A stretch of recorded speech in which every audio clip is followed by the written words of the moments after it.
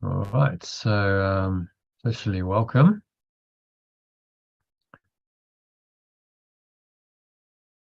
Everyone to this evening session, After Letting Go course day 13. So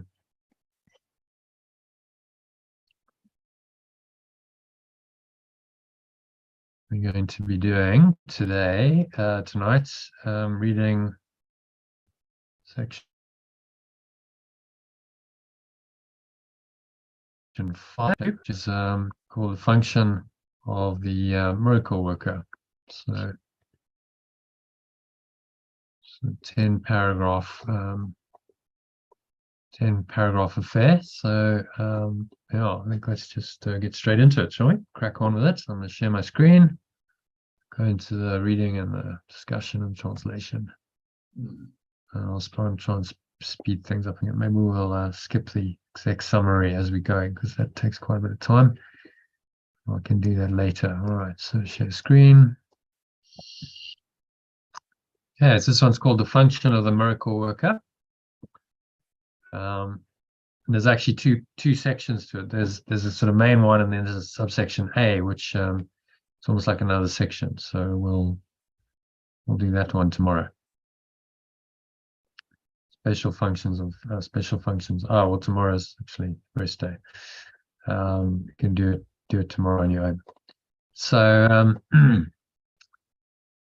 let's read this before Miracle Workers.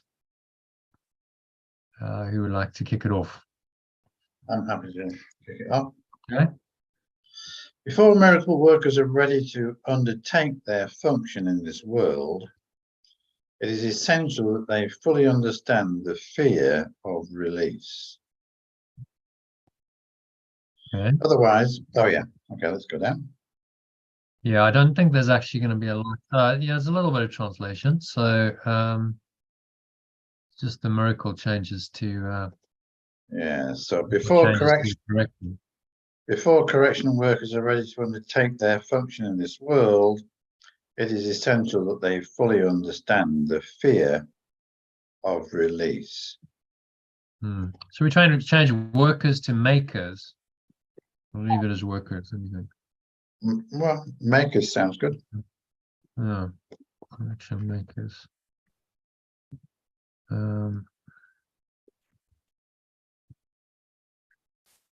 Essential they fully understand the fear of release. Okay, nice opening sign saying you must understand this fear of release that everyone has.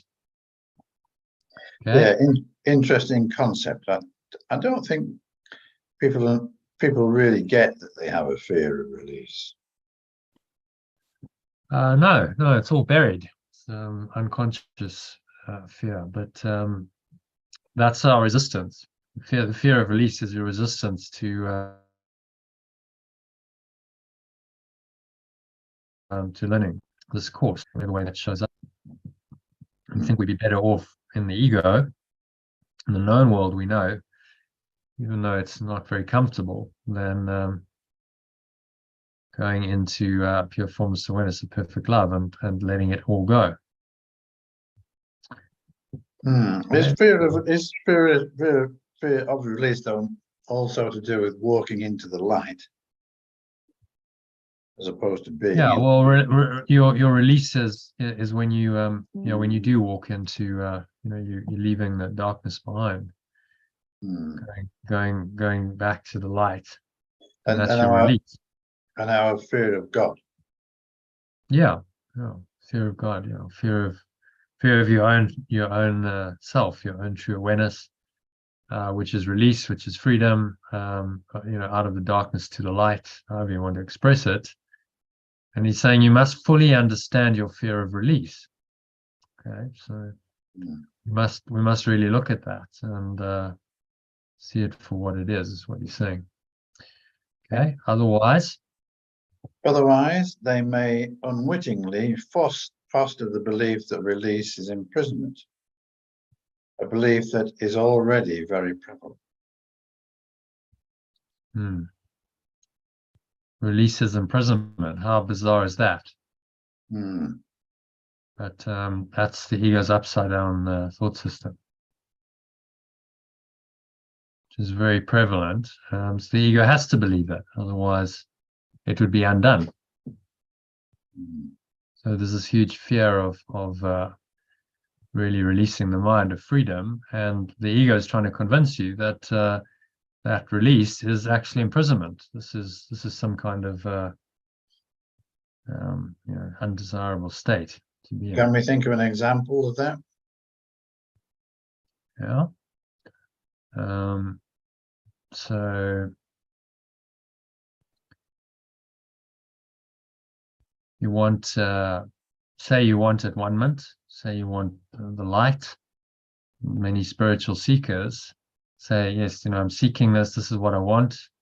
But actually what they do is avoid. They're just flitting around on the surface, and they're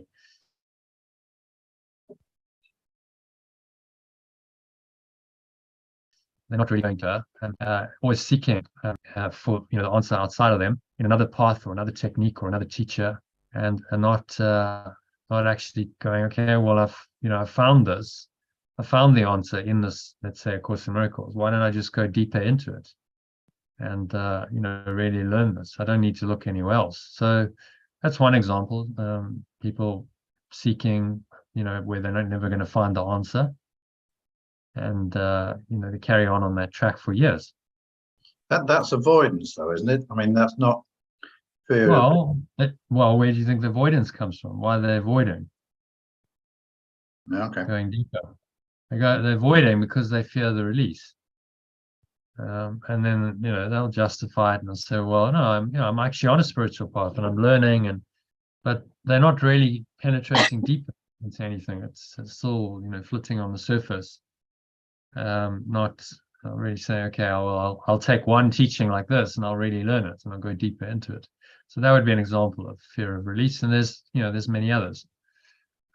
People distract ourselves with all kinds of things. If you're not overtly spiritual, you distract yourself with all kinds of things: TV, shopping, substances, drugs, alcohol, relationships. All of that is the fear of release.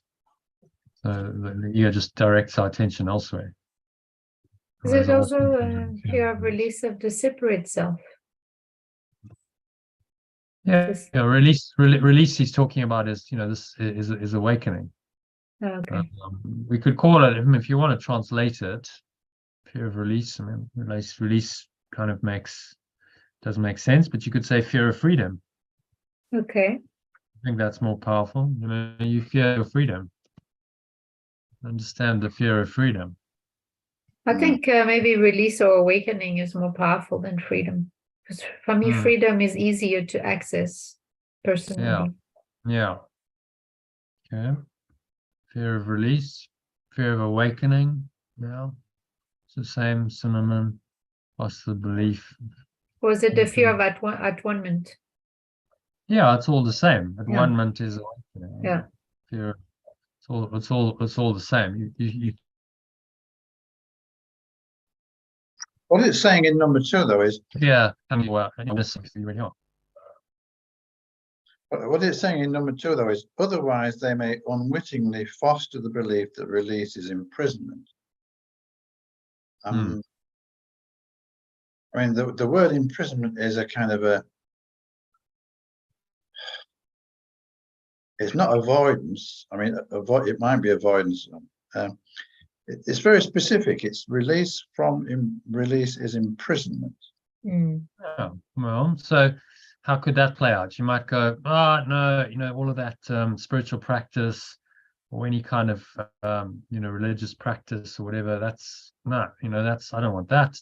I want freedom. I want to be able to do what I want. Okay, so then freedom, yeah. So freedom would work then. Yeah, I mean, it's. I mean, the release is the idea you're being released from, being released from something. There's an idea of transformation there, awakening, release. But it's so it's a process of awakening. People are scared of it. They think somehow that but that's imprisonment. I don't want the discipline. I don't want to do all that.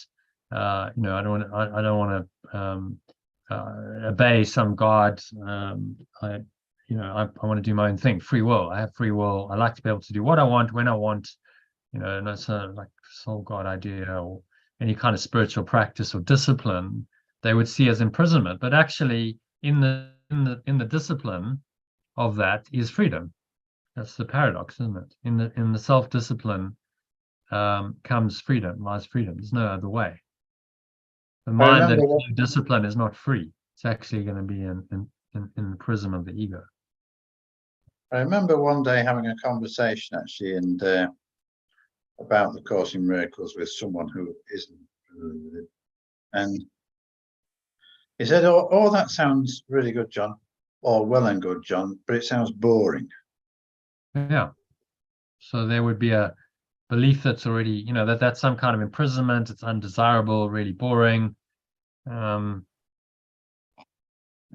So, it's more interesting to be in my ego and be directed by the ego mind and pursue the ego's goals, and discipline myself, and find the true self and find my true nature.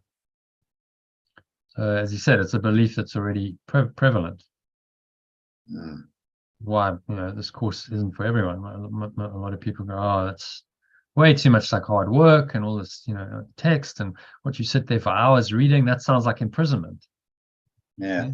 They could view it like that. Yeah. It's already very prevalent. Makes sense.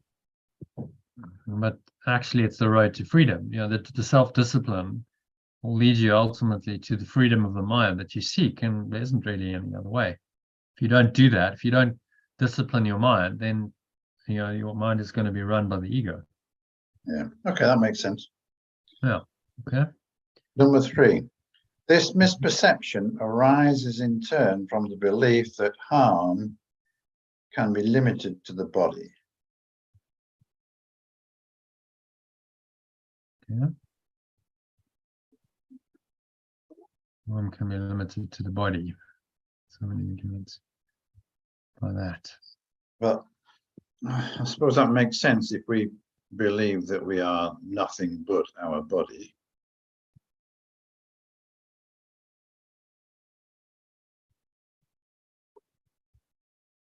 Yeah. Okay. So harm to the body would be a belief that we're only bodies. So we don't even have a mind. Yeah. We deny the mind, then we deny the ability to change our minds.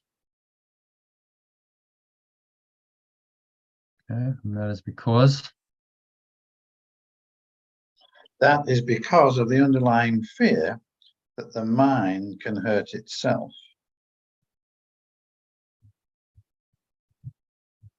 The underlying fear that the mind can hurt itself. Mind can hurt itself. So underlying this, we have a fear. The ego's fear is that it can hurt itself. It has the power to hurt itself. It doesn't really want to, because it brings its whole thought system into question. Well, why would you hurt yourself then? So it'll generally try and do. But I've been aware of that. At stages in my journey. Oh my God, I might do something to hurt myself or others, and there's a fear that you won't have the control to stop that.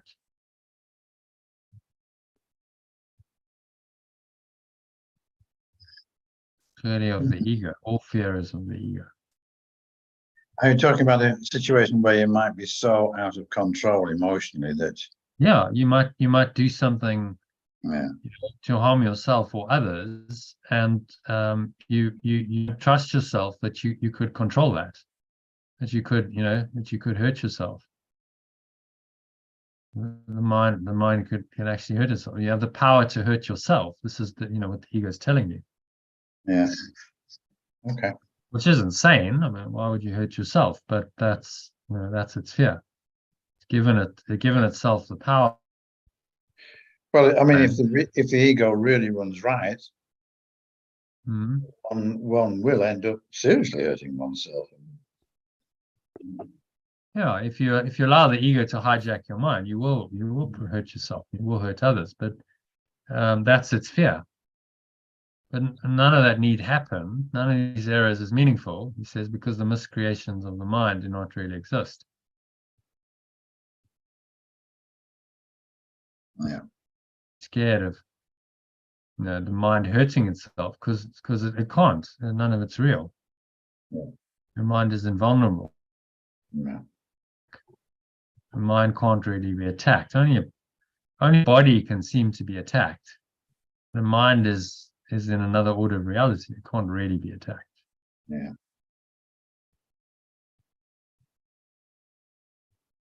Okay, so none of these errors is meaningful because the miscreations of the mind do not really exist.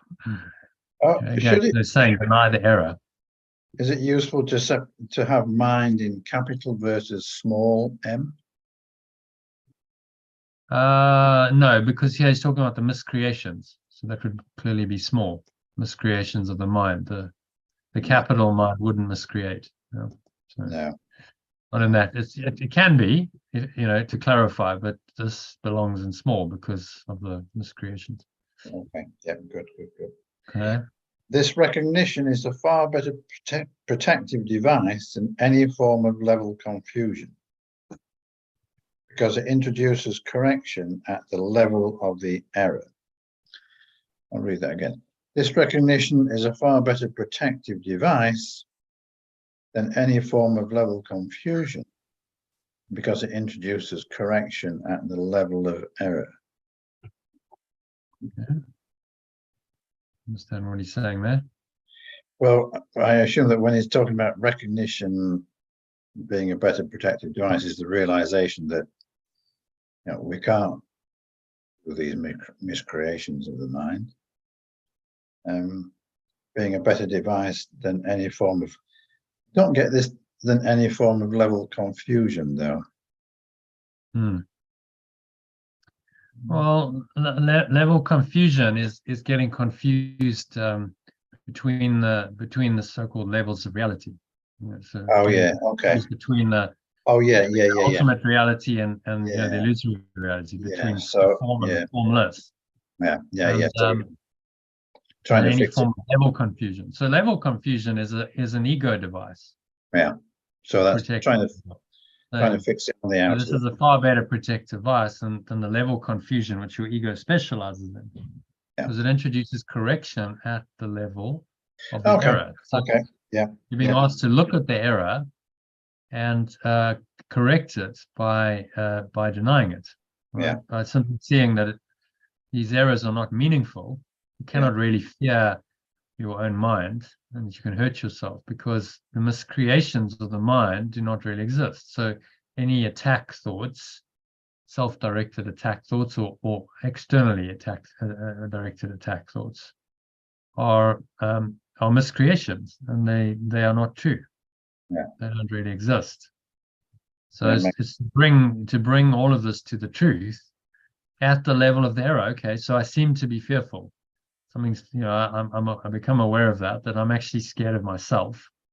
And then you remind yourself, well, that's just not possible. This doesn't really exist. This is just a hallucination. Yeah. How can I really, if I'm just mind, how can I really attack myself? How's that possible? My only reality is mind. No, that makes sense, John. So bringing the error to the truth.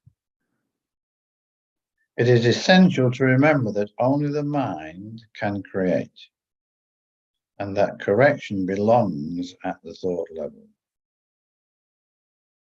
So should that be mind with a capital M? The mind can create. Correction belongs at the thought level. Create maybe.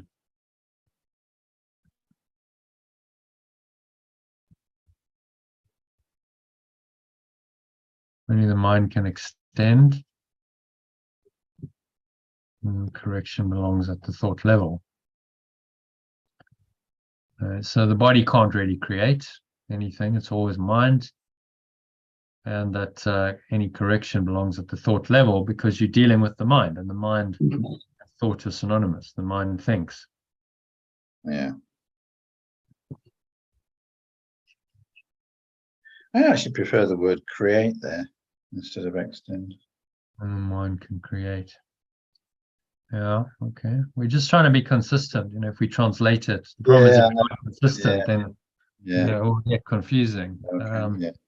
Mind can Leave it. only Leave it. extend. Only the mind can extend. So the body can't extend, which is kind of obvious, you see. How can the body create or extend? Not possible. Okay. Only the mind can really extend. And that this correction belongs at the thought level. So you must correct in your mind on the level of thought, and then extend that outwards, extend that to other people. Yeah. Okay. Mm-hmm. Number 8, to amplify an earlier statement, spirit is already perfect and therefore does not require correction. Yeah. Do you remember what spirit is? The awareness of pure formless awareness. It's pure formless awareness. So that awareness is already perfect. And does not require any correction. The body doesn't, okay, carry on. The body does not exist. Body does not exist except as a learning device for the mind. I think that makes sense. Yeah, we covered that in the previous section. He's talking about the body is just a learning device for the mind. Yeah. And that would be small mind because the mind is still learning, so it's not the capitalized mind, the Christ mind yet. Yeah.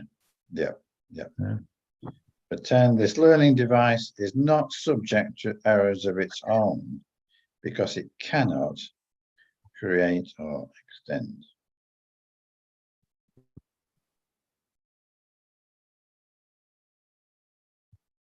Yeah, it's logical. I mean, if you use the extend, the body can't really extend. It's a body. It's finite in time and space. How can the body possibly extend? I mean, the mind can do that. So the body can't really do very much. We've glorified and given it, a role way above its station. It's actually very limited. Being the projection of the limited self, I guess it would be. Yeah. Okay? Yeah, that hangs. 11.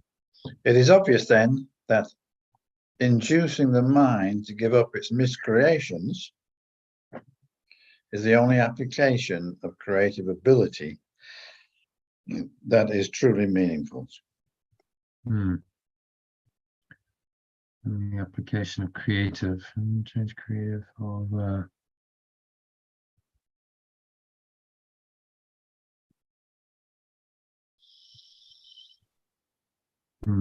extensive ability doesn't really work. Ability to extend. Yeah.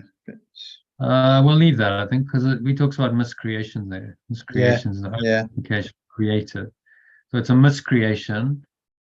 He's asking us to redirect, and I can't think of a better way of saying that. So we'll leave it. No. It's truly meaningful. Okay.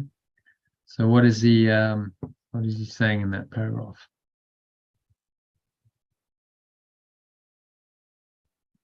They're saying that it's important as miracle workers to understand the fear of release.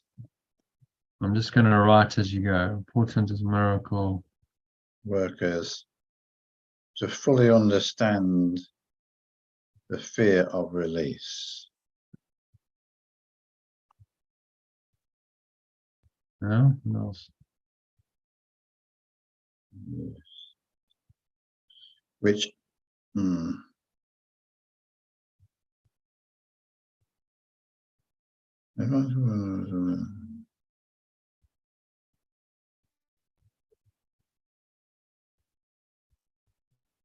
Talk about the belief that release is imprisonment.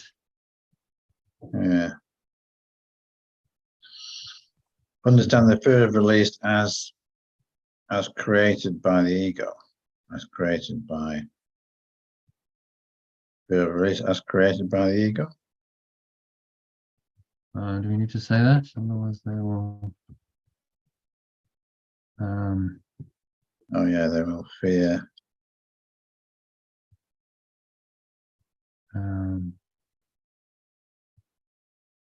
Foster belief that release is imprisonment. Otherwise, they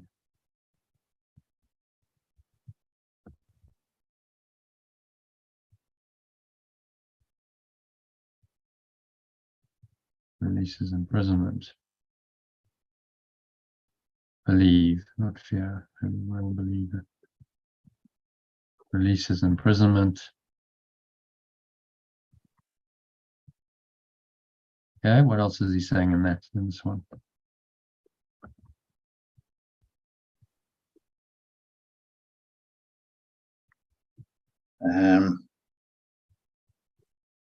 This isn't real. Correct. Yeah, this is not. This is not the case. This is not possible because it isn't of the real world. Yeah, this miscreation of the mind is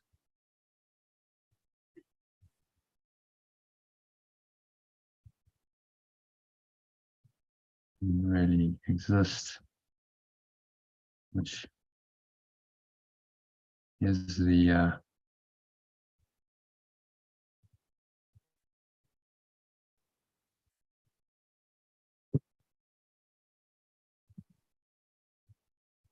recognition of which is to correct the error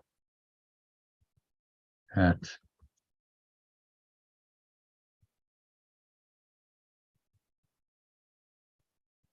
level it was made. Okay, and then anything else in there? Only mind can extend. Correction belongs at the thought level. Body does not exist except as a learning device for the mind. I think that, I mean, it's an exact summary, so I think that's enough. It's obvious. Well, this is obvious, and the mind inducing the mind to give out miscreations is the only application of creative ability that's truly meaningful. And so that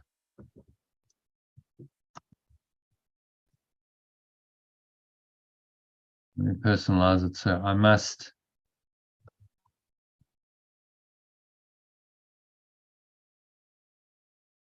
give up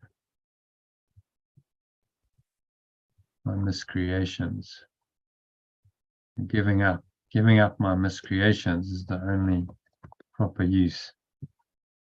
Okay, that's good. Yeah. Of my mind. Yeah. Yeah.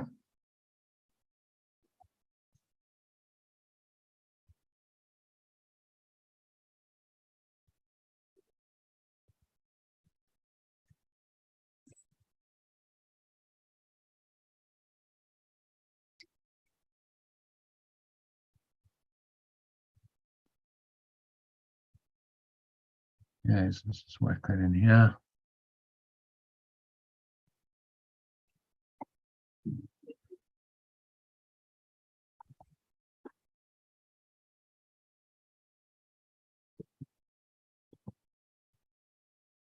All right, paragraph 2. Who would like to read paragraph 2?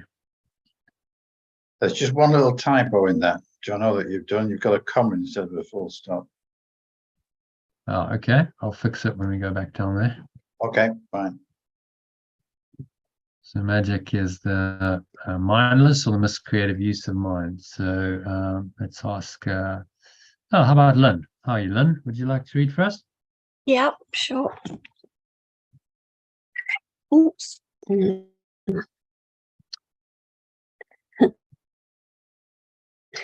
Magic is the mindless or the miscreative use of mind.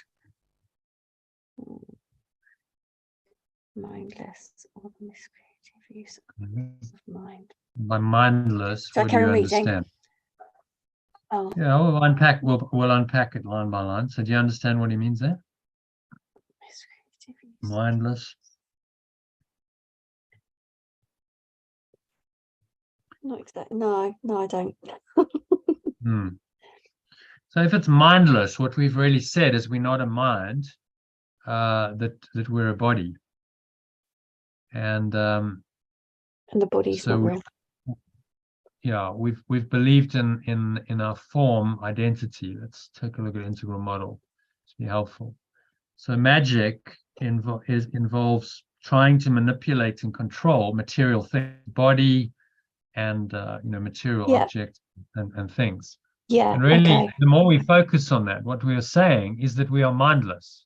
We're putting all of our belief, we're giving all of our belief to the seeming reality of matter, the body and matter and the material Yeah. world, Form. as opposed to form, as opposed to the mind. And the more we focus there, the more we actually deny the mind. This is, what our society has done so expertly. Denied all of this, pushed that out of awareness, and now we just focus on the body and fulfilling the body's needs, and trying to do that with various forms of magic. The magic that actually the mind has created. It's a miscreative use of mind, but we've got so focused on the body and form outcomes and solutions that we've forgotten that we are primarily mind, and that everything actually starts and ends here in our thoughts, emotions, beliefs, perceptions. That's primary reality, and this is secondary. So it becomes mindless. The scientific materialist paradigm is a mindless paradigm because they don't even acknowledge, at the extreme of that paradigm, they don't acknowledge the existence of the mind. They really struggle with the idea of consciousness. How does that fit into that model? Well, they can't fit it in because they've denied it. So they live in what Ken Wilber calls flatland. They live in this very flat, so-called objective world where everything can only be explained according to these rules, these laws of objective physics, Newtonian physics. A very, very limited paradigm, and that's the mindless. That's what he's talking about, the mindless or the miscreative use of mind. So the mind is actually doing it. The mind has so denied itself that it's now pretended that it's a body and not a mind, and it's forgotten that it even has an existence. How's that for? Just going so far away from your true nature as mind. Okay, does that make sense? That's what magic is. Whenever you start trying to play in this and create form outcomes that you think are desirable, you want to solve problems on the level of form, that's the miscreative use of mind. And you're not primarily saying, look, I'm a mind, and really primarily I need to change my thoughts, and I need to change my emotions, and I need to change my perceptions. That's primary. That's my primary reality.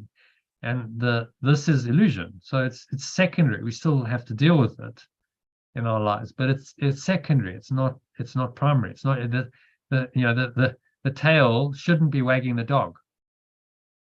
Yeah. If we make this primary, then the tail's wagging the dog. This is cause, this is effect, not the other way around. Yeah. Okay. So the mindless or miscreative use of mind is this magical belief that somehow there's a creative ability in matter, and that we can solve all of our problems by focusing on these exterior quadrants. Okay? Yeah. Don't ask me to repeat it back. It's okay. Yeah. Okay. Well, we can summarize it, but Yeah, that's what I was going to say. Don't, because I get it, but I don't know how to explain it. mhm. Okay, magic is the mindless or the miscreative use of mind. It's talking about focusing on the physical rather than focusing on our mind.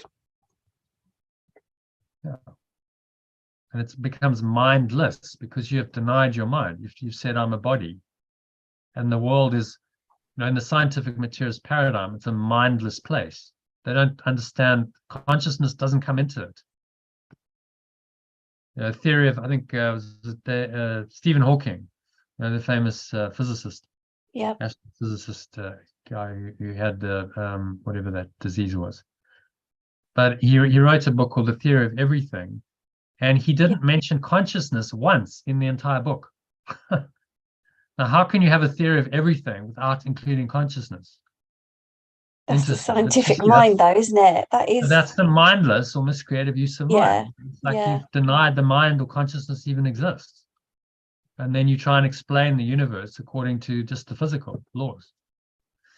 And then this shows up. He talks about physical medications. So carry on, number 2. So physical medications are forms of spells. We've talked about this today.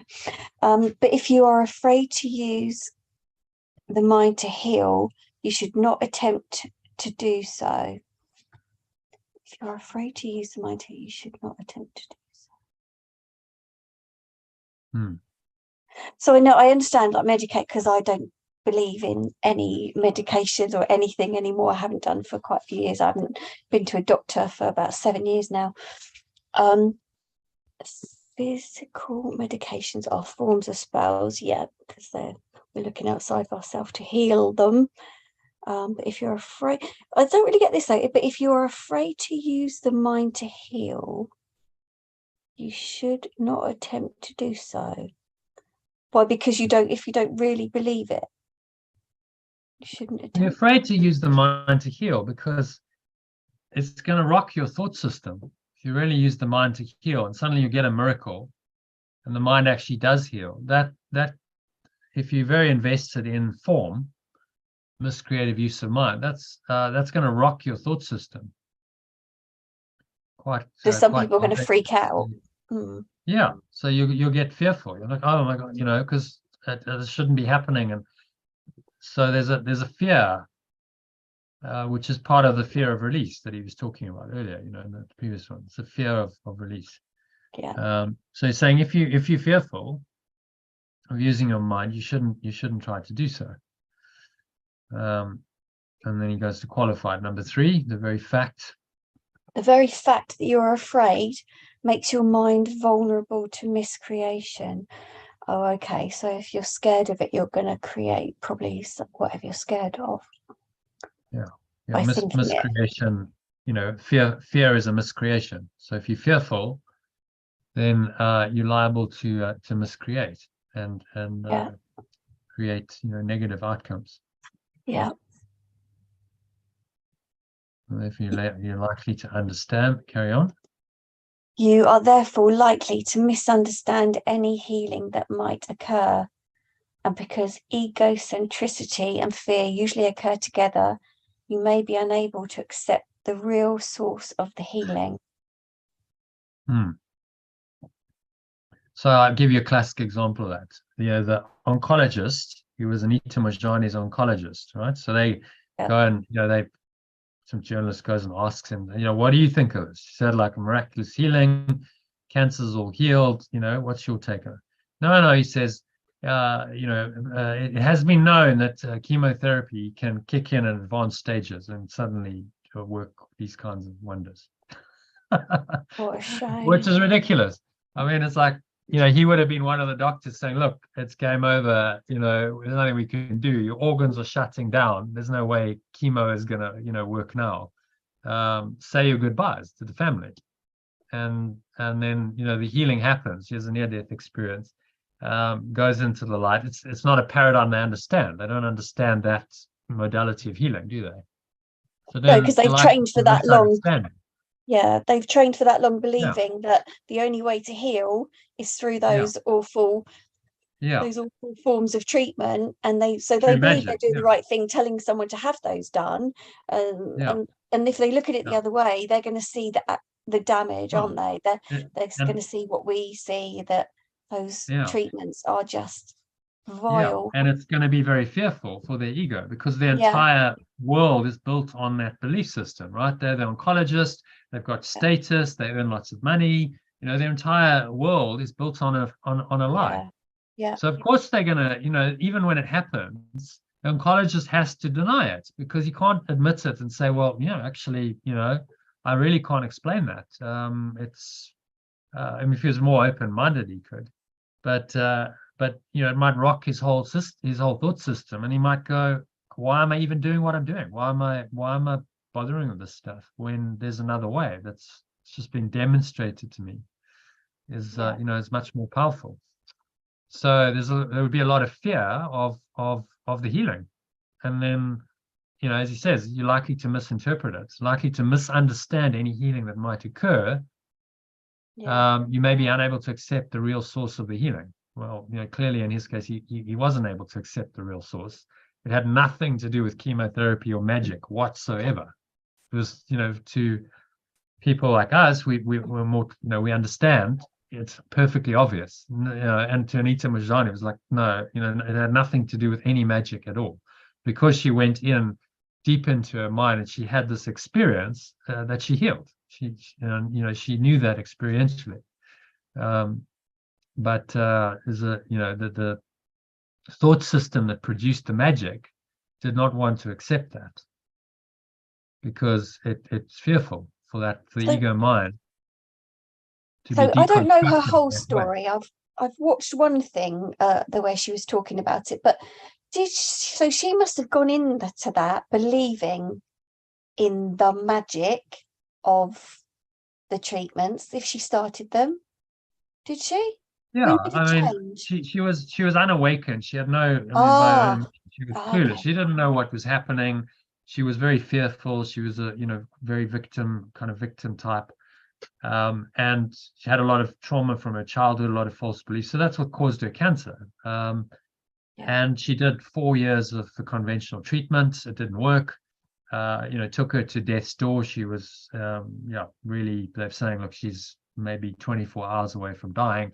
So the family got called, say your goodbyes, because it's going to be game over very soon. And then she went into a coma, and that's when she had her near-death experience. And she just saw everything. She went into higher awareness. She could see the doctors having a conversation, and she saw, depending on what she chose, she saw that there would be a different outcome. Like she saw the X-rays or something. The tumors. She saw that if she decided that she was going to come back and heal, then they would see that the tumors were reducing, and otherwise they would see not. And so she had this higher awareness, and her father was there. He was kind of her guide, and she really saw. That was like she really saw her ego. She saw the pattern of her whole life, and it was very clear to her what she'd done. She'd created her own cancer through her fearful thinking. Yeah. And she said, "Look, I don't want to go back." And he said, "No, but you've still got lessons to learn, and you can be a miracle worker, and you can teach this to people." And she said, "Yeah, okay." He managed to change her mind, but I'd only go back if I'm healed. It's pointless going back to a body that's completely wasted like this. I can't do anything. And so the deal was, okay, I'll go back if I'm healed. And because she'd had this profound experience, very quickly she did. Within, I think, 5 days, her tumors had shrunk by something like 70%. It was phenomenal. It's interesting. And they were like the size of golf balls. So anything's possible. And then within 5 weeks, it was all cleared. It just disappeared. It had gone entirely. And the medics could not understand that, because it did not fit into their paradigm. That just did not make any sense to them. No. It's interesting. There's the same situation in like the stories we shared last night as well, in the other movies or in the other examples. Every time they had a conversation with their guide or angels or spirit, whatever, the source of love, they always ask to be fully healed before they come back in the physical world. It's interesting. That keeps repeating this. Well, if you watch Miracles from Heaven, yeah, it's the same thing. It's another example of a near-death experience, and the little girl kind of went into, and there was a guide or angel, and she said, "I don't really want to go back because I'm really tired of all the sickness and pain and suffering." And it was like, okay, well, you can go back and you can be healed, and that was sort of the agreement. So it was like her mind on another level, decided would be healed, and then she had a so-called incurable condition. They didn't have any cure for it.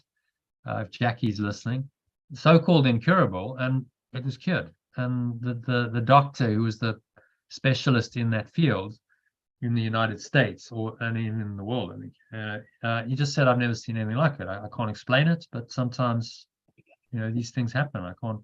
She's healed. Her digestive system is now firing properly. It wasn't producing the right kinds of chemicals or something to work properly. So that's been switched on, that mechanism, and it's working. And so she's normal, and there's nothing more that's required.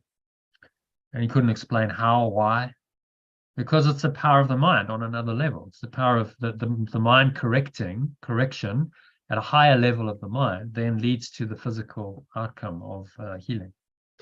And what's interesting with Anita Moorjani is that her father was actually transitioned, so she was in communication with her father that had already passed on.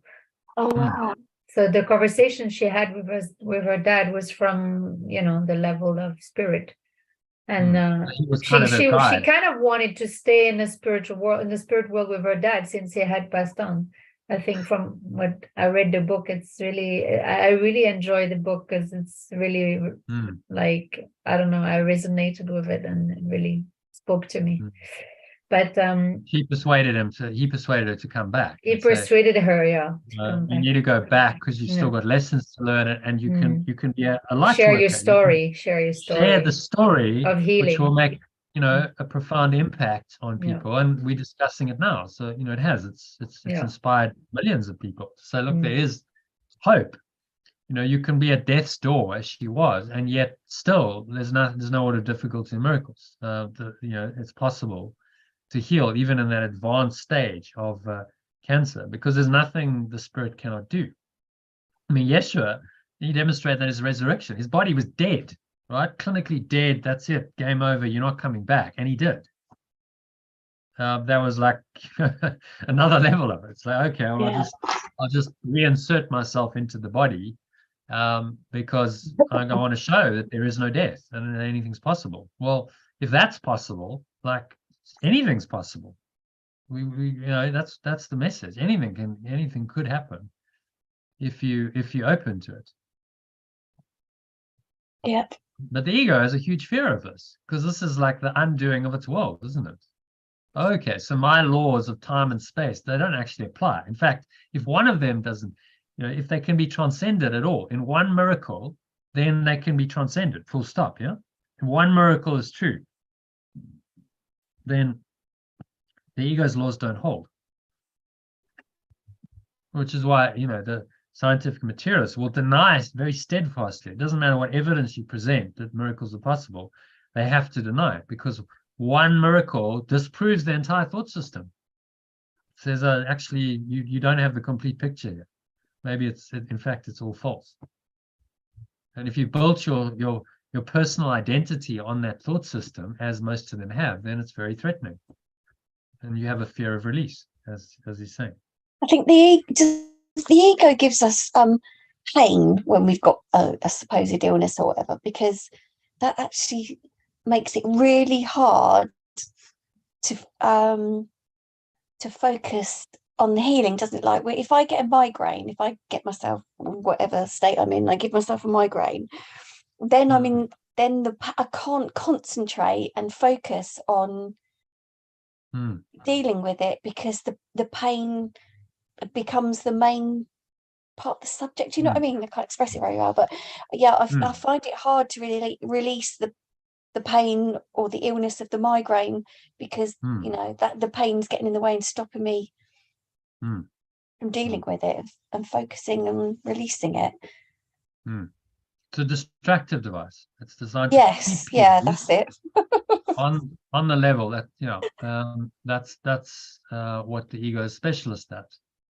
So it's going to distract you and cause you to stay at this level. It doesn't want you to go deeper into the mind through emotion, thought, belief, question all of this and undo it. So if you have pain in the physical body and it's acute or severe, then all of your attention is focused on that level, isn't it? Yeah. And then all you want, the mind just goes, I just want something to take it away. I just want something to take away my physical pain. Give me a pill, give me whatever. Yeah. Give me some magic to take it away now. I'm not interested in spiritual healing. I just want a pill. I want some magic to remove the immediate pain, which is what most people do. That was the last tablets I gave up my migraine treatments. So I stopped taking anything else, any other painkillers or anything. And the only thing I carried on taking was those. But because, you know, they took the migraine away, you know, the old placebo thing. But yeah, that was the hardest thing to give up, because I'd be being sick and all sorts, but they don't, fortunately, mostly they don't get to that level anymore. And I can actually work, I can actually do a day on my market stall with a migraine now. It's weird. So because you've changed your mind. Yeah. You've upgraded and you've gone, okay, you know, I don't need to keep giving myself that level of pain. No. Why? Does it serve any purpose? Why does it the story around it is much smaller, which I believe is why they don't get so big. You know, it's why my migraines don't get to such a high level, because I know it's just me. You're not as fearful. No, that's right. Through some of the illusion, you go that, you know, this isn't really real. It's not helpful. So I don't need to allow this. You know, some level we're choosing everything. Yeah. We're choosing that to be our experience. So it's just another distracted device, pain, and to prevent us from going deeper and actually seeing the truth of our minds and really healing. These are all, you know, the defensive layers that stop us from doing that. Yeah. Okay, so where are we? Number 5, under these conditions. Under these conditions, it is safer for you to rely temporarily on physical healing devices. I don't like reading this. I don't think people should, but okay. Because you cannot misperceive them as your own creations. Misperceive them. Yeah, as your own creations. So, because all illnesses are our own creations. So we're not, if we're fearful, we're prone to miscreate. We're likely to cause ourselves a lot of pain and suffering if we attempt to heal with the mind. Yeah, so because the mind is prone to miscreate. Whereas with healing devices, okay, you know, it's outside of you, so you won't misperceive it as your own creation. You won't be fearful of it. As long as your sense of vulnerability persists, you should not attempt to perform corrections. So it's saying what you should try and do, perform corrections, is so make corrections, but actually maybe no, we'll keep perform, because I think what he's saying here, performing miracles or performing corrections is the sense that you can kind of express it out. You can help someone else. Should not attempt to perform corrections. As long as your sense. Say that again, sorry. So, well, perform corrections. It perform sort of indicates that it's you're performing it for someone else. You perform a correction for someone else. Perform a miracle for someone else. You're trying to help them to heal their mind. But if you're vulnerable and you have fear, then you're prone to miscreate, and it's not going to work. So if you're fearful, then safer temporarily to rely on the physical healing devices. Then try and do it with your mind. You need to change, do some letting go first. Isn't it difficult? Isn't it difficult to know though, Jono, if we are fearful or not? I mean, in this sort of situation, do we take a pill or not? How do we know how do we know when we are strong enough to use our mind? Well, ask if you're afraid of that. If you're afraid to use the mind to heal. Okay, so if you think of I've got a condition, and wow, okay, I could just heal this with my mind. I could do a correction, and then I would be completely healed, and the condition would be gone. And if you find any fear arising, when you think of that, then you're afraid to use the mind to heal. So you can check it quite easily. Okay. Because the challenge to your thought system is considerable. Oh, I use my mind to heal, and I did it. Then it's saying, okay, well, this is the real deal. This stuff works. Actually, the body isn't real. Maybe what Yeshua's saying is the truth, which means that my ego is seriously threatened. So you go, well, why would I have resistance to healing? But people do. They have huge resistance. So, well, you could just heal yourself using, this kind of mind training and correction, letting go. How many people go, oh yeah, lovely. I'd really like to know that. So please tell me. How many people would have that attitude? Not that many, would they? Like, oh no, I don't want to know that stuff. No, that sounds dangerous. Or is that part of the medical protocol? What would my doctor say? People think I'm really odd for not taking medications if I tell them. Yeah. I think I'm a really strange person. Yeah. I mean, people will, because it's another thought system. They think, well, how can you not believe in this paradigm? Remember, the scientific materialist paradigm is the world religion. It's the default world religion, certainly in the West, but increasingly in the East as well. Okay, the level of form, this is the magic works. You go to doctors, there's a thought system that most people have bought into. And if you don't buy it, then they go, well, you're a bit weird, you're strange, Yeah. Because you're not following the program, the ego's program. You've gone into the mind, you make much more integral in your view, and you realize, well, it's it's connected. I'm primarily, actually, the problems are caused in my mind. That seems completely obvious. Like, how can you deny that? But people do. Yeah, the majority of people didn't. The majority of people on the planet are not integral thinkers. It's maybe 5-10%, maybe even less. People who actually understand this, have internalized it, and live their life this way to a greater or lesser degree. Most people are enslaved in this paradigm, and they just believe it. And if you do something different, they go, well, you slightly strange, and I feel uncomfortable. So get back in the box and follow my way, because this works. Medical science, and the science proves it. Well, does it? If you really start to look, it doesn't. Actually, honestly, it doesn't.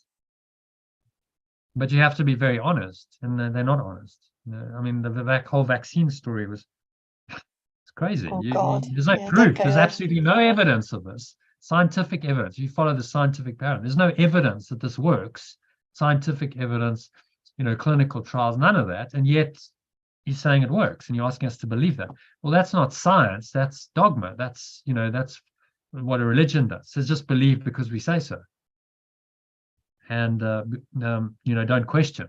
Well, as Rupert Sheldrake says, then this is a religion. It's on the same order as a religion that just says, well, just believe in God because we say so, and this is the version that we want you to believe in, and don't question it. I had a friend who had leukemia, actually, and she didn't take medication. She was a yoga teacher, and had studied. She was seriously spiritually interested, and she actually went to India and to try and follow some natural remedies or see a good. I can't remember. But she didn't take any medication. She refused, and but she didn't. She died. It didn't. No, but that doesn't mean she didn't heal on some level. So remember, the healing's not of the body; it's of the mind. So I mean, it sounds like she went on deeper into her spiritual journey and Yeah. explored, and so maybe she learned some, you know, really valuable lessons. Oh, okay, true. Yeah, yeah, that could be Not true. about the healing of the body. I mean, Ramana died of cancer. You go, well, how could a spiritual master die of cancer? Well, because it's not really about the body. It doesn't matter. It's about the mind. His mind was already healed. His body, that was just his, it was his way out. I don't think he wanted to. Why would he want to heal the body when his goal is to, you know, merge with the divine and free himself from the body? You know, it wouldn't really make sense. He'd had his life. He'd given his teachings. He was in his 70s. So okay, well, it's fine. I'll just let the body go. It's got to go some way, and it didn't affect him mentally, emotionally. He really wasn't bothered by it. So he didn't believe he was a body. His disciples were, oh, you know, Master, we're going to miss you. And he's like, you know, have you not learned anything?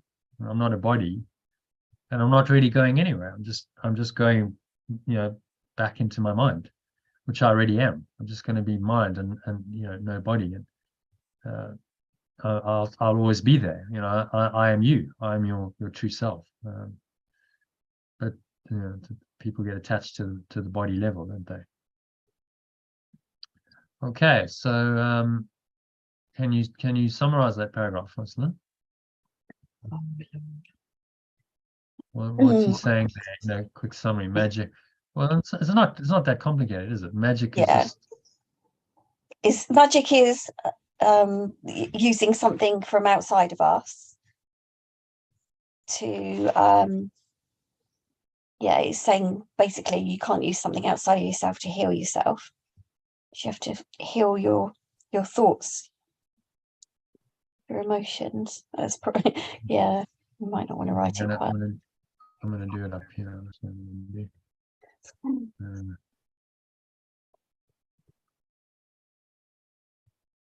Magic.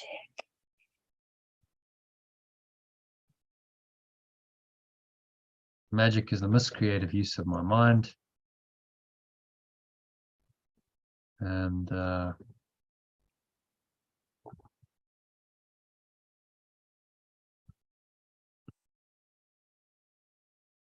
believe in physical medications. I believe that physical medications can heal.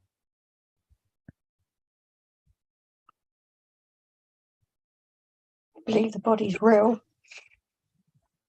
Yeah, I'm believing in magic and the body as a reality, but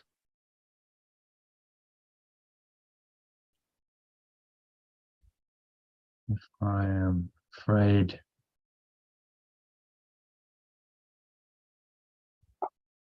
using my mind to heal, I should not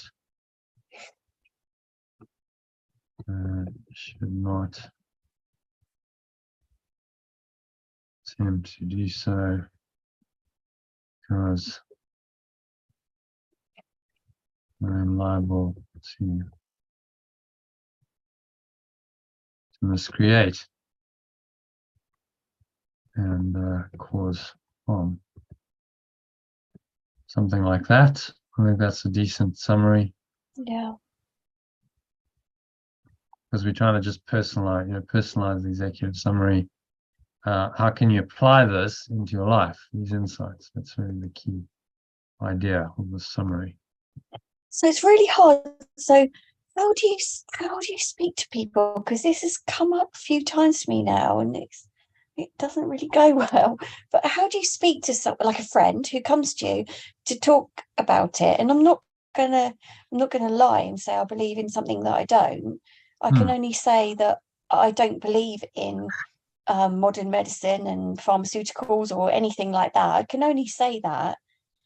And then, but then it's like what this is saying is that I shouldn't be encouraging them to do anything different than what they're already believing in, because it could make it so much worse. No, it's not saying that, because you only if you're fearful, But if they I'm are afraid of fearful. using my mind to heal, I should not attempt to do so because I'm liable to miscreate and cause harm. But I'm talking So about people who are are you really fearful. fearful of using your mind to heal? Are you really? Or I mean, you've done it with things, you've done it with your migraines. So why is there fear I'm there? not. I'm not afraid. No. I'm not So afraid of then, it at all. I'm talking about when yeah. people come. If someone comes to me, I've got a couple of friends in mind, Hmm. and Hmm. one of them has epilepsy. So you can imagine Hmm. it's a very similar conversation to the one about type 1 diabetes, really, because it's such a big thing to that person. They Hmm. believe they cannot survive without those medications. Yeah. It's Yeah. exactly the same as the type 1 diabetes thing, the epilepsy, I've found. Hmm. So Hmm. I don't know. I can't have those Well, it's conversations. you know, if they've got that level of fear, as he said in the previous one, he said, no wait, so one's defense, healing is released from fear. In this one, he said, if someone is temporarily inaccessible to the at-one-ment, then you should not attempt to try and heal them. So let's see, where are we? Utilize a compromise approach. Sometimes the illness has a sufficiently strong hold over the mind. You want to read that? From 5, sometimes the illness has a sufficiently strong hold over the mind to render a person temporarily inaccessible to the at-one-ment.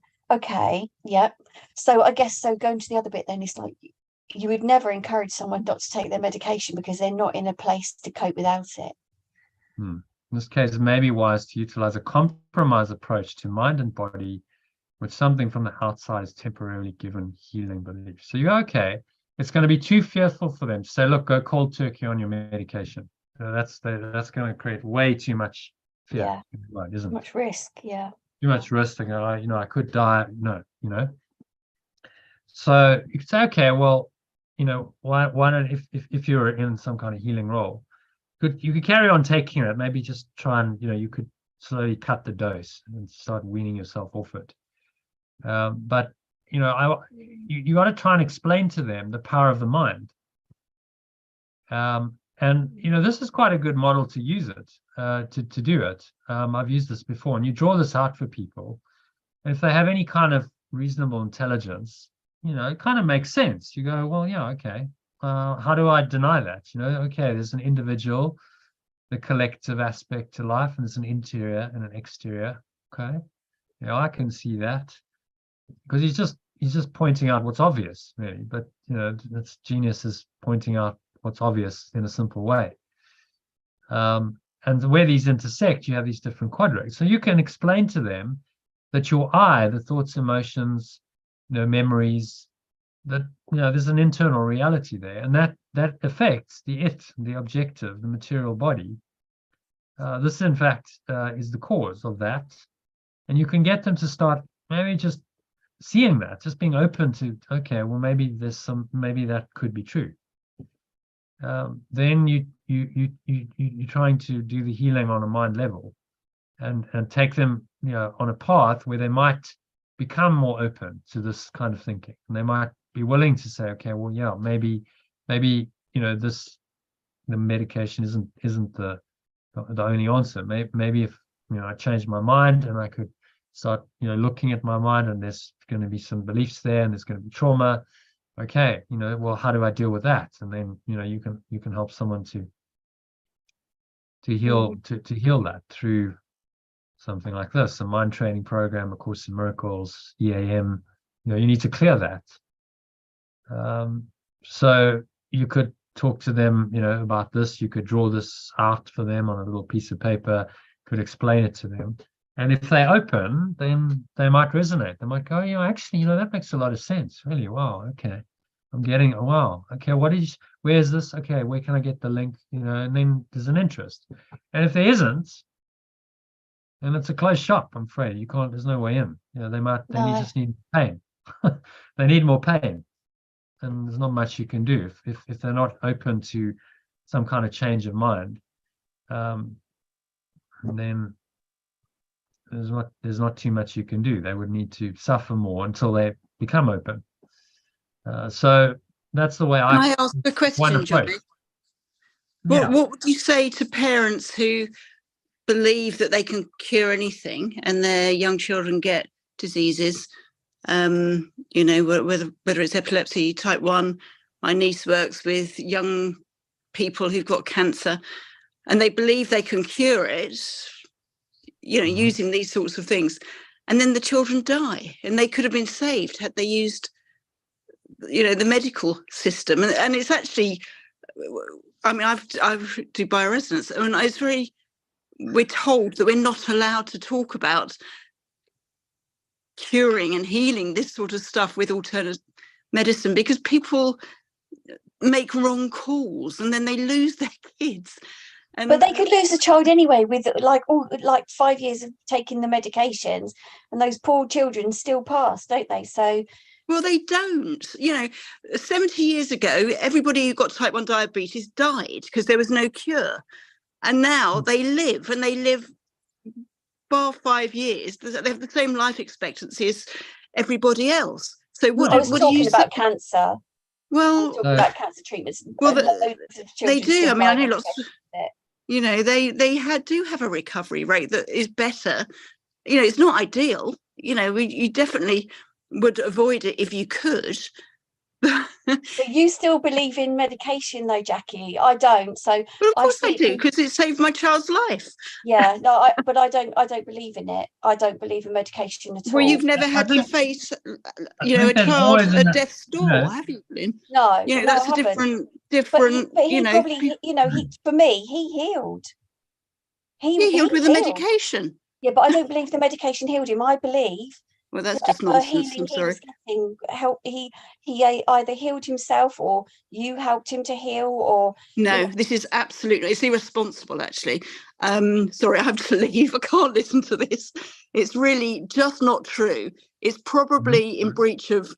I mean, you're not allowed to talk about cancer. You know, there are laws about this, and this is why alternative healing gets such a bad rap. You know, alternative healing can help people, you know, it can help people with things like migraines. They're not life-threatening, as far as I'm aware, but there are diseases that are life-threatening, and you have to be really careful, because children have died where they could have been saved because people believe that, you know, they can heal any of this stuff. And I nearly fell into that trap. So having nearly fallen into it, I know how... Well, I think you utilize what you did here. I mean, you know, it's just you actually followed course guidance. You utilized the compromise approach to mind and body. No, I didn't. My ex-husband came along and said, "What are you doing? Get him to hospital." Yeah, well, and there was nothing to do with that. Otherwise, I would have carried on doing this, and he'd be dead.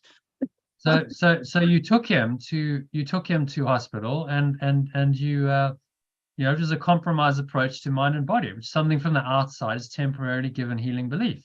And it stabilized him, and he's okay now. And so maybe now he's open to the at-one-ment at some point. He can now continue on his spiritual journey, and maybe he can go on a path like this, and, you know, learn the truth, and ultimately awaken, and maybe realize he doesn't need the medication at some point. So you I'm followed. not discounting a miracle, but it's a life support system. Yeah, it really is.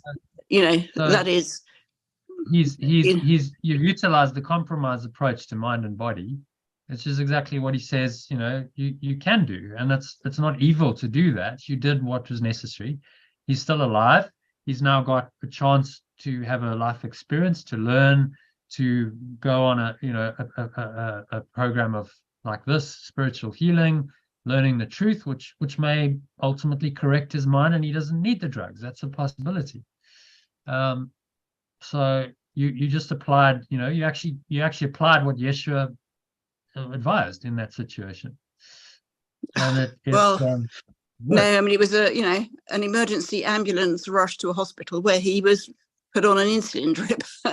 There was no but it was you utilized something from the outside there was given healing belief, and it the magic worked to an extent. It brought him back, and he's now okay. And but don't discount the possibility that he could heal his mind entirely and he could be free of that, because that is possible.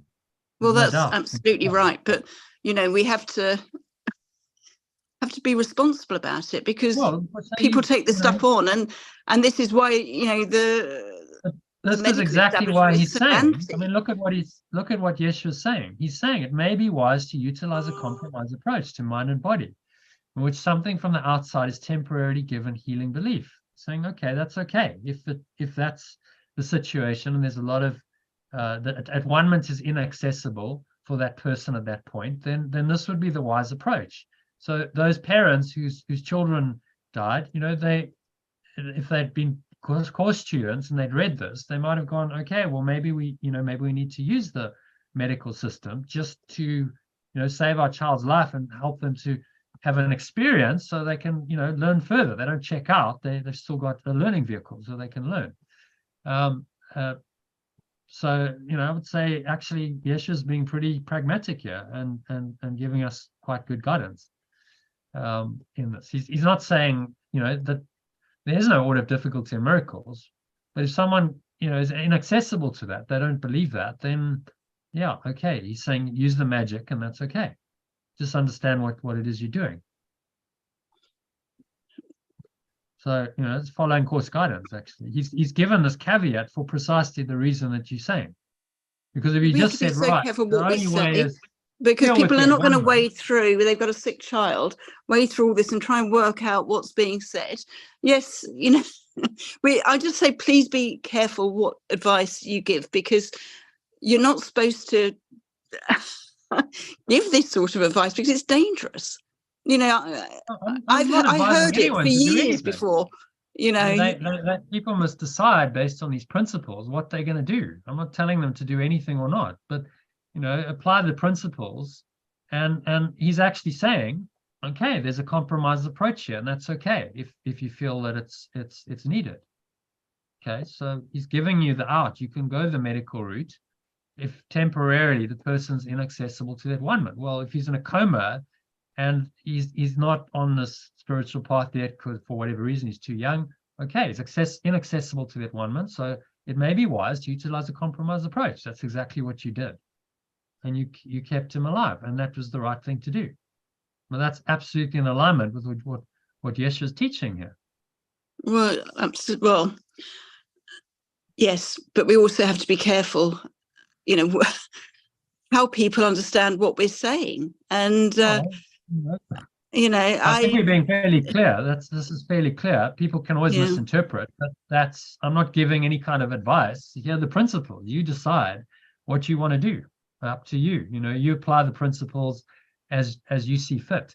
But he is giving us, some very clear guidance on how to deal with it. It's a tricky issue. I think he's done it quite, well and pragmatically, in a way that's like, okay, well, we're not going to get fixated, because, you can go the alternative route and people can be dogmatic about that. And it's like, right, we're right. And, we're determined to be right. And that could be ego as well. The ego's now, fixated on their way and being right. And that's not necessarily the wise approach. I mean, everybody wants a miracle in these situations, but you also have to be pragmatic and and you were, and it worked. So okay, but I very nearly wasn't, because I was so brainwashed with all this. I used to read Dr. McCullough every day. Don't go near hospitals and all that sort of stuff. I was brainwashed on the other side, and as a result, thank God. If you'd followed this guidance, you might have gone, oh, okay, well, actually, yes, you're saying a compromise approach may be useful. Okay, well, then it would have got you to consider that. So he's although it's a pure non-dual teaching, he's actually pretty pragmatic with issues like this, and he's saying, okay, well, in this situation, that could be wise, because if you don't do that, someone might die. So that's hence he's giving this advice, which so it's in there. The caveat is in there.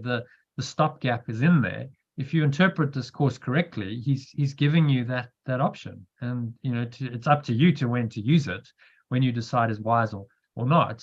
In your case, you needed someone else to say, okay, you're not being very wise here, catch a wake up and take him to hospital, which was obviously how the intervention came. It was necessary. I think you need to forgive yourself, or maybe you think you nearly killed your son, and there's a bit of guilt there because there's charge there. I can tell it's a lot of emotional charge. Well, I get emotionally charged when I hear this sort of thing, which alternative therapists aren't supposed to talk like this for this very reason, that people they believe they can heal everything, and with a miracle and with years of mind training, whatever. I'm not saying it's not possible, but when you're dealing with a medical emergency, but then you've got to be.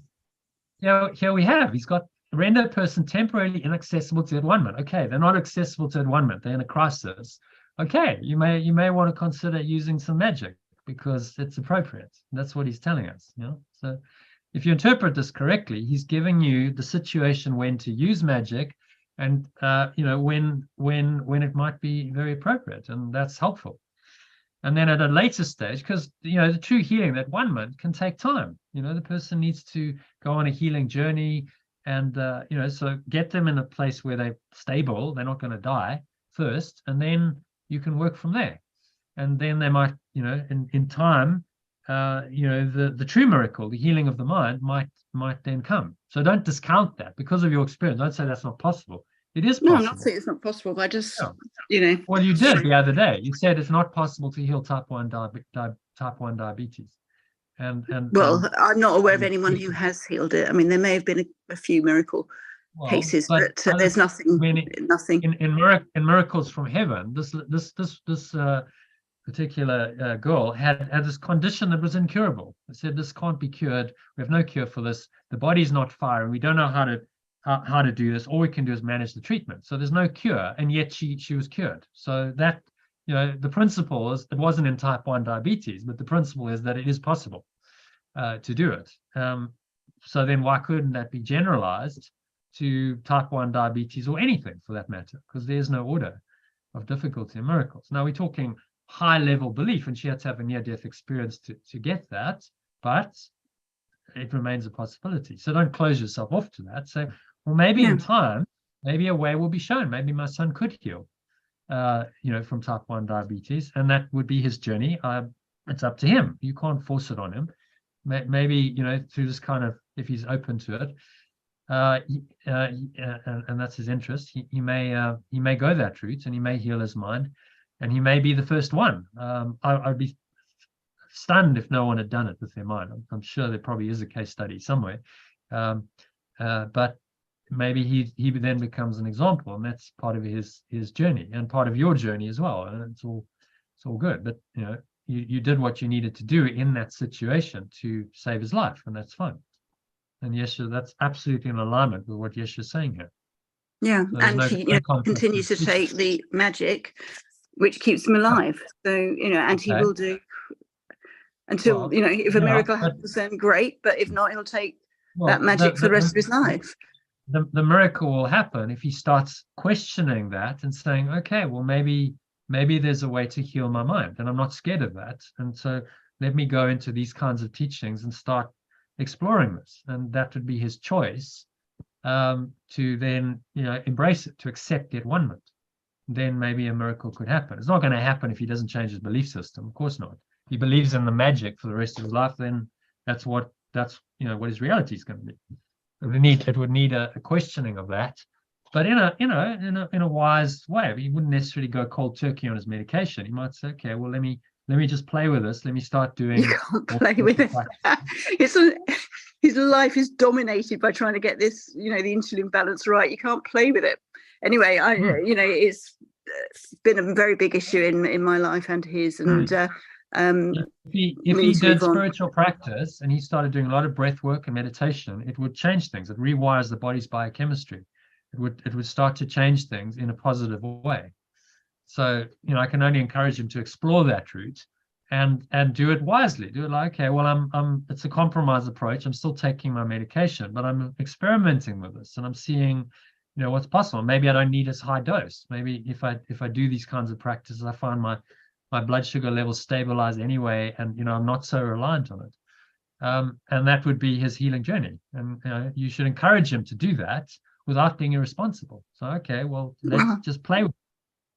You know, I don't know. We have tried. But, so no, so it's he's just trying to keep himself well enough to get through his degree course. It's a struggle. It's a real struggle. But anyway, I've talked enough about this, so let's move on. Yeah, something like you know, breathwork meditation could really help him and support him in that, to, you know, stabilize his mind, his energy levels. It can only help. These practices help upgrade the body in any condition. I'm not saying you'll necessarily get off his medication straight away, but it would help him cope, maybe make him less reliant on it, less fearful, you know, because fear is the problem, isn't it? I'm fearful of, you know, well, if I don't get this stuff, I'm going to lose my life. That's a fearful condition that is inaccessible to that one-ment right there, because there's a lot of fear around the body. So yeah, you know, the course, I have to say, with Yeshua, you know, he's quite pragmatic. He's quite practical, and he's giving us guidance there to help in these kinds of practical situations, rather than just, you know, being foolish, and then there's a, you know, a disaster and all the guilt and so on that goes on with that. You know, okay, if you feel it's right, you ask for guidance, then that's absolutely in alignment with the teachings. It doesn't mean that it's the ultimate. He says it's not the ultimate level at which the person's capable, but it's the ultimate. It's the level they're capable of at that point in time. So you do what's, you know, right at the moment. Okay, so moving swiftly on to number 3. I've already said. Someone else want to read? Jackie, you want to read that, or John? John's read. So who else? Sally, you want to read number 3?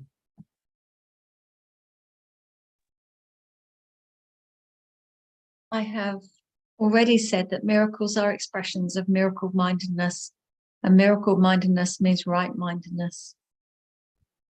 I have already said that corrections are expressions of correction-mindedness, and correction-mindedness means right-mindedness. Yeah, kind of obvious, but yeah, okay. Corrections. Good. Cool.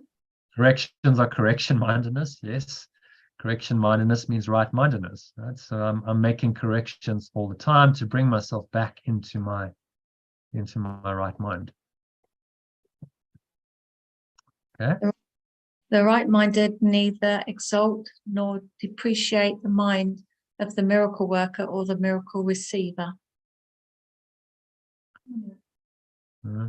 Right-minded neither exalt nor depreciate the mind of the correction worker or the correction receiver. I think exalt might be exaggerate, might be a better word. What do you think? Yeah. Exaggerate. That doesn't look right. 2 G's and exaggerate, I think. Oh, exaggerate.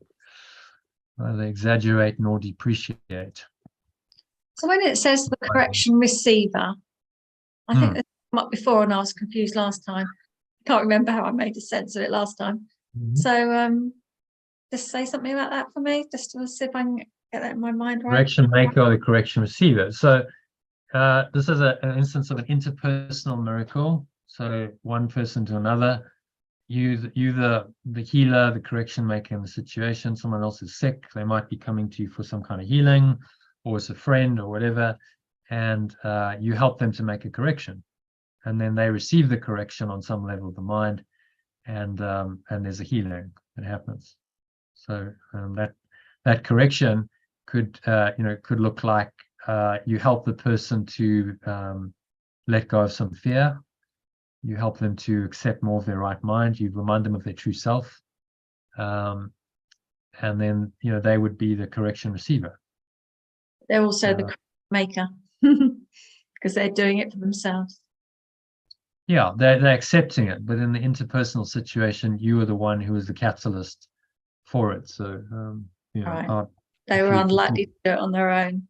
So yeah, because they needed an intervention. They needed someone to remind them. I'll give you a good example. I was working in a psychiatric institution. With that psychiatrist years ago, 7 years ago, something like that. Now, I was in South Africa, and there was this lady who was very kind of demented and very stubborn, and she just wasn't responding to any of the treatments. And he said, and I'd sat in on a meeting, and I saw the resistance, huge ego resistance. And then I just reminded her of what she already knew. She'd studied A Course in Miracles in her time. I said, oh, I've studied A Course in Miracles. Oh, she said, well, I used to study that. And so we had a conversation about it. And I just reminded her very briefly of some of the principles. And he said, 2 days later, he said, I don't know what you did, but, she's a transformed human being. It's extraordinary. It's like all the resistance is gone. She's, in a different state of mind. So in that instance, I was the correction maker or worker, because I just reminded her of what she needed to be reminded of. She'd already studied all this. It was like the Course in Miracles, and reminding her of that was just a way to bring her back into her right mind, which she couldn't have done on her own because she needed someone to remind her. So she was the receiver in that instance, and I was the worker or the maker of it. Does that make sense? Mm. And so that can happen in a situation where people come to you for any kind of healing, where they're in a temporarily, say, a lower state. They're very fearful, they're sick, they come to you, they don't know the answer, you the sort of the healer, then that would be the situation he's describing here. If you're right-minded, you wouldn't exaggerate or depreciate the mind of the correction maker or the correction receiver. Right? So I wasn't like, oh, I've got the magic, I'm so amazing. I just reminded her of the truth, that's all. Helped her to remember a truth that she already knew. So actually we were equal on that level. I was just reminding her of what she already knew. We both course students, we both know the truth, and she accepted it. So she received the correction, and that made a profound difference to her state of mind. Because ultimately we're already healed. So you're just reminding everyone, aren't you? Yeah, exactly. You're just reminding everyone of their true nature. That's all we can do. Nothing more. I mean, Yeshe even said when a lady, I think she had some dread blood disease for 30 years, but she had so much faith that she touched him, and he kind of felt that, and he felt some power flowing out of him. And he said, who touched me? And he said, oh, I did, thinking she was in trouble. And he asked her, why she did that. And she said, well, I believed that if I touched you, I'd be healed. And he said, well, your faith has made it so. I didn't do anything. Your faith has made you well. Go in peace. And she was healed because she believed so much in that she would be healed if she touched him. Her belief was what made her well. He even said it. He didn't do anything. He just showed up. He was like the frequency holder. He showed up in his higher self, not believing in the ego story, and this whole thing built around him because he held that frequency. That then people's belief got stronger and stronger, and the more miracles happened, the more word spread, the more people believed, and the more that field of belief energized around him, the more likely it was that they would heal. And that's how his miracles happened. It was a field of belief that he was at the center of. So he had to be impeccable. He had to hold the frequency and not doubt himself and not fear himself. He did that. But then, people started tapping into that and believing it. And it became a very powerful, healing field that people would step into it. And then, this kind of miraculous healing would happen. Lepers were healed. And, so it's all, if you believe that is what happened, I guess you could be skeptical, but I do, then anything's possible. He showed it. The mind can heal anything. But they just didn't have, at that point, there was no scientific materialist paradigm or modern medical system, was there? So they didn't have another belief system to block that. They believed in God, and a Messiah was a big thing, so they believed he was the Messiah. So that belief then was their dominant belief. They didn't have another one to counter it, because most people today go, no, but the doctor says this and the doctor says this, and what does science say? Because that's the program, that's the religion, the dogma, which then is a block to the awareness of the miracle, the correction on the level of mind. I had a bloke once, and he came. He was covered in really big warts, and he didn't believe in anything I did. Very skeptical. His wife had sent him, and so we did the session. And he went home, and the next morning he woke up, and all his warts had fallen off all over the bed. Absolutely freaked him out. Wow, I think I put him off alternative stuff forever. But it just shows he didn't even believe in it, and it still happened. And even, you know, logically, these warts were quite embedded in his skin. So it's just amazing what can be done. Yeah. So no, how did that happen overnight? How did they just fall off? Who knows? Can you really explain it? No. But, you know, it happened. So these kinds of things do happen. But it freaked him out because it was a challenge to his thought system. It was like, whoa, how did that happen? That shouldn't happen. That doesn't follow the thought system that you know, that I follow. Which is, you know, it shows you the resistance to healing. I'd rather have the warts and my existing belief system than be healed and let go of the beliefs.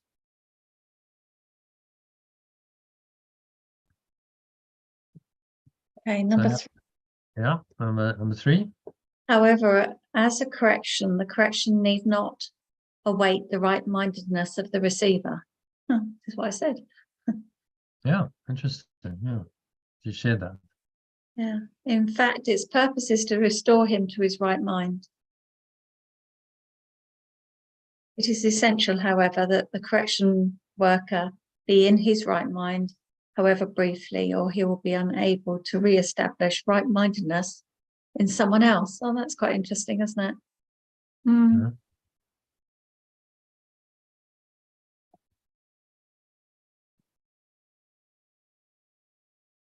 Two howevers in that. However, it is essential. Is that really correct? However, it is essential the correction worker be in his right mind, however briefly. Suppose, does that work? However briefly. Or he'll be unable to. You can still understand it though, don't you? Yeah. Doesn't Or difficult unable to to understand. reestablish right-mindedness in someone else. So you must be in your own right mind in order to establish right-mindedness in someone else. And it's kind of logical. If you're fearful, how can you help them to get out of their fear? If you're fearful yourself. So it's obviously not going to be possible. However briefly. So, you know, you can see the light, you can be in the light. If you're in that state, and then you speak or act from that state, then you're transmitting from a pure state, and there can be healing. It may mean you can stay in that state. If your own belief is wonky, then you might wobble and go, oh, you know, I'm not sure that worked, or whatever. But in that moment, you were in your right mind. It's interesting that you don't need to believe it, isn't it? That the person. Yeah. I've had one absolutely miraculous healing that I participated in. It was with a guy. I mean, he was really on death's door. I mean, he was so frail. He had cancer. You could just see, you know, his body's wasting away. He looked days away from death. So his sister, he was on his own in some, you know, dodgy place outside Pietermaritzburg, if any South Africans on the call. We went and fetched him, and we took him to a B&B, checked in for the night, and we did a healing on him. He wasn't accessible to one-ment himself, but, you know, he was able to, you know, we asked him if he wanted it, and he said, yes, you know, please do the healing. And so I did some breathing, like holotropic breathing, and used my hands a bit. And Janice she had the whole prayer ceremony thing going on. His sister, so she did that. And, you know, I think we both did it in faith. I was like, okay, it's, you know, this can happen. He can heal. So I don't think it was really the breathing, because he couldn't breathe properly. It did it, because I was like, is he actually even breathing? But it was a combined energy field that we brought in, and he did heal. He actually got better. You know, she didn't take him for any x-rays or do any of that, but he started eating. He got better. She got him strong enough, and then sent him home. And then I think he didn't drink for a month. And it was in summer, so it was, that's really hot down there. So he died of dehydration eventually. He finished himself off. Because I think he wanted to die, so it's like, well, we healed him to a point, but if you want to die, then you're going to find a way. So it wasn't the cancer that did him in, but he just didn't drink properly, and he was already weakened, so that killed him. So we did some healing, but his own right mind hadn't been fully established, so in the end his ego killed him. It's because the ego is a death wish. Just didn't die of the cancer, died of something else, but the ego found a way to finish him off. So that was an experience I had, but he wasn't in his right mind, but it still worked. He was willing, I suppose. He was willing to to go through it, and he did have faith. He believed in God, so maybe there was an openness there. But there was definitely, we did an intervention, and that was a catalyst for his recovery. So what he's saying is true. We couldn't fully restore him to his right mind because he wasn't open enough, so eventually he did die, but there was a temporary healing, and we were both in our right mind. I really did believe. I was like, yeah, this is it was like it's a done deal. Both of us were like, it's a done deal, he's going to heal. We both believe that. And when two or more meet in my name, then the result was that he did. There was no doubting. I didn't doubt the outcome. I wasn't questioning it. I just went, okay, we're just going to do this, and I'm giving the result to spirit. I'm not going to go into fear of outcome and will it happen and will it not, because that will sabotage it. So we were both in our right mind, and a healing did happen. Okay, so what's he saying in that paragraph? Can you summarize it briefly? The miracle correction worker has to be in their right mind. The receiver doesn't have to be in their right mind. But somebody has to be in their right mind to heal. Yes, the correction worker must be in his right mind, however briefly, to right-mindedness and heal someone else.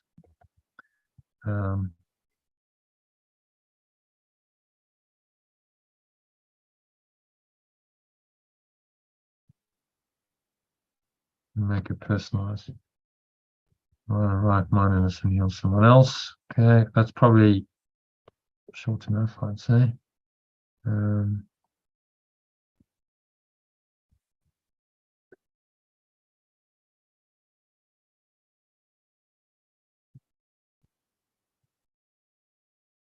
All right.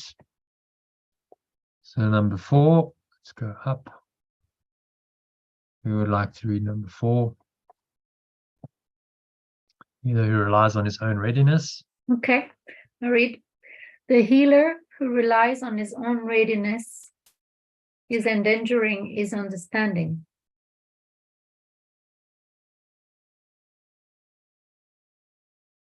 Yeah. Why endangering? Yeah, well, let's he'll qualify that. He'll tell us. The healer who relies on his own readiness is endangering his understanding. I don't get the endangering word here. Okay. Endangering means your true understanding is being endangered because you're relying on your own readiness. So you're saying, I'm going to heal, without reference to spirit, source. So then that's of the ego. His own readiness. There's a sense of a separate self there. Is endangering his understanding because the separate self is still there. And then he qualifies it. So carry on. You're perfectly safe as long as you're completely. You're perfectly safe as long as you are completely unconcerned about your readiness, but maintain a consistent trust in. What is it? Trust in mind. Trust in mind. Trust in mind. No, because I'm thinking of the story you just shared, actually. Because you said you believed in the healing of this man who had cancer. You really believed in it. So you were ready to heal. You really believed. You were ready. Yeah, but that wasn't me. I mean, if I'd been like my own readiness, you know, I did initially have a bit of a few doubts, because she said, okay, and I'm like, okay, well, just think about, you know, can I really do that? But I corrected it and I went, okay, but it's not about me, right? I'm showing up. I'm a vehicle. I'm an instrument for the spirit. Yeah. I'm just showing up in my power, in this true power, and it's not me that's doing it. It's not me. I'm just a vehicle. I'm an instrument. And that's how I got over any doubt. It's like, well, it's not up to me really. I'm just going to show up and do what I do, and be an instrument for the healing. And you know, if there really is no order of difficulty and miracles, there's no limit to what this power can do, then no, there's no reason why it can't be healed. Yeah. But if I'd been like, well, I've got to do this because I didn't know how to do it. How would I know how to heal cancer? I have no idea. How would one do that? No idea. Through faith, through faith and belief. Yeah, but see, it wasn't my own readiness. That was it was a faith and a power beyond me that did it. Yeah. So that's what he's saying. You know, if I'd gone, right, I've got to heal this, right? So I need the magic, and let's, you know, I'm going to do the Reiki or whatever, and you know, I know how to do this. I didn't. I've never done it. I had no clue how to do it actually. But I had a consistent trust in, you know, in as he says in mind. What he's talking about is the Christ mind and the Holy Spirit. That, you know, those are always ready to do the healing if you will trust them. So I was perfectly safe in that situation, and I didn't need to be concerned because I'd given it over to the Spirit. I said, okay, well, I'm going to do what I do. I'm going to show up and I'm going to do the process I do. That's just the vehicle. I have no idea how this is all going to work, but you know, that it can work, I have no doubt. You surrender. It's not my, you know, it's not my power that's going to do this. And it, you know, it did work. You can explain how? Why did he suddenly get better? Did his cancer go into remission? I will never know because she didn't get him tested. Yeah. The hospital, but something happened. He was able to, you know, he started recovering, he started eating, whereas he couldn't, you know, and like, so cancer reversed, and he did get significantly better for a couple of months, and then he went on his way and you know, killed himself anyway. But a few months later, but because but maybe he wasn't suffering actually. Maybe the cancer was more like making him suffer, and then the dehydration is a different story. You don't suffer maybe as much, much.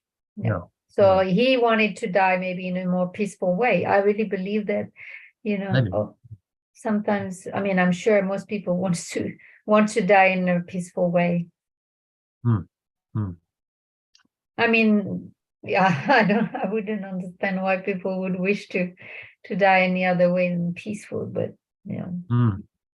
well, it's fear. No one would consciously say, oh, I really want a long, painful death, but it's the unconscious mind that's very fearful and believes in the body, and then, you know, believes in punishment. Well, if you believe in guilt and sin, that you're guilty, then a long, slow, painful death would be just punishment for your sins, wouldn't it?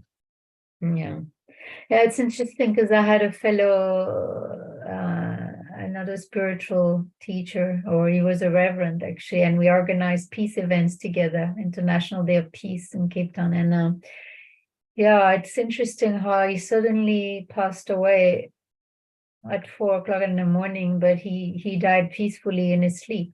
So he was a peaceful man, you know, or is working for the cause of peace, or, you know, bringing peace wherever he would go, and he died peacefully in his sleep. So it was such a, I guess he just happened like that.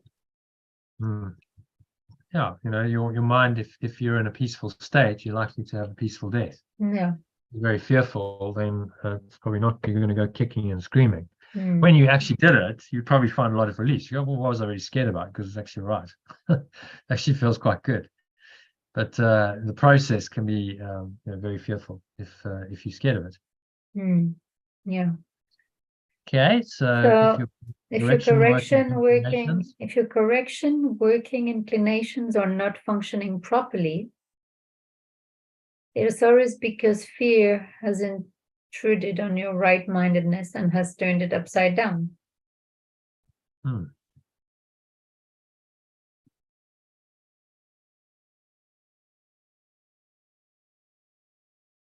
Okay, so fear has come in and has sabotaged your right-mindedness, because fear and right-mindedness don't go together. Yeah, that's what we were just saying. Turn it upside down, then you're wrong-minded.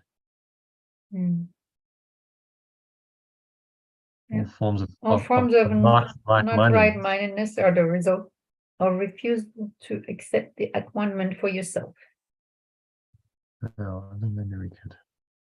How about all forms of not being in your right mind? Better than not right-mindedness. All forms of not being in your right mind or not being right-minded.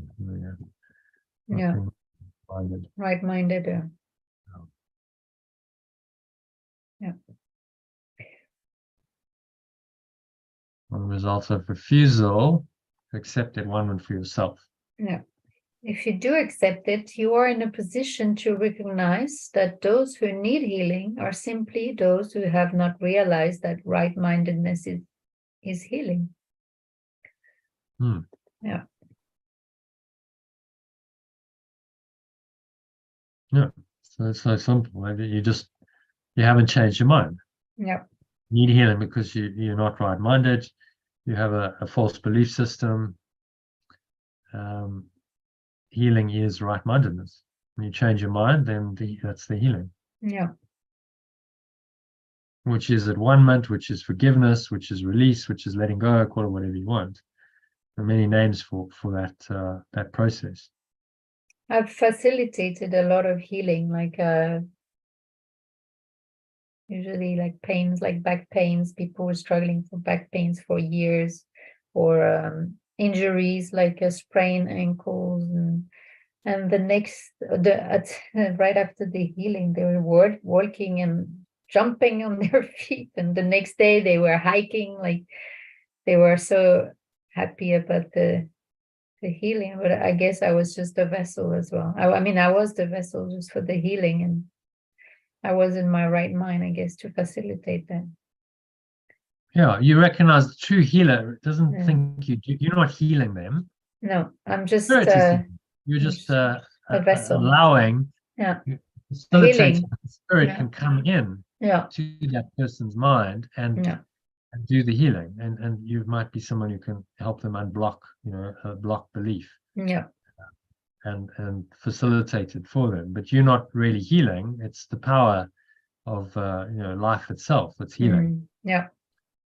It's healing them, and there's humility in it. I'm not the great healer at all. I'm just showing up, and I'm allowing the power to direct me, or the healing of whoever needs to be healed. Okay, so you want to summarize number 4?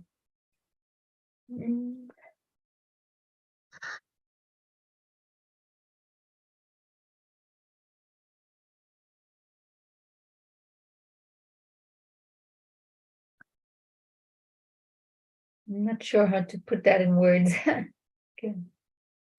In other words, actually. So it's really saying I'm not concerned. I should not be concerned about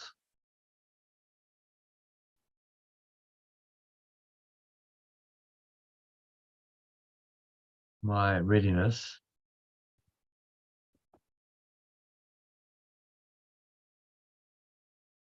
Ability to in corrections, or to make ability to make corrections. Make corrections and heal others. Yeah. But I do need to have perfect faith in the power of, when he says him, actually it's the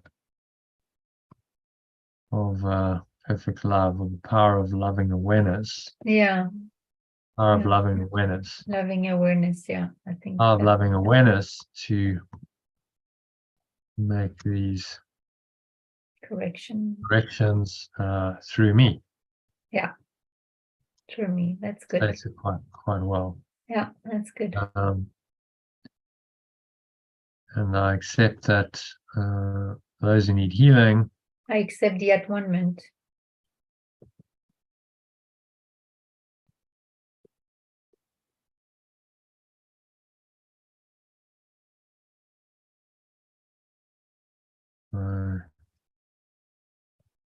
recognize that those who need healing are simply those who've not realized that right-mindedness is healing, that healing in right is healing. So, there we go. Just whack that in there. We've got a little text summary of that paragraph.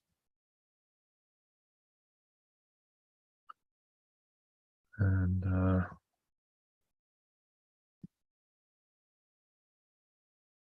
moving swiftly on to number 5 then. I thought you changed correction worker to correction maker before. Yeah, I did, yeah. So That's- on the summary below, you use correction worker. Did I? Yeah. Okay. I, as the correction worker, must be in my right mind. I will be free to establish right mind. Yeah. Yeah. Correction maker must be in my right mind. Okay.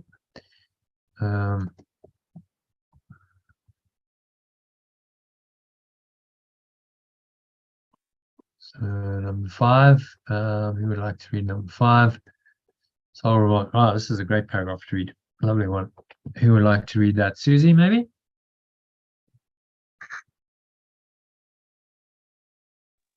Okay. Let's have a look.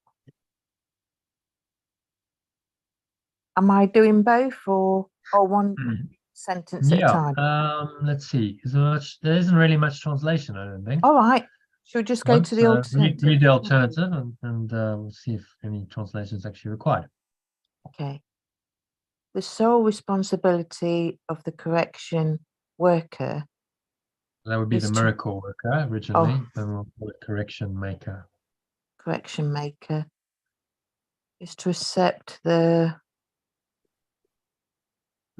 at-one-ment for himself. This means you recognize that mind is the only creative level and that its errors are healed by the at-one-ment.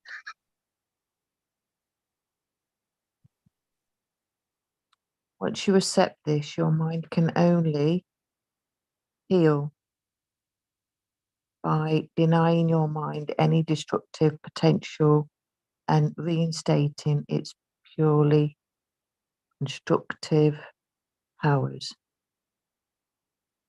You place yourself in a position to undo the level confusion of others. Okay, so just pause it there. Sole responsibility of the correction maker is to accept at-one-ment for himself. What does that mean? Is it to accept the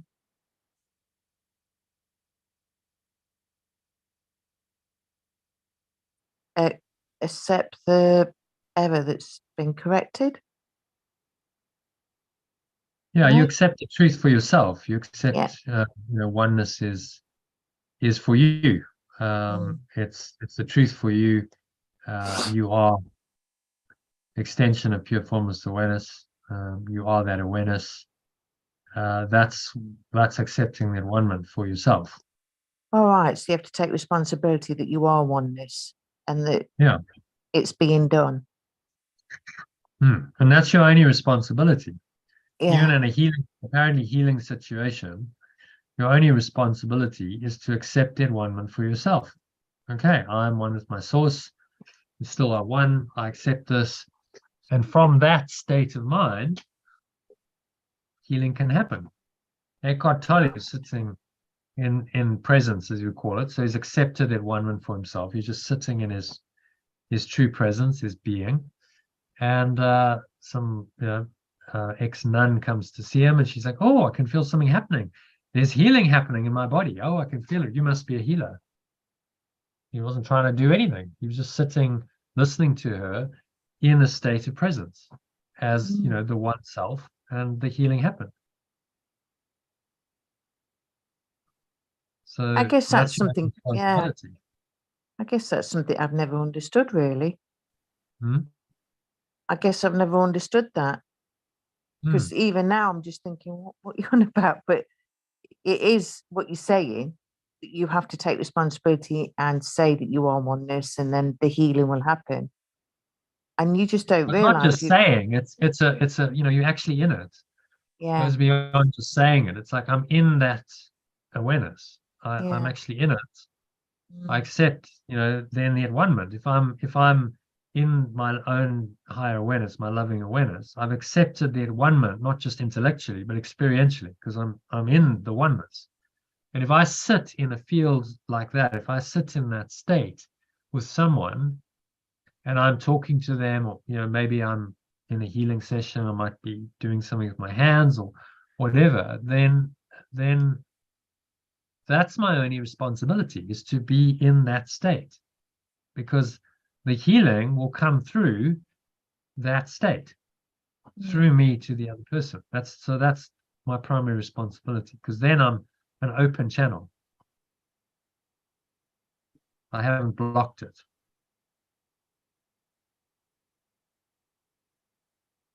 Okay.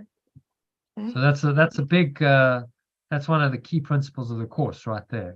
I quote it quite often. Sole responsibility of the correction maker is to accept that one for himself, or for herself, if you prefer. You must accept the correction for yourself. Must accept that one for yourself, and then you can potentially heal others, because you're rooted in your own true awareness. Means that you recognize that mind. Does this just not happen for you if you've not got that understanding, or does it just, because we don't know everything, do we? Some of this could be working anyway, and you didn't realize. So the acceptance of that one-ment is what this healing process is about. That's your sole responsibility, to accept that one-ment for yourself. That's what the course is training you to do, to accept that one-ment for yourself. So you're accepting who you really are, which means you must reject the false self. You must deny the error, the false self. Oh, and thank you. if you're in that state, then that's your only responsibility. And whatever needs to happen through you will happen. Healing of others can happen through that. Yeah, I needed it really simplified. To heal them. What he's saying is you don't have to try and heal them. It's not up to you. Just be in your right mind. Yeah. Be in that higher state of awareness. And then, healing will happen. So easy, but you have to be in your right mind. You have to connect and accept the at-one-ment, and that's the work. If you're too blocked, then you can't accept the at-one-ment, then there's no healing. Yeah. For others. Okay, so then number 2, this means you recognize that mind is the only creative level, and that its errors are healed by the at-one-ment.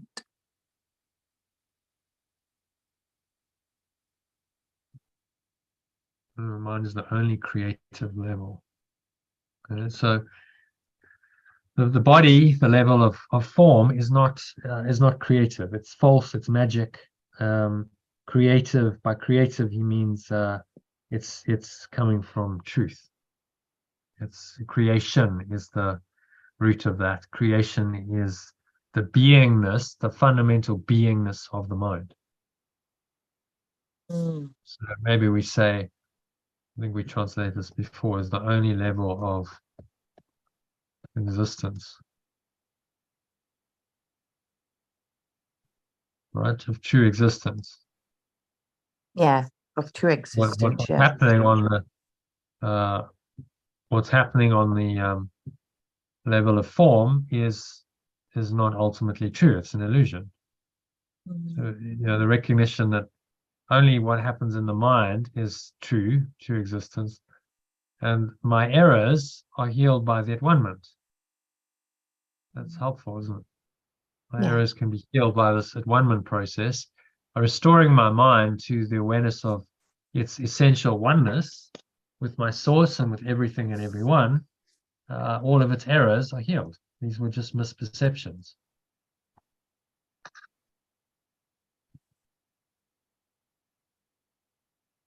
Once you accept this, your mind can only heal. Yeah, once you accept this, your mind can only heal.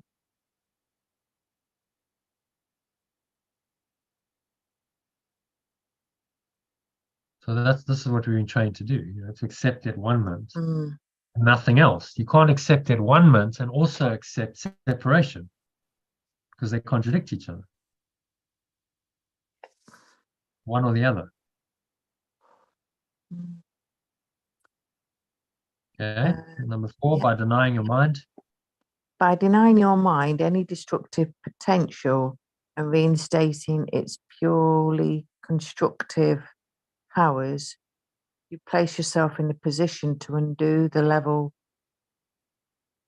confusion of others. So this is where your mind training comes in. Yeah, do you understand that? So denying your mind any destructive potential, reinstating its purely constructive powers, place yourself in a position to undo the level confusion of others. So the only way I can help you to undo your level confusion is if I'm clear. I can't help you if I believe in the illusion, can I? No. And the same applies to you with anyone else. Lynn was saying, well, how would I help people? Deny your mind any destructive potential. Reinstate its purely constructive powers. So you deny the ego, you deny the dark, you deny any those destructive thoughts and emotions. You go, my mind just doesn't believe in that anymore. None of that is true. Then I reinstate its purely constructive powers, which are coming from source, pure formless awareness. It's only life, it's only love, it's only positive. Then you place yourself in a position to undo the level confusion of others, because you have a very clear idea, a very clear thought system, a very clear understanding, and you can transmit that understanding to them. Yeah. Help them clear up their own level confusion, which is, that's the defense of the ego. It gets level confused. It thinks that the reality is at this level of the body. It's a level confusion. It thinks that it's not a mind, it's a body. It thinks this is its identity, this is its reality in the body, in the world. It's a profound level confusion. So we must undo that. You can only undo it in others if you've undone it in yourself, and you're really clear about that. So clear in your mind that you don't waver and you don't get confused. Imagine if I was all like stumbling and I didn't, I'm not sure about that. It couldn't help you, could I? You'd be like, well, there's no certainty there. But it's a very clear, like, okay, so I've studied this course, I understand the truth, it's very clearly stated, and so this is what I know to be true. And then I teach it over and over and over again without compromise. Okay, so I'm denying my mind destructive potential. Okay, there's no ego there. I'm saying the ego isn't, doesn't even exist. But you can be the same. Yeah. I agree. Help people. That's how you have to be. Well, I agree with Lynn there, because I have friends too, and when I say something to them and they want to go to doctors and get tablets for whatever, and I'll always say something like I don't, but they'll always then turn around and say, oh, well, I hope you're never in pain all day or whatever. But I have to let it go, because some people just don't listen, and I'm not there to preach to them. If they don't want to listen, do you know what I mean? You can't make people listen, can you? Because I've always been like, I've never taught. I watched my mum popping pills all her life, and I chose not to do that. I didn't want to do that. And I've always gone down the natural route, even if I've got a cough, cold, but touch wood. Everybody had COVID here, but I think I did have it for a couple of days when it first started, but I wouldn't touch anything because I'm not into it. But I guess you have to stand on your own in that way, because sometimes, like I said, when you are telling people, I've got people who've got in pain or in hospital or something, and if I say something to them, they just turn around and just say, well, I hope you never have to take anything for pain. Try telling that to somebody who's heart palpitations like this or that. And it's sometimes it's just, you can't help some people though, really, can you? Because they've got to be willing to see. But then again, they could be in that much pain that they can't see it. They're oblivious to it. Do you know what I mean?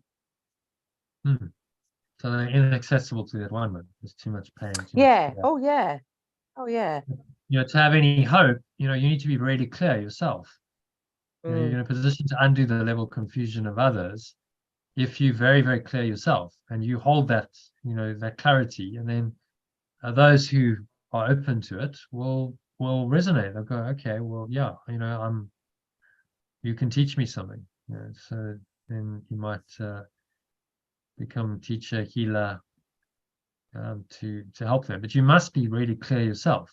Yeah. To do that. Yeah. And so this is the mind training. I'm training you, and Yeshua's training you, so that you're very clear yourself. You go out, and whatever you choose to do, you hold the position. The perfect truth, the non-dual position of this course is that only the truth is true and nothing else is true. It's completely simple, such a simple message. But to hold to that means you must deny any destructive potential of your mind. You only acknowledge what's positive as true, and you live that way. And that requires a lot of mental discipline to do that. Mind training, to hold that, and then be the example to others. Other people might go, wow, you're so inspiring, Susie, because you just seem to have this rock solid faith. You just know. When you speak with conviction, and I see that you don't get sick as much, or very seldom, and you're doing something different. You're doing something right. Okay, what am I doing wrong? Help me. But they need to be open to that help. You can't. They have to be open. But you give them the best.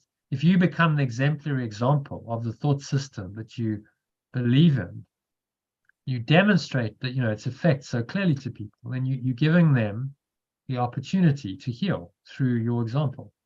You're in a position to undo their own level confusion, because you're not level confused. You know very clearly what the truth is, and therefore who you are.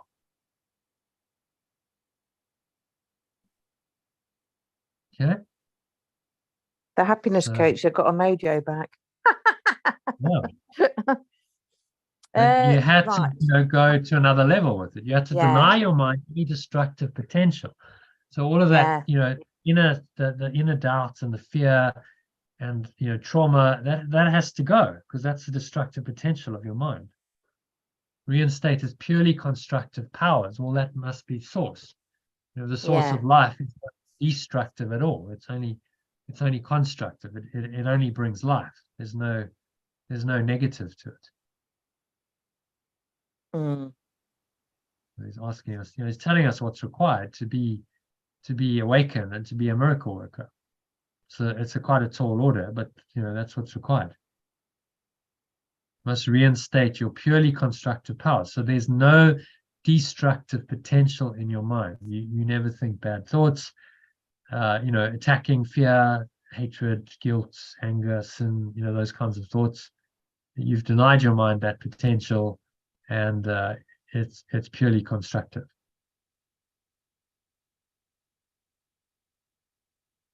Okay, so happy to move on. The message you then give. It's the truth that their minds. The message you then give to them is the truth, that their minds are similarly constructive, and their miscreations cannot hurt them. By affirming this, you release the mind from overvaluing its own learning device and restore the mind to its true to its true position as the learner. Okay, so what's he saying there?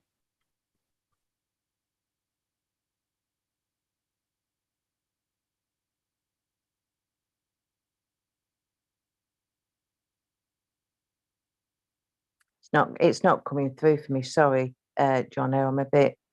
Well, it's by example. You know, you're the way show. Yeah. You've shown them, and you say, "Well, your mind, I'm in this, you know, purely positive state," and you show them that their minds are similarly constructed, and their miscreations cannot hurt them.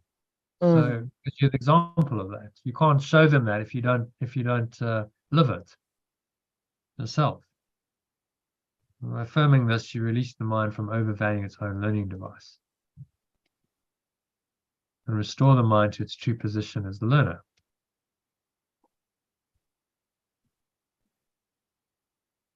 So the mind overvaluing its own learning device, what does he mean by that? The mind overvaluing. The learning device is what? Your mind, isn't it? No, the learning device is the body. Oh, sorry. The learning device is the body. So you release the mind from overvaluing its own learning device, which is the body, and place undue importance on that, and you restore the mind to its true position as the learner. It's always the mind that's learning. You can learn from your experiences that you have in and through the body, but it's the mind that remains the learner primarily. No, the body can't learn anything. It's only the mind that can learn. People say, "Oh, your body's learning new skills." No, it's your mind that's learning new skills, and then it gets acted out in the body, and the body can do various things, but it's the mind that's been trained to do that.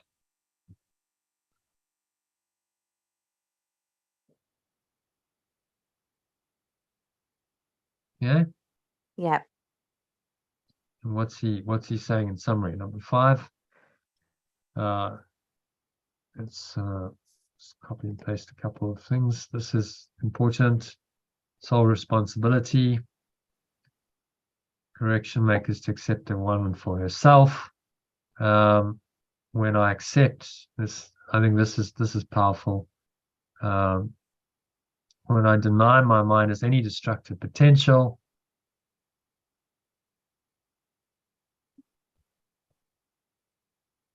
it's important to put in, once you accept this, your mind can only heal. You need to accept the one. I do this. I take this responsibility.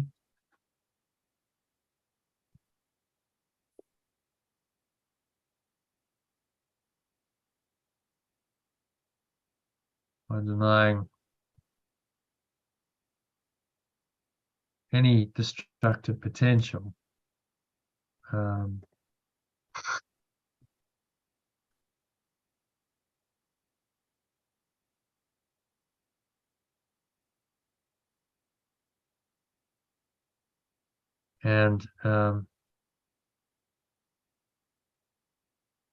reinstating its purely constructive powers.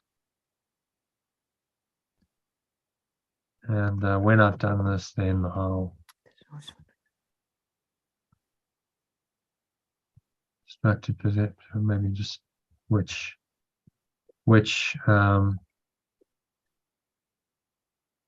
means I can be a good example.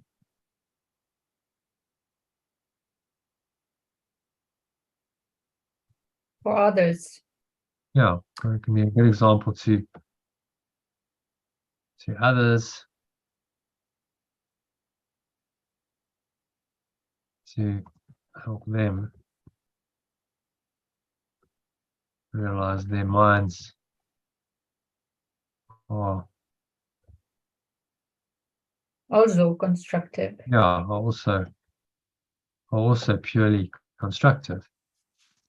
And then that would be the healing, but you have to be the example. So Yeshua's, he lived this. He lived this teaching so purely. His mind was only constructive, right? There was no negative left in it, no darkness. And he lived that way, and he taught people that, that was their true nature. That was the nature of their own minds through his words and his actions, and primarily by example. He didn't just preach. People were like, this guy walks the talk. We can see this is the way he lives. This is what he believes. He's impeccable in his own power. Mm. And that was what made him the great healer that he is. And he was and still is, because he walked it, he lived it, and people followed by example. His disciples followed him because, look, this guy's amazing. Look at, he's got such integrity. Wherever he goes, miracles happen, stuff shows up, people are healing. We have to believe this from the example that there's something profound here. So yeah, we'll follow him, we'll teach his message, even unto our death, which is what many of them did, because we believe so much.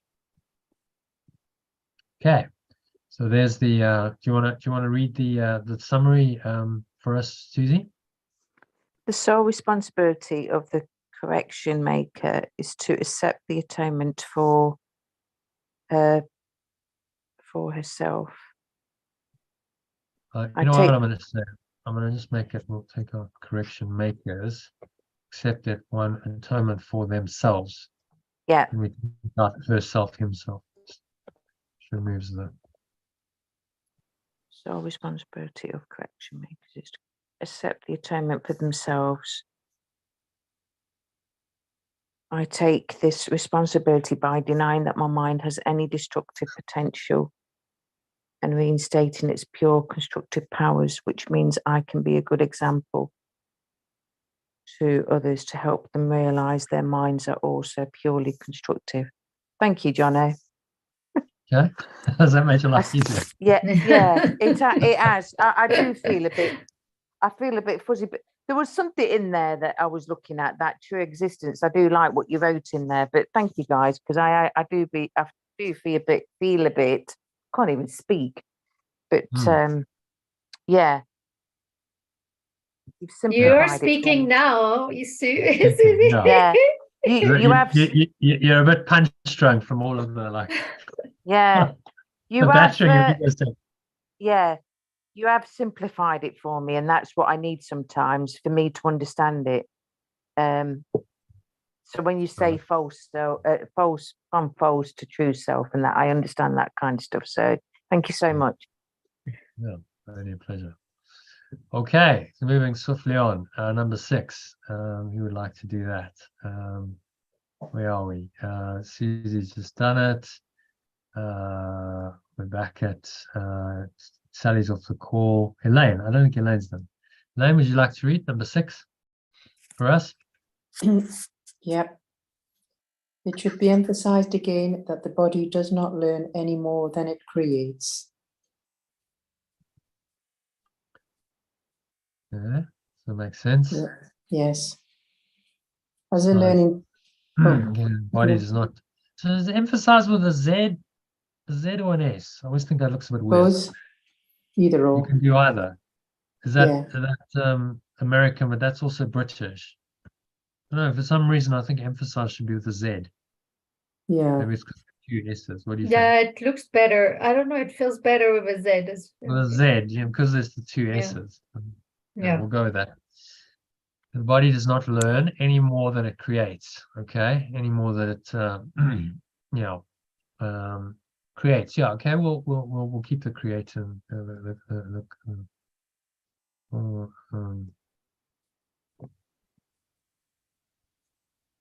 So we translate creates into extends. Any more than it extends. Suppose we're going to be consistent. We should do that. The body can't extend, clearly. It's limited in time and space. It's a learning device. It merely follows the learner. As a learning device, it merely follows the learner, but if it is falsely endowed with self-initiative, it becomes a serious obstruction to the very learning it should facilitate.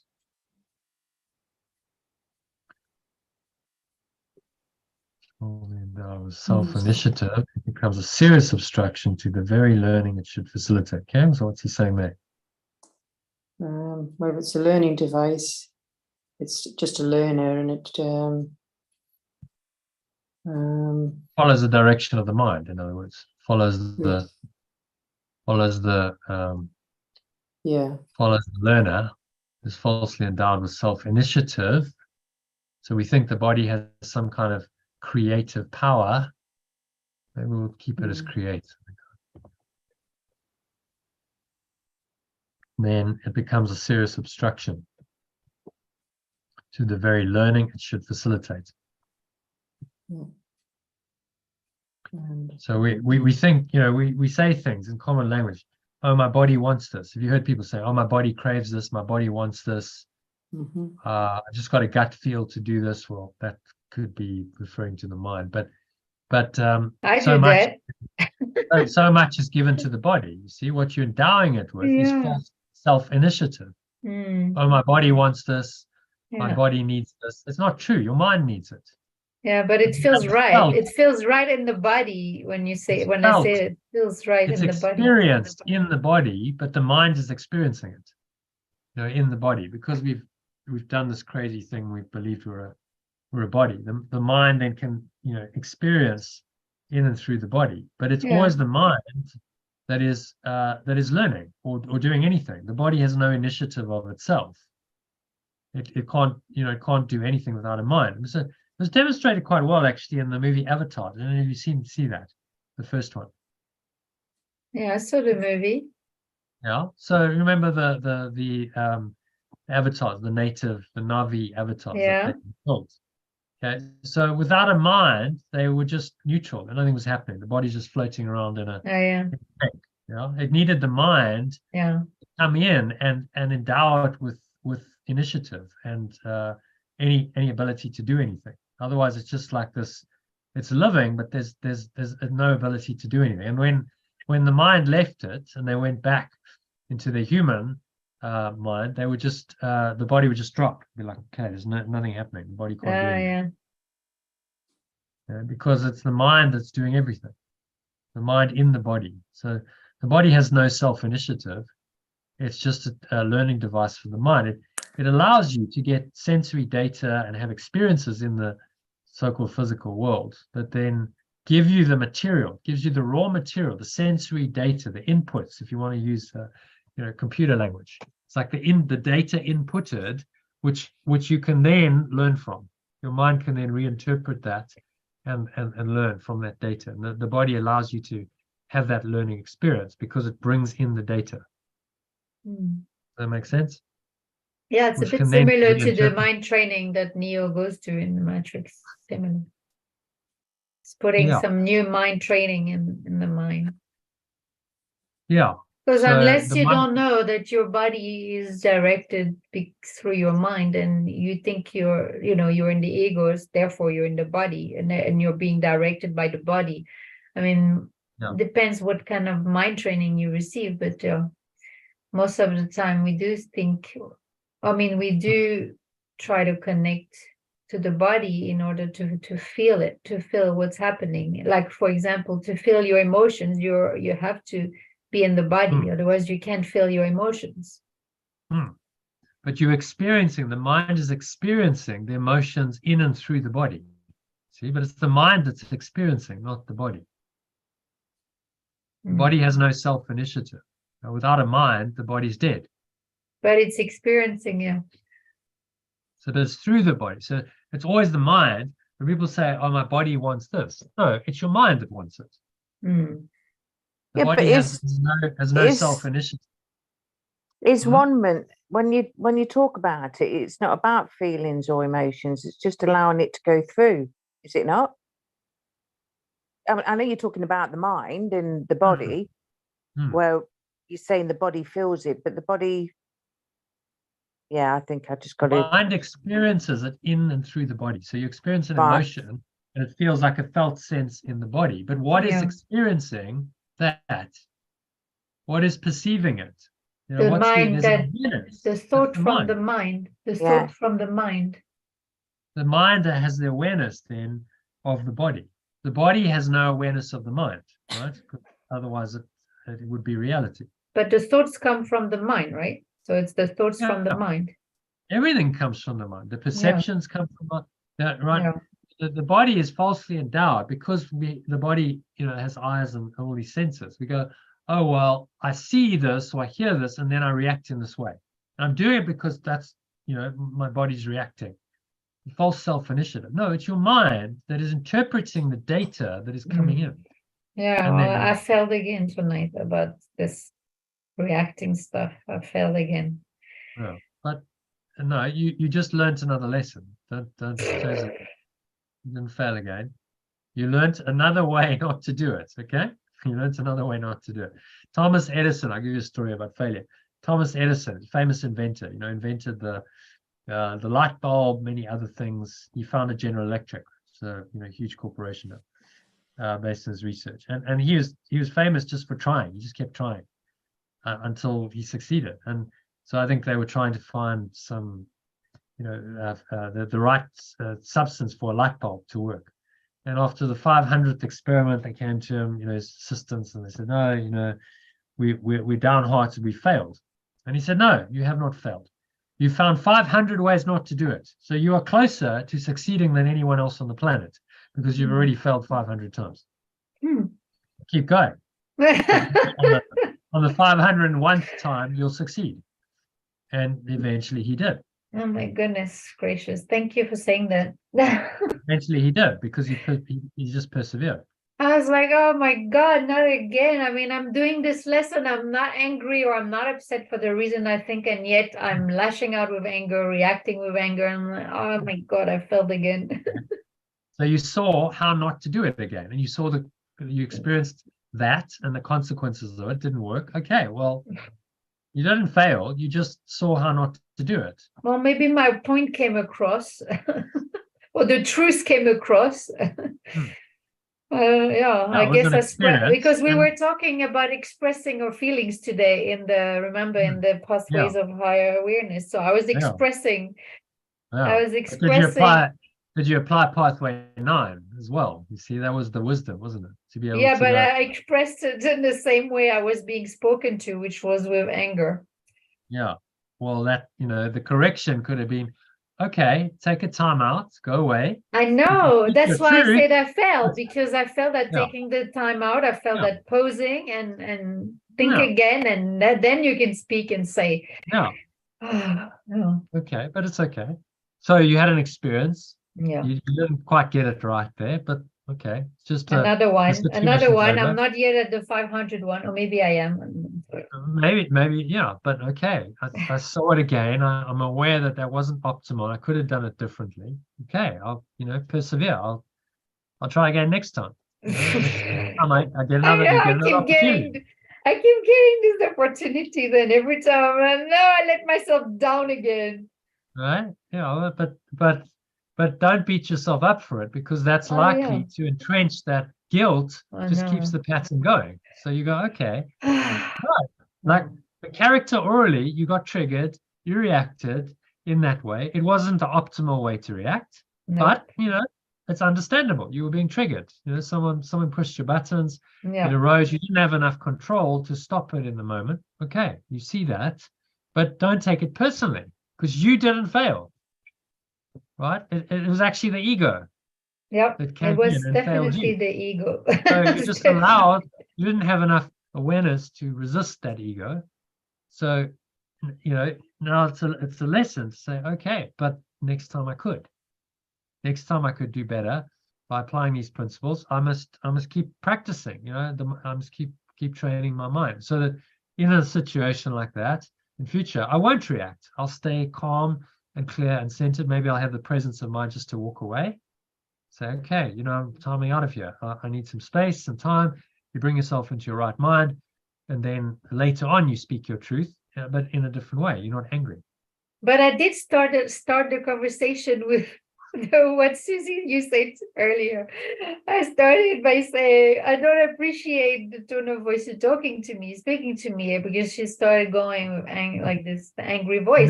Then did you walk away or not? No, she walked away, but I did.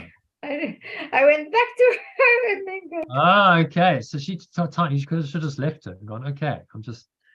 No, actually, she came back more angry and accusing and blaming and all this crap that I'm dealing with all the time, and saying this crazy stuff, insane stuff, and so that's why I lost it. But I started with what Susie advised us to do. Okay. I don't appreciate the way you're talking to me, the tone of voice. So at least I did that. Okay, so I didn't fail on Susie's advice. Well, maybe you could change the language. Instead of I don't appreciate, you could say, look, there's no need to talk to me like that. I would have just walked once I'd heard that, I would have just walked away. Don't keep listening to it, because it's not helping you, it's hindering you. No, but I was eating my dinner and I just wanted to eat it at peace, but I wasn't going to leave from my dinner. But she just came in the kitchen. I could have left the dinner, actually. It would have been saved me some peace. Well, Think about yesterday's lesson where I started looking at thoughts. There's flying pigs. They're just flying pigs. So it started making me laugh. Because there were flying pigs at one stage, and then do you know what I mean? So you could eat your dinner. Yeah. Flying pigs. Oh my God. I need to see this one again. It's in the group. I need to see the picture. Yeah. I know it's the one Elaine sent us. Yeah. Yeah. The flying pigs, But you are doing well. You're doing good. Yeah. So, and it's challenging. I mean, we all get triggered from time to time, and you go, okay, it happens, but if I'm aware of it and I correct it and I learn from it, then it's part of the learning. It's okay.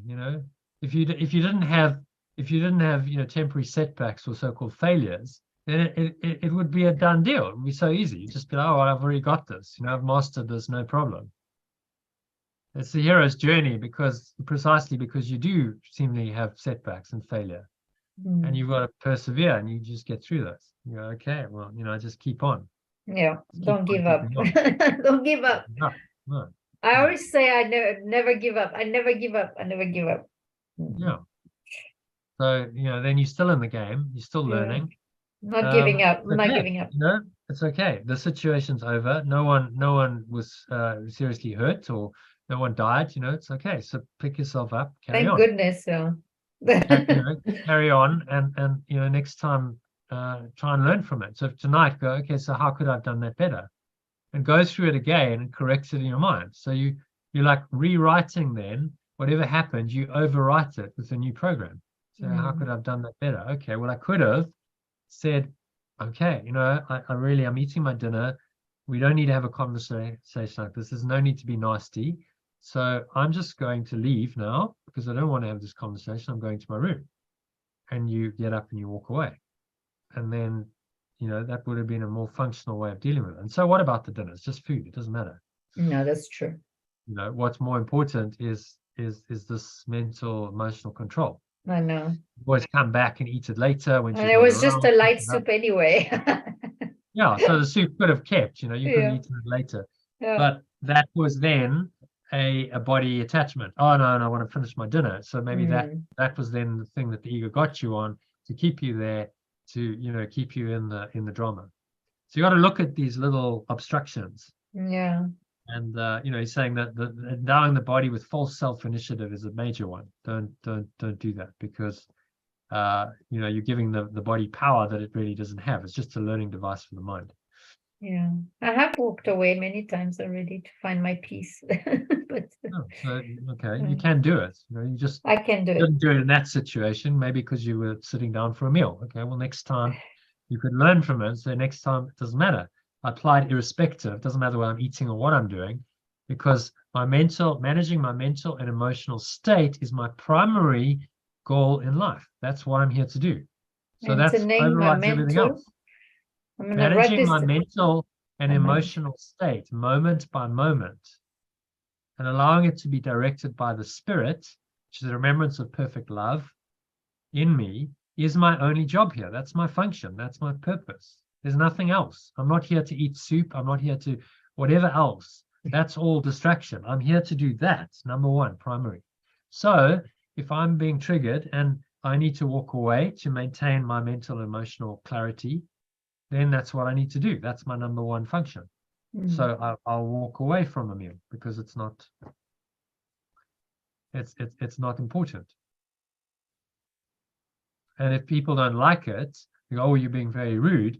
No, your primary job is to manage your mental and emotional state. If you needed to do that, you needed to walk away to get into your right mind and maintain your peace, then that's what you need to do. And everyone else just needs to live with it. Thank you for that. Yeah. So it's a commitment. You see, it's not endowing the body or anything else with false self-initiative. You're saying, no, only the mind is primary. This is my primary goal, is to illuminate my mind. Only the mind is capable of illumination. So I'm directing all of my attention on this mind training, because this is the process that is going to illuminate my mind with the spirit. The spirit is pure formless awareness, or pure awareness. Or yes. Who was reading? Elaine. Sorry, yeah. Elaine. Oh yeah, sorry, Elaine. Sorry. Yeah, it's okay. No. Sorry, No problem at all. carried Yes, I no. got carried away on that one. No. Only the mind is capable of illumination.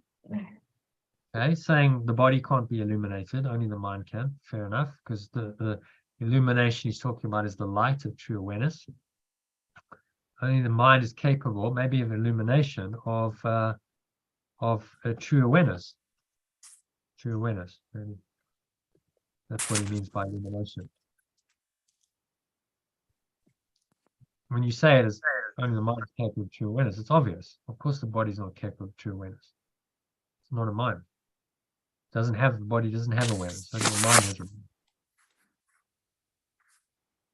Okay. Okay, so the spirit is Number 3, 4. Yeah. 4. Spirit was pure formless awareness. Pure formless awareness is already illuminated. Yeah, so pure formless awareness is already, how would we translate illuminated? Shining. No, it's just already perfectly aware. Yeah. I mean, it's because it's pure formless awareness. Yeah. There's already perfect awareness, aware, and the body in itself is too dense. Okay. So the body is too in itself is too dense. It doesn't have this awareness, right? Because it's on the material level. Doesn't have doesn't have this property of awareness. However, then it goes on, the mind can bring its illumination to the body by recognizing that it is not the learner and is therefore unamendable to learning. unamenable. No. Yeah, So let's unamenable. translate that. Mind can bring its awareness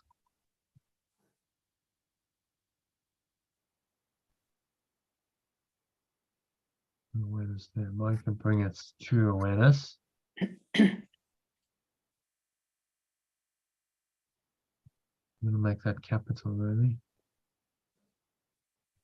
And bring its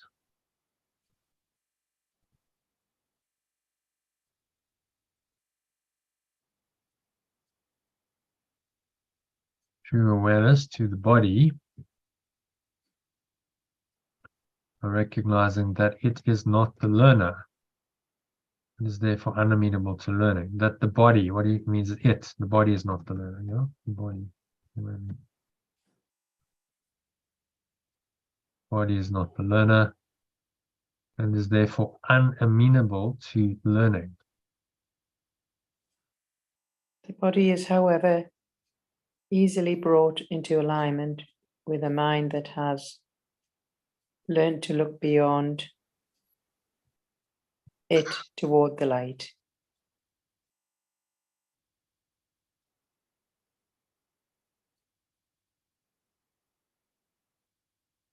Body is easily brought into alignment with the mind that has learned to look beyond it toward the light is true awareness, illumination.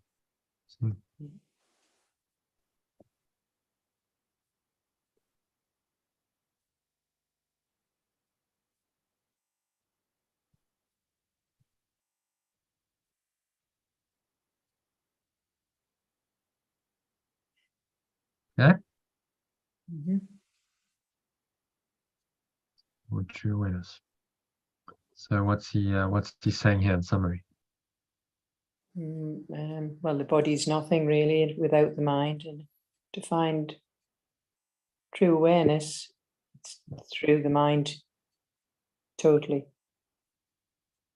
That's summarized it very short. Yeah. Okay. So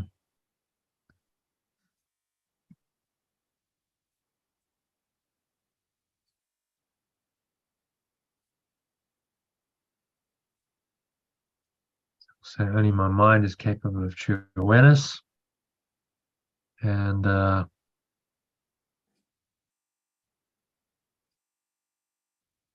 body is neutral. Well, however you want to.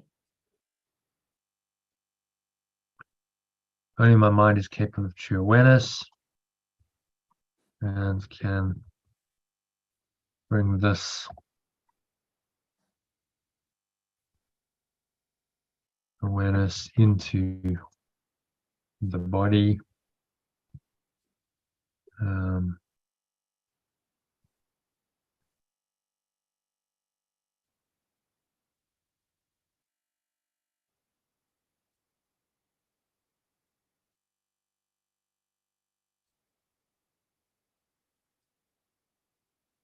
To bring it into alignment, to bring it to really direct the body, right?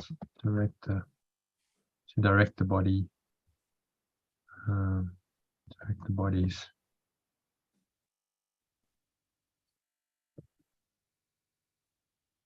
actions. So only my mind is capable of true awareness, and I can bring this awareness into my body, to direct my body's actions.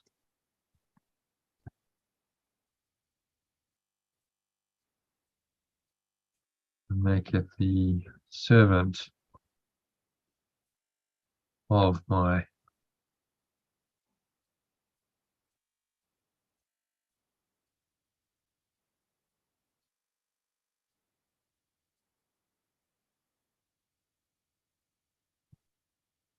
okay, so that'll do, I think. Short, sweet. Just go there, smack that in there. And read that. Only my mind is capable of true awareness. Only my mind is capable of true awareness. I can bring the awareness into my body to direct my body's actions and make it the servant of my true awareness. Yeah, servant of my mind's true awareness. Okay, so the body body is a good servant, but a very poor master. Sorry, what that's saying. Okay, number 7, corrective learning. Back to me. Well, back to John. Yeah. Yeah. So corrective learning always begins with the awakening of spirit and the turning away from the belief in physical sight. Okay, spirit is When pure formless awareness. Pure formless awareness.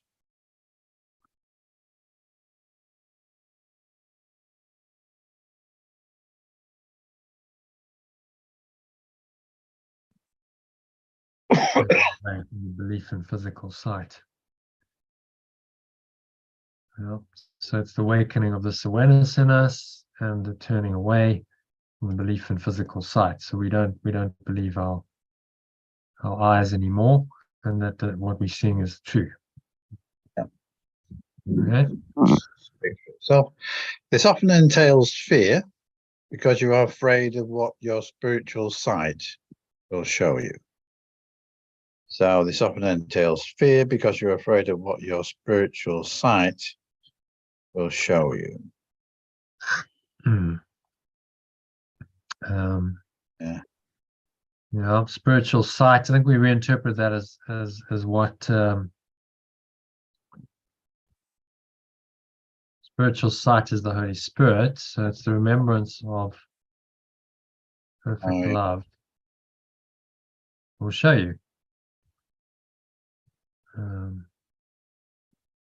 Yeah, that's nice. So reinterpretation. You're not really seeing with the body's eyes. You're seeing with your mind. Yeah. Through that remembrance of perfect love, what you will see is very different. Yeah. Number 3. I said before that the remembrance of perfect love cannot see error and is capable only of looking beyond it to the defense of atonement. Yeah. Okay. So the remembrance of perfect love is the Holy Spirit. So that's the only translation there. So cannot see error, is capable only of looking beyond it to the defense of atonement. Okay? Yeah. So it overlooks. We may have a temporary misperception, which then needs to be corrected, but the Holy Spirit itself will overlook it. It will simply remind you this isn't true. So don't make it real. So it overlooks the error. It's capable only of looking beyond it to the defense of atonement. That's all it does. It's getting you to overlook. So actually oneness is still true in this situation. So whatever you're perceiving is a misperception. It's all illusion.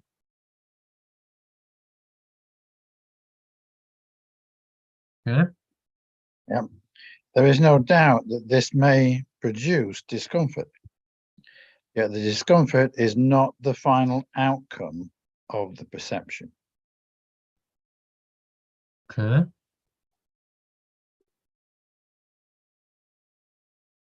So can produce discomfort. It's normal. So there is some discomfort, but that is only part of the journey. Yeah. And that's what's happening with the people on this course. There's discomfort, things are coming up, but it's not the final outcome. It's not the end of the game. Yeah. Fortunately. Yeah. Yeah. Okay. When the Holy Spirit is permitted to look upon the defilement of the altar, he also looks immediately towards the atonement. So when the remembrance of perfect love is permitted to look upon the defilement of the altar, we had altar was foundation. Day. Yeah, foundation. The remembrance of perfect love is permitted to look upon the defilement of the foundation. It also looks immediately toward the at-one-ment. Foundation of the mind, maybe. Oh, yes, good. Foundation of the mind is the belief, in what's false. The defilement would be you have a false belief that is now the foundation of your mind. That's the defilement of the mind by this false belief. It also looks. Do we need to translate defilement? The defilement is sort of corruption, isn't it? Let's have a look. It's not that commonly used word. Defilement meaning, let's say. Action of defiling or the state of being defiled. Oh, that's helpful. Yes, okay. Defile meaning. We'll go defile meaning. Yeah, defile meaning. To defile, damage the purity or appearance of mar or spoil. desecrate or profane. All right. And then it's got a sexual thing as well. But damage the purity or appearance of, mar or spoil. Desecrate or profane something sacred. Yeah. So you desecrate, spoil, mar. Look upon the. I quite like corruption. We could just keep defilement, but what do you think? Corruption. Well, I quite like defilement. Mm. Corruption has a slightly different connotation to it. Slightly different meaning. Mm. Should we keep defilement or go with another? Spoiling of the foundation doesn't quite do it. Yeah, okay. So we'll keep defilement because it actually has that reference of desecrate or profane something sacred. You've desecrated the altar of your mind, the foundation of your mind, which is sacred because it's created by God. It also looks immediately toward the at-one-ment. Okay. So as soon as it perceives this defilement, it's not comfortable, is it? When you go, oh, what have I done? But it immediately overlooks that. It doesn't say, oh, well, you're guilty and you've messed up and you failed again. And it just says, look immediately toward that one-ment. Oneness is still true. The mind is still one. And actually, none of this matters. That's the correction. So it does not focus on the defilement. It simply recognizes the defilement is untrue. Immediately, which is the only interpretation it makes. The error is untrue, the defilement is untrue, and in that the correction is made. If you accept that, then you're back in your true awareness.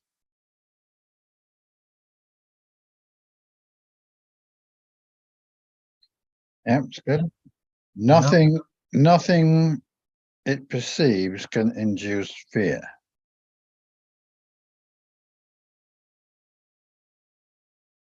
Yeah. Okay. It's going to induce fear. All right. So it doesn't matter what it's perceiving, fear is not there because it doesn't make any of the errors real. So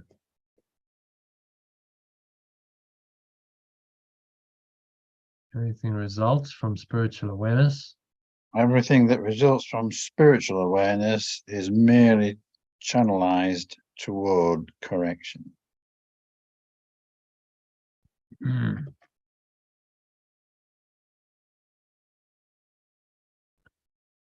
How about instead of results from, everything perceived from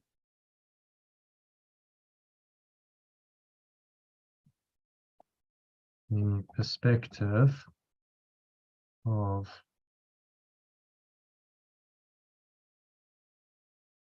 pure, formless awareness. Yeah, it's nice. You've left that in after everything. Everything perceived, from the perspective of pure formless awareness is merely channelized. That's a interesting word. Kind of means channeled in the direction of correction. Yeah, you could say no, it is actually a word. It's typically American. Merely channeled rather than channelized, maybe. Channeled? Merely focused towards, or yeah, focused. Direct. Channeled toward correction. Channeled toward correction. Does that work? Doesn't seem to like channel, does it? Channels with two L's. Yeah. Channelized, channeled. I think I like the idea of channel. It's like it's like a focused direction. Yeah. It's channeled. Yeah. channeled in the direction of correction, maybe channeled toward correction.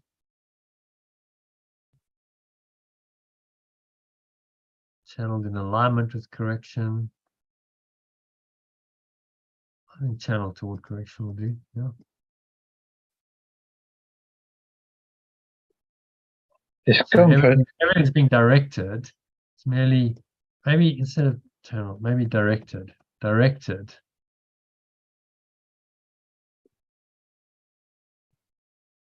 Towards correction. You're being directed always towards correction. That's the correct perspective on everything. Discomfort is aroused only to bring the need for correction into awareness. Yeah, so that's a good point. Comfort is aroused only to bring this need for correction into awareness. Okay, so can you summarize that? What's he saying? What's he saying here?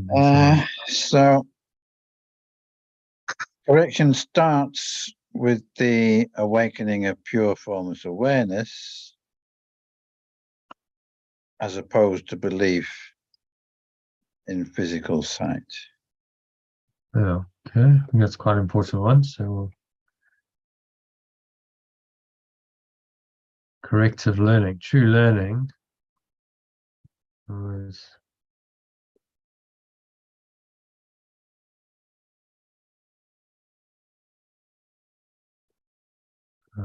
what it involves formless awareness and a denial of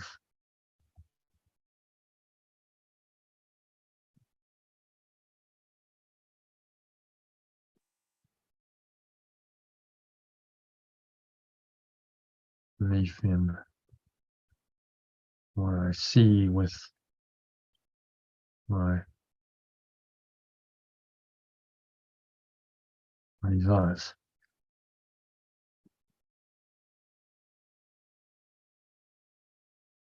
This often entails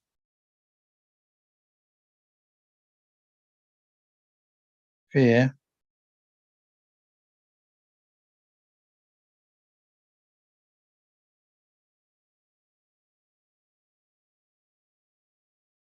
and discomfort, but this is only temporary.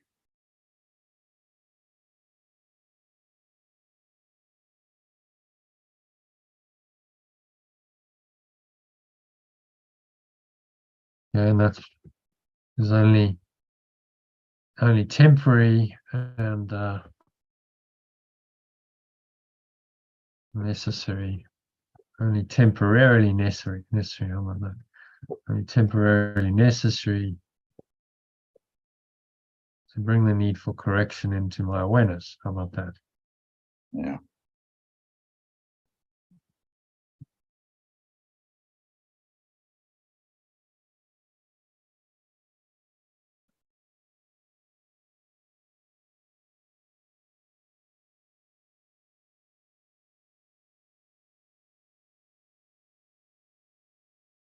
Okay.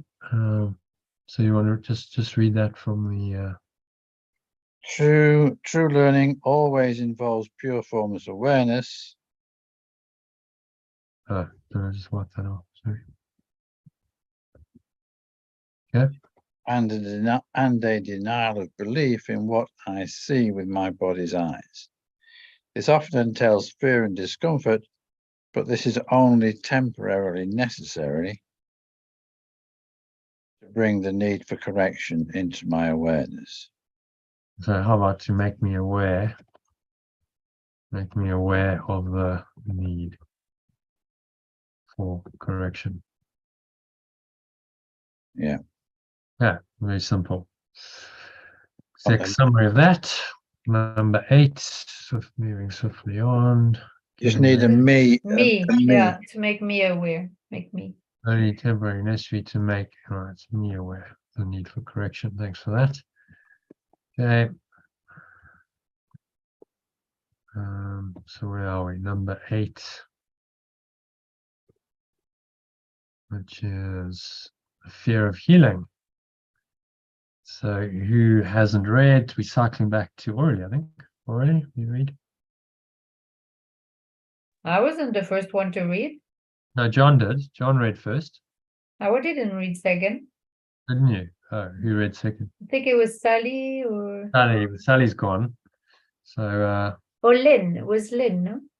Before me. I know there were people Correct, before me. Yeah, it was Lynn. Yeah, okay. Is it me? Lynn? Yeah, you're still with us. Well done. She's still here, yay. I'm still Yeah, here. yeah, hanging in there. We nearly finished. So, Okay. The fear of healing arises in the end from an unwillingness to accept unequivocally that healing is necessary. Yeah, it doesn't really need translation. Yeah. You understand what he's saying? Yeah.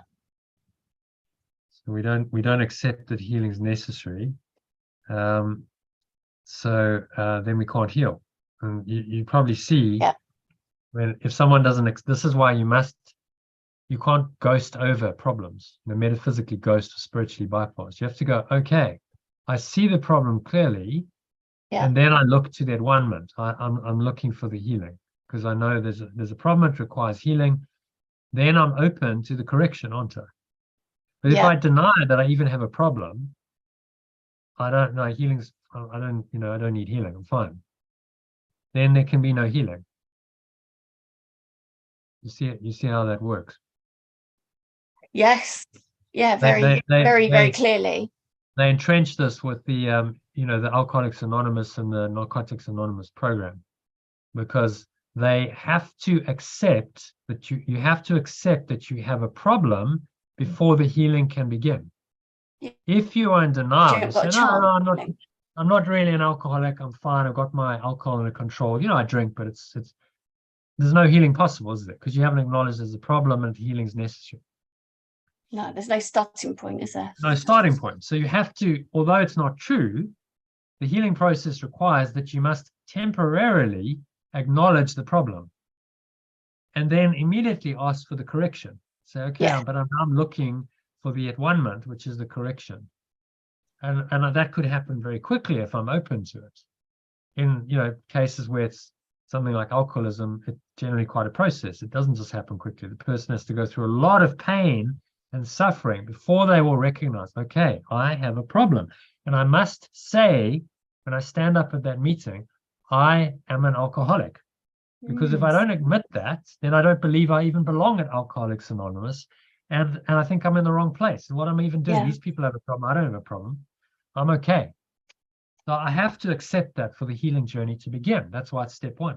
But do you think it's always necessary to acknowledge that? You got to acknowledge there's a problem. Otherwise, how do you correct it?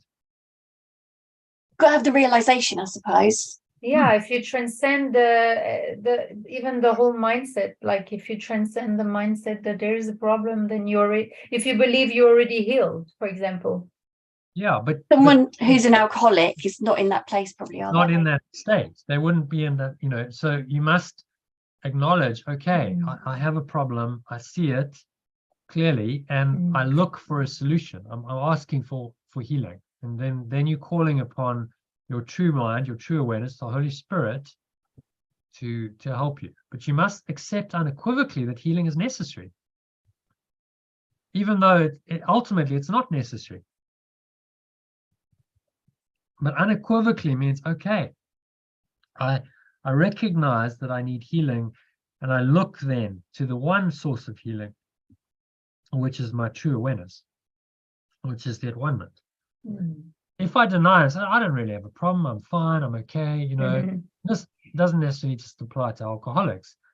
Someone is kind of okay in their life, I think 2 majors going wrong, they don't really think they need healing. Well, are they open to any of this? No, they're not open. They're like, I'm fine, I'm okay as I am. Thanks very much. I'm managing, I've kind of got things sorted.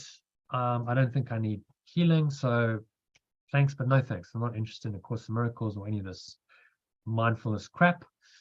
I'll just carry on in my current way because I'm okay. We've all encountered those people. Yeah, that's for sure.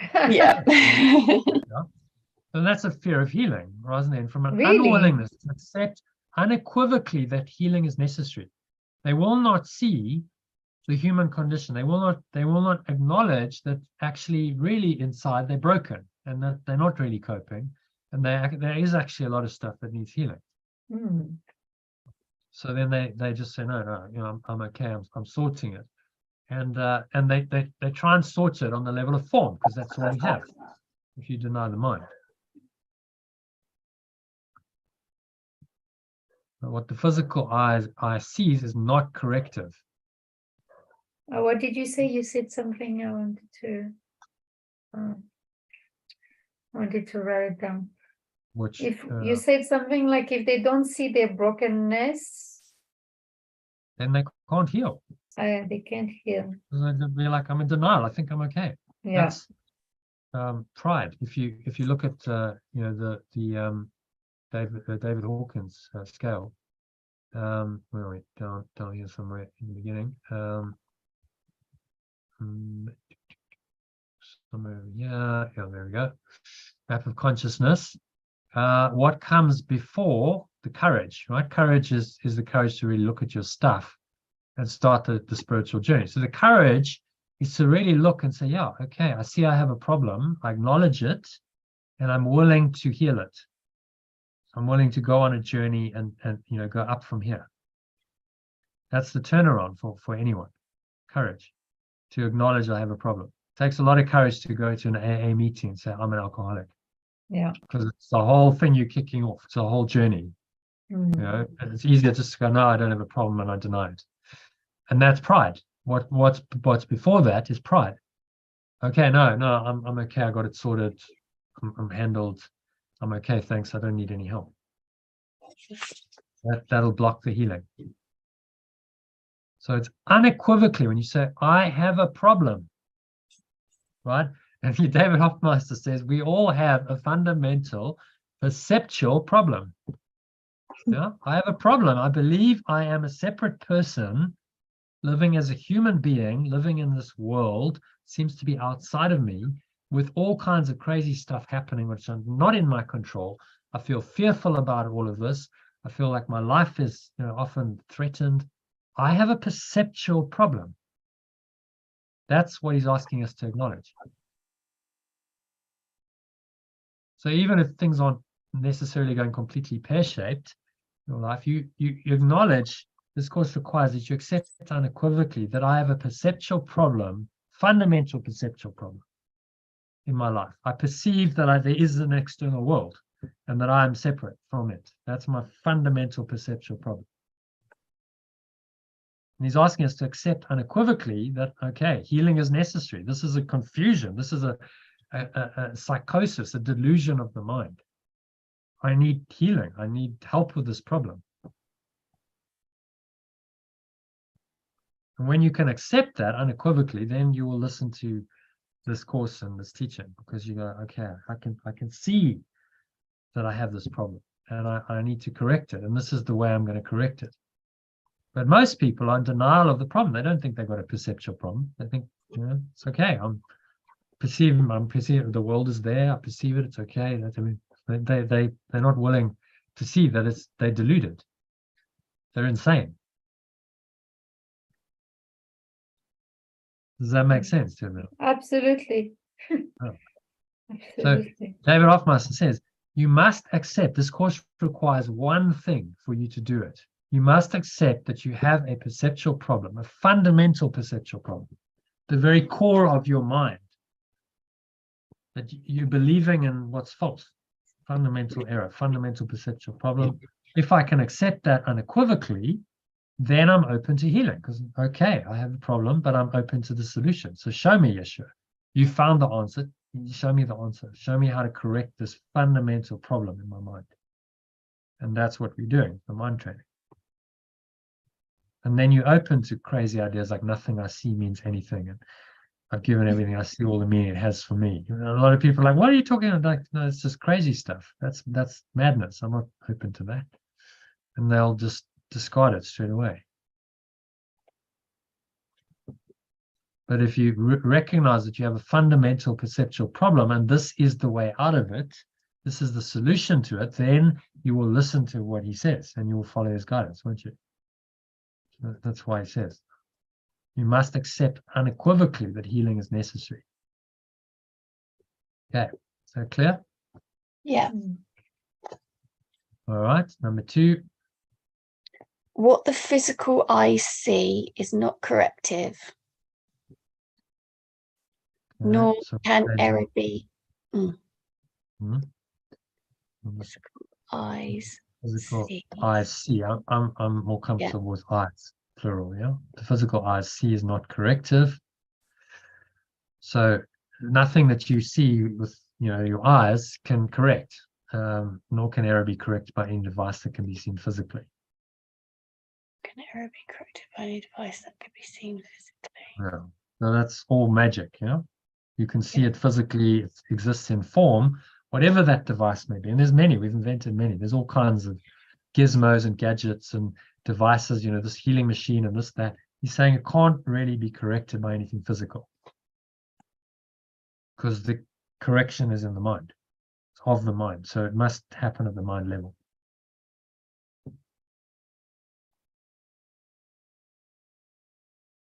Yeah. Yeah.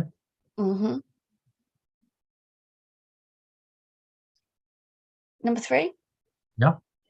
As long as you believe in what your physical sight tells you, your attempts at correction will be misdirected. Yeah.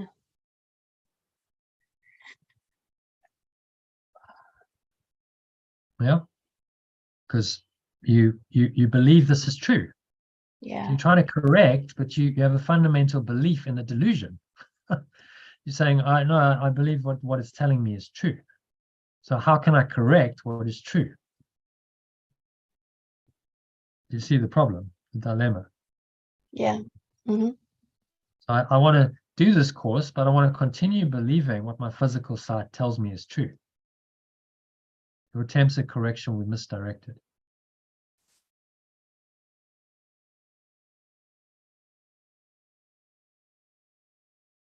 You won't see it truly.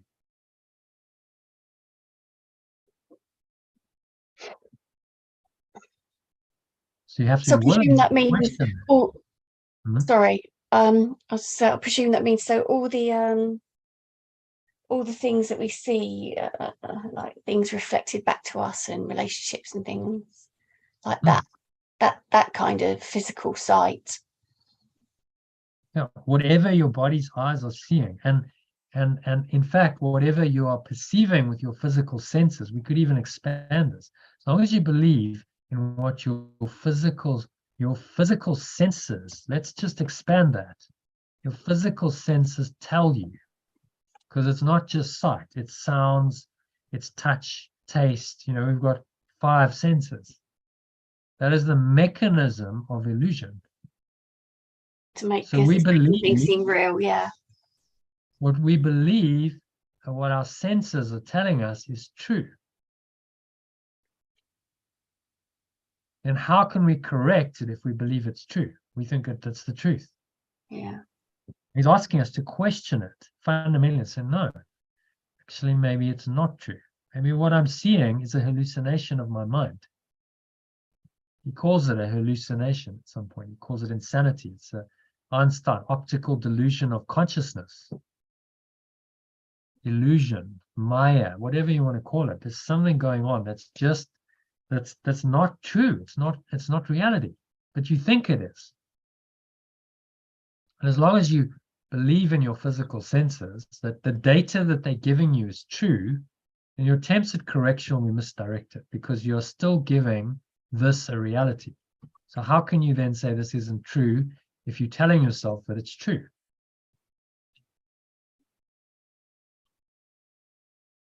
Attempts at correction will be misdirected.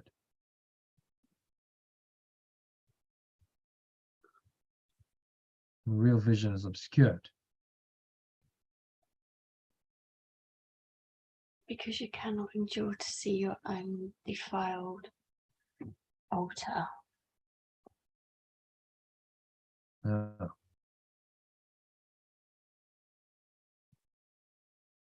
So we cannot stand to see your own defiled altar. So that's what it is. Yeah. So we don't want to look and go, oh my goodness, what have I done? What have I done? We don't want to see that. Your own defiled foundation.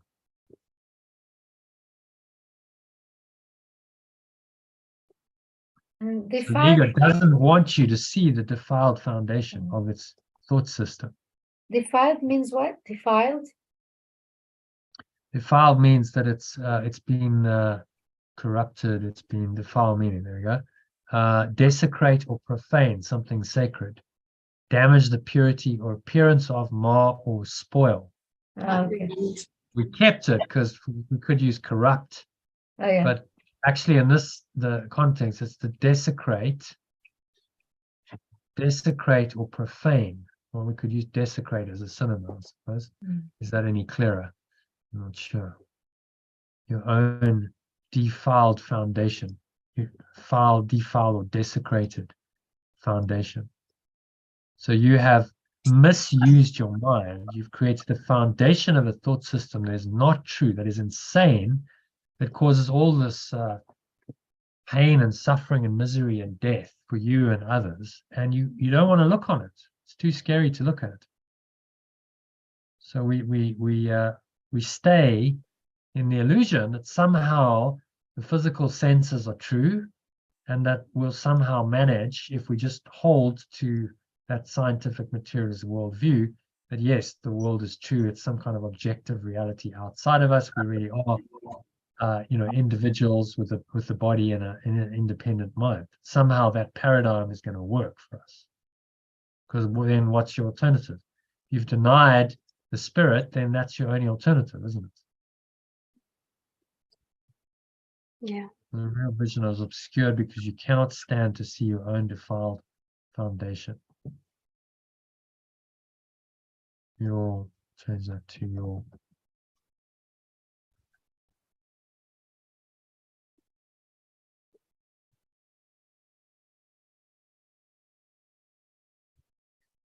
true awareness.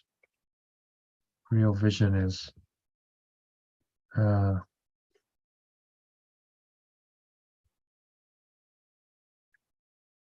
vision your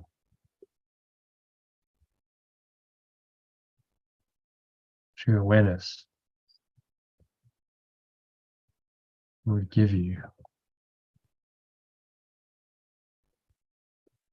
That's what real vision means.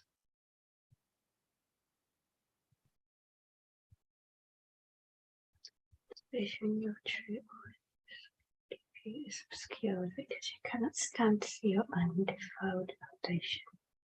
Or maybe we can even vision is true perception, right? So the true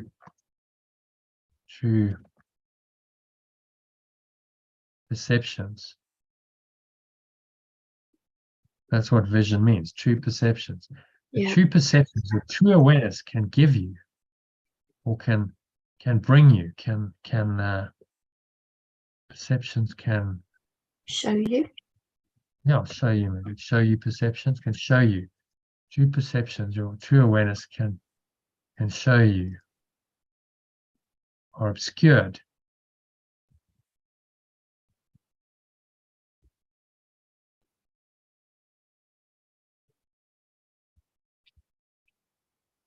Because you cannot stand to see your own defiled foundation. Okay, so that's accepting unequivocally that healing is necessary, means you must look at your defiled foundation and see it. And go, oh, that's not nice. That's really ugly. So we don't want to look within. Since the foundation has been defiled, your state becomes doubly dangerous unless it is perceived.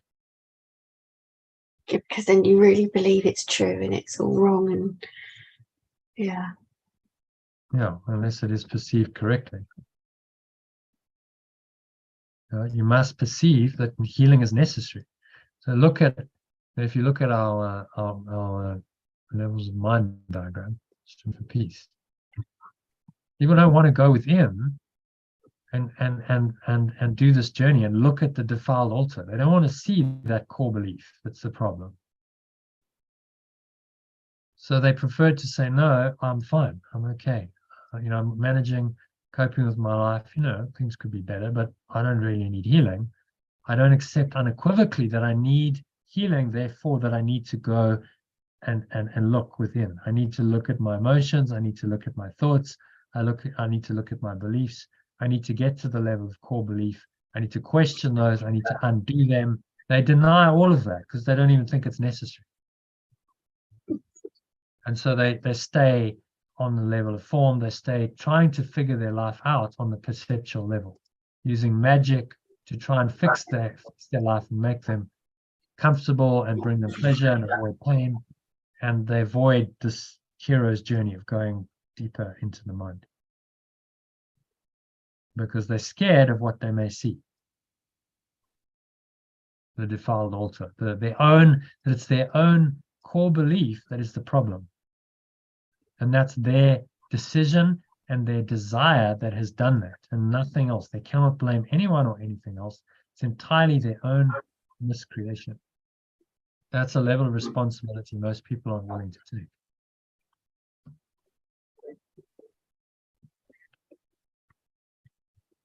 The state becomes doubly dangerous unless it is perceived correctly. So if you deny it and you stay in the illusion of the ego, then your state is, you're in a dangerous state because you believe in what's false, and at any point the illusion can hurt you because you've given it the power to do so. You've looked outside of yourself. You're not willing to heal inside, and you have to then continuously be defending and trying to protect yourself against the seeming slings and arrows of outrageous fortune, as Shakespeare poetically put it. So you're because you've done the denial, your state is you're more vulnerable, and you've made yourself unable to heal truly. So you have to now try and make this insane thought system of the ego work, and it doesn't work. But you keep trying to make it work. And, eventually we all die. So you could go your whole life not really learn anything, go through quite a lot of suffering and pain, and then you die trying to make this false thought system work. Or you could just say, okay, I see that I need healing. I must go on this journey. The hero's journey is going within through these layers to correct it. Okay, so what's he saying in number 8 in summary?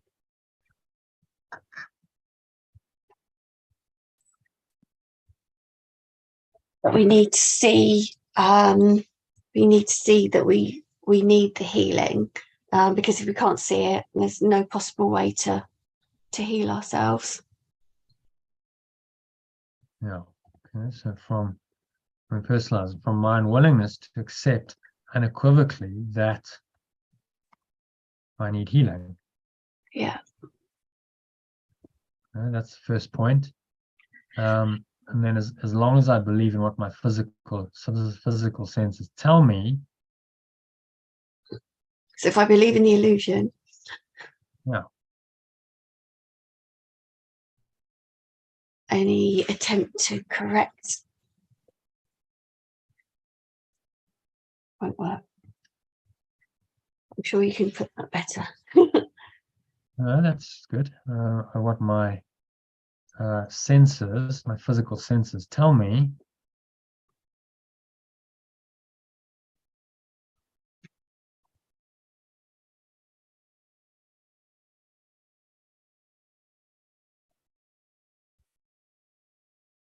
So if you believe in healing an alcoholic, for example, you believe your belief or your faith can heal alcoholic, can you actually heal the person even if it doesn't believe.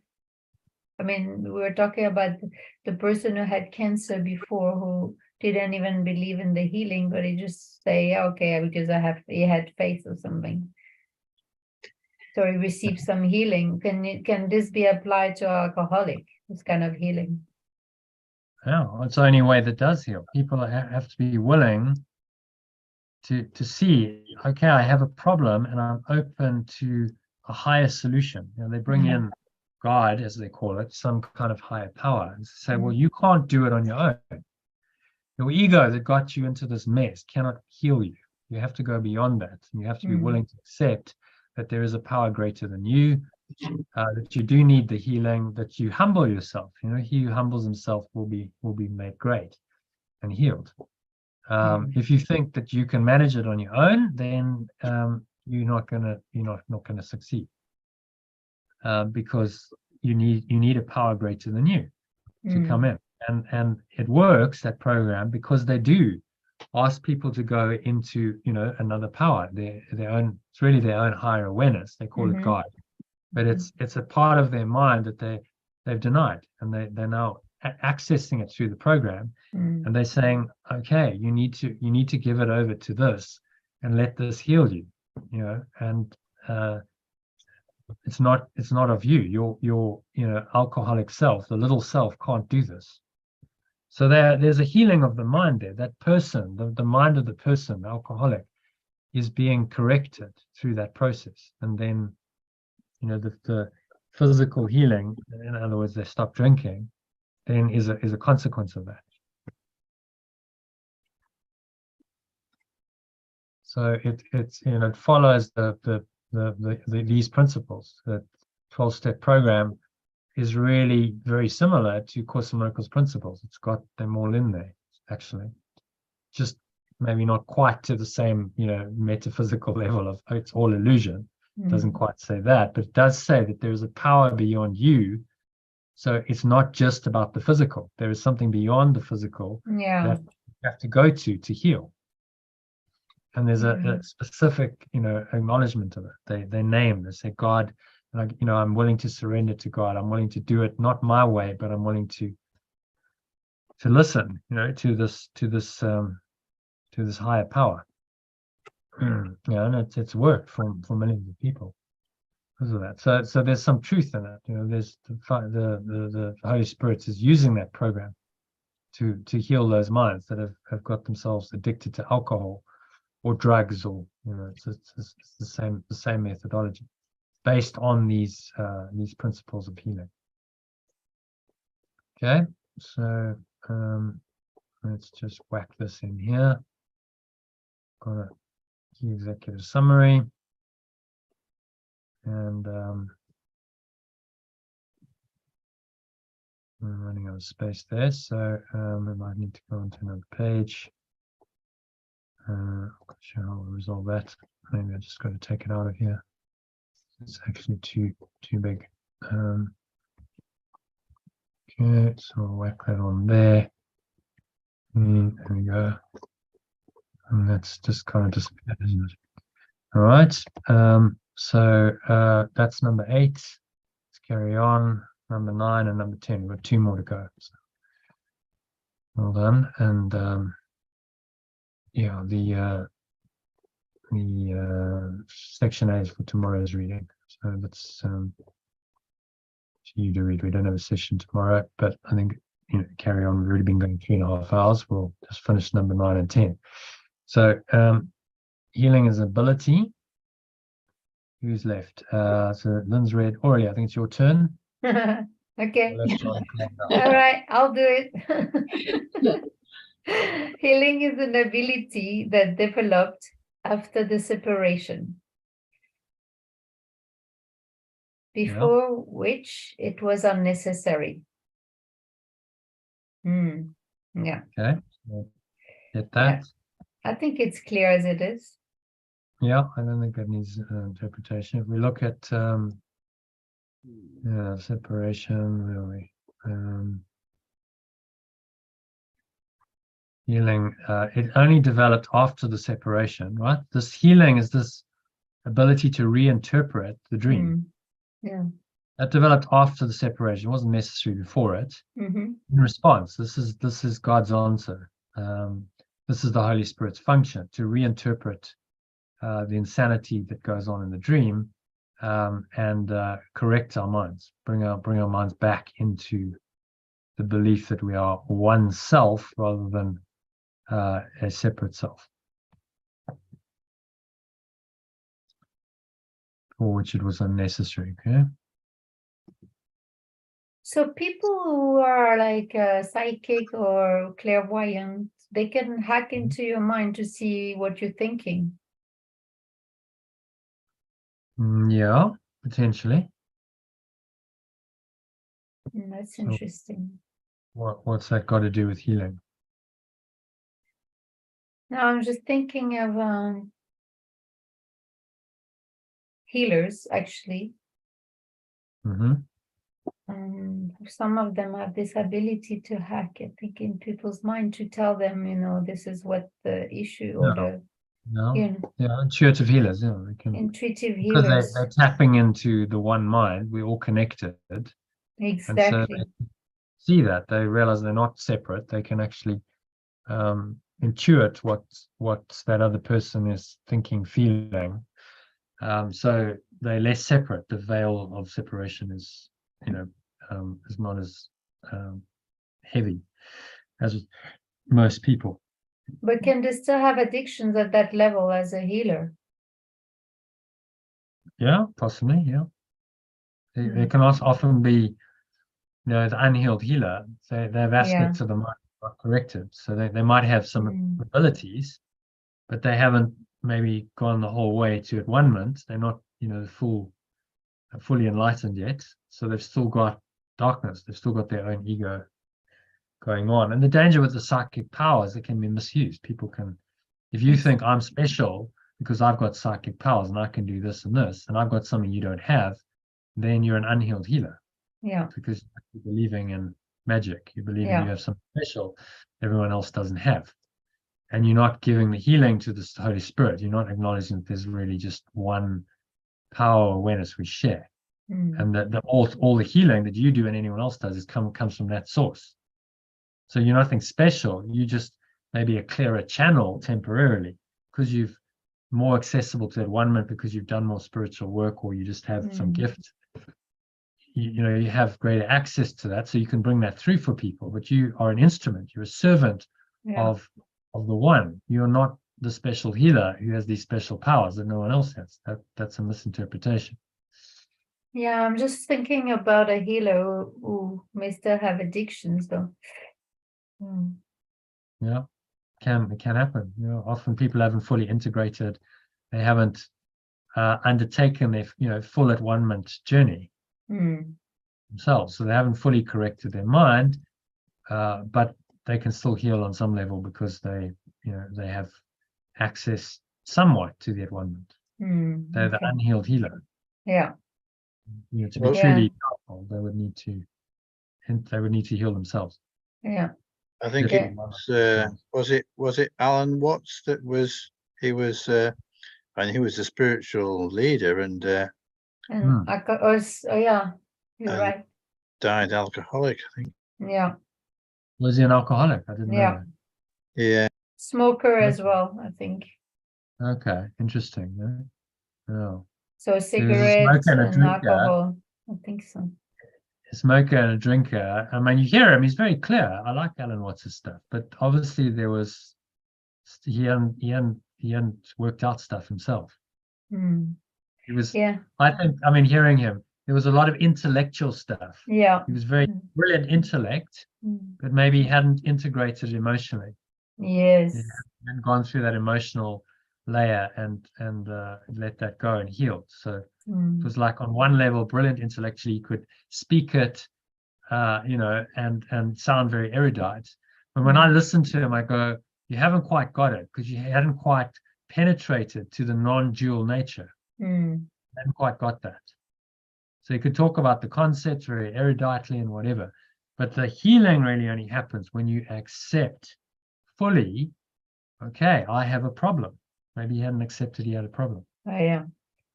Yeah. I have a problem. I need to heal that Mm. problem. And I will heal it through Yeah. that oneness. There's no other way, Mm. which means I have to go outside of my intellect and all of the knowledge I've accumulated. You know, it's spiritual ego. It can be very, oh, I know all about the Eastern Yeah. stuff. I studied Yeah. it and I teach it. But I actually have to go beyond that, and I have to let my ego go, my own ego go, and go here. I have to collapse the idea I'm a separate self. You know, I have to confront my ego, and I got the sense he didn't do that. I listened. His teaching was still dualistic. He knew a lot, no doubt. He could speak very eruditely, but The Course is dualistic, isn't it? Because the Course in Miracles, it's dualistic, right? Because it talks about ego and the oneness, so it makes it no?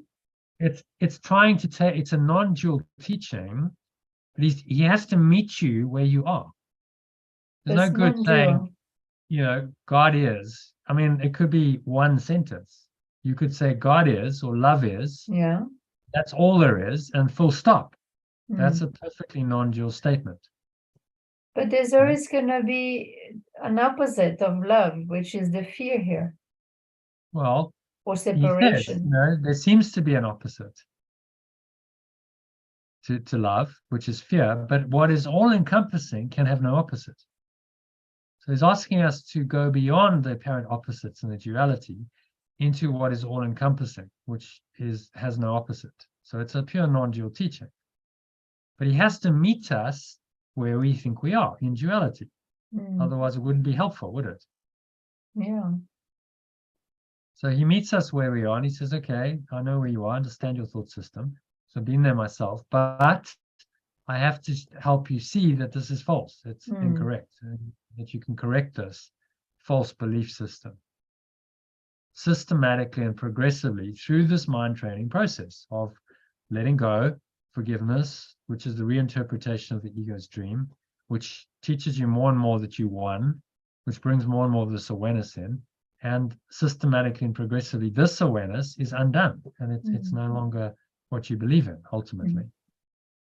Okay. So it's not, you know, a pure non-dual teaching must involve the transformation of the ego. You can't say, well, God is, Brahman is, love is, whatever you want to call it, and leave people there and say, okay, that's it then. Okay, you know, end of teaching, because that's the only truth. And they have no idea what you're talking about. They haven't accepted it. They're still very much rooted in the ego world. Yeah. You haven't really served them, have you? You haven't helped them to correct any part of their mind. That's why I see it as in a way as a duality, because there's a duality between the ego and the oneness. You know, he says very clearly that this course meets you where you are. You know, it meets you in the domain. Yeah, I know it says it's non-dualistic, but actually no, I forgot about it. It meets you where you are. It says it can't teach you the meaning of love. Yeah. For that is beyond what can be taught. So that's the non-dual truth, right? I can't teach you that. That experience will arise when you're ready. But what I can teach you is how to remove the blocks. Yeah. So it's within the domain of time. This course is necessary in the domain of time and space, which is the ego's domain, in order to help us to undo our belief in that domain. So it meets us where we are, and the miracles are the corrections that will systematically remove the blocks and will ultimately allow us to experience the meaning of love. They reveal the meaning of love to us because we know it experientially.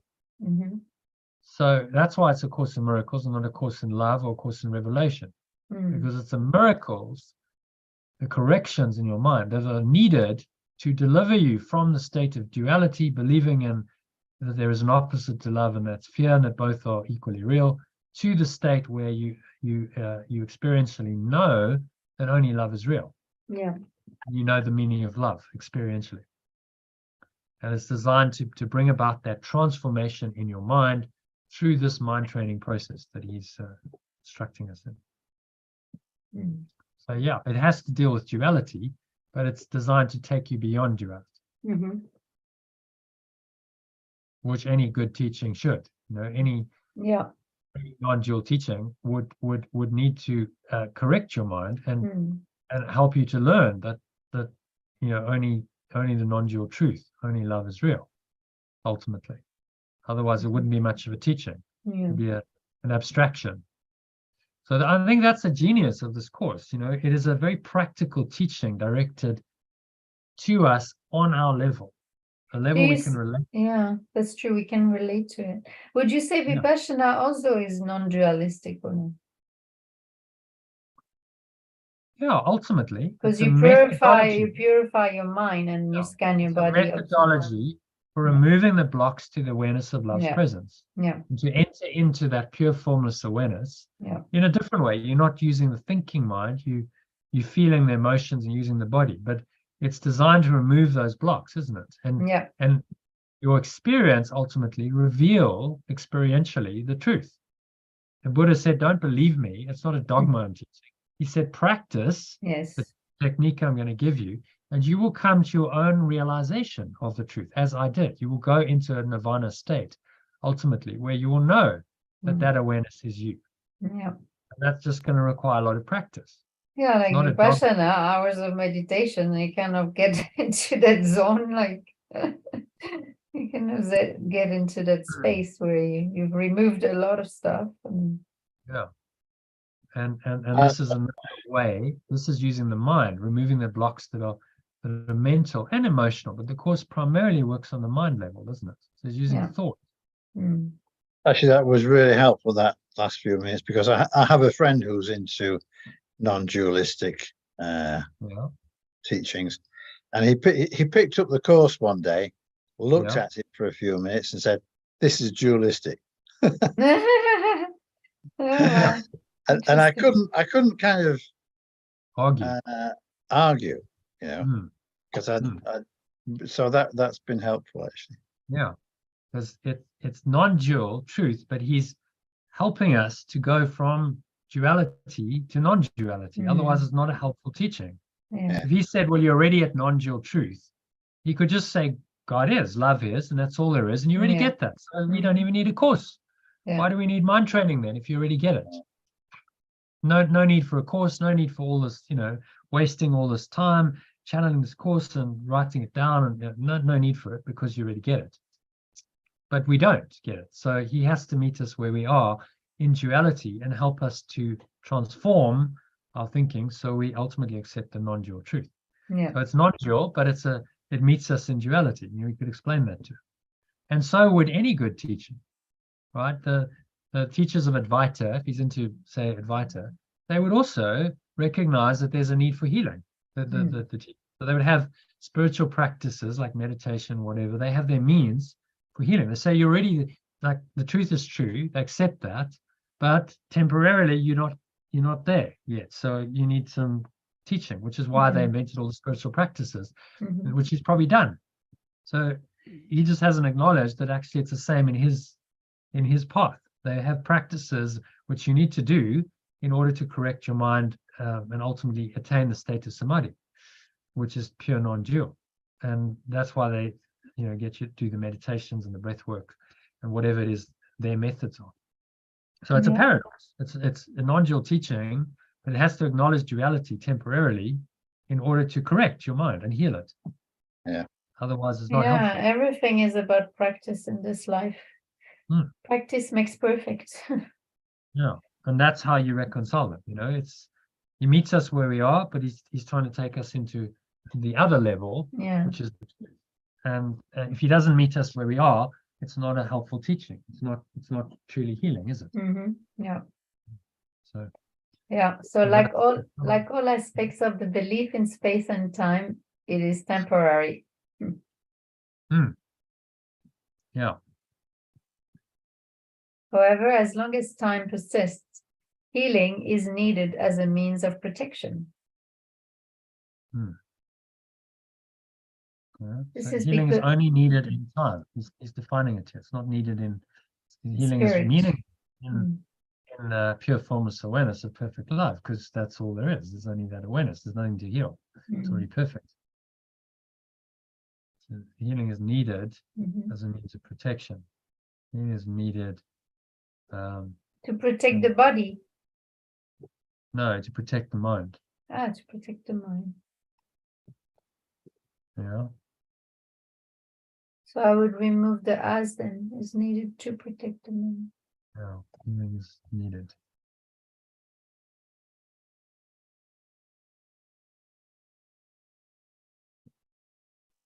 Yeah. This is because healing rests on charity, and charity is a way of perceiving the perfection of another, even if you cannot perceive it in yourself. Charity. Rest on charity. Another. Yeah. Rest on charity. So it's quite old fashioned, isn't it? Yeah, I would merge. Maybe we change this, but let's have a look what charity. Yeah. Charity meaning. He explains it well in the next paragraph. Oh, really? Maybe we'll get inside then. Giving of help to, yeah, it doesn't really, to those in need, doesn't really cut it, the dictionary definition.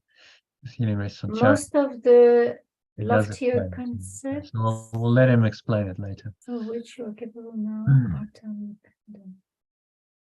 So let's Loftier. paragraph. That's because healing rests on charity. Charity is the way of perceiving the perfection of another, even if you cannot perceive it in yourself. Okay, so you can see it in another, even if you can't perceive it in yourself.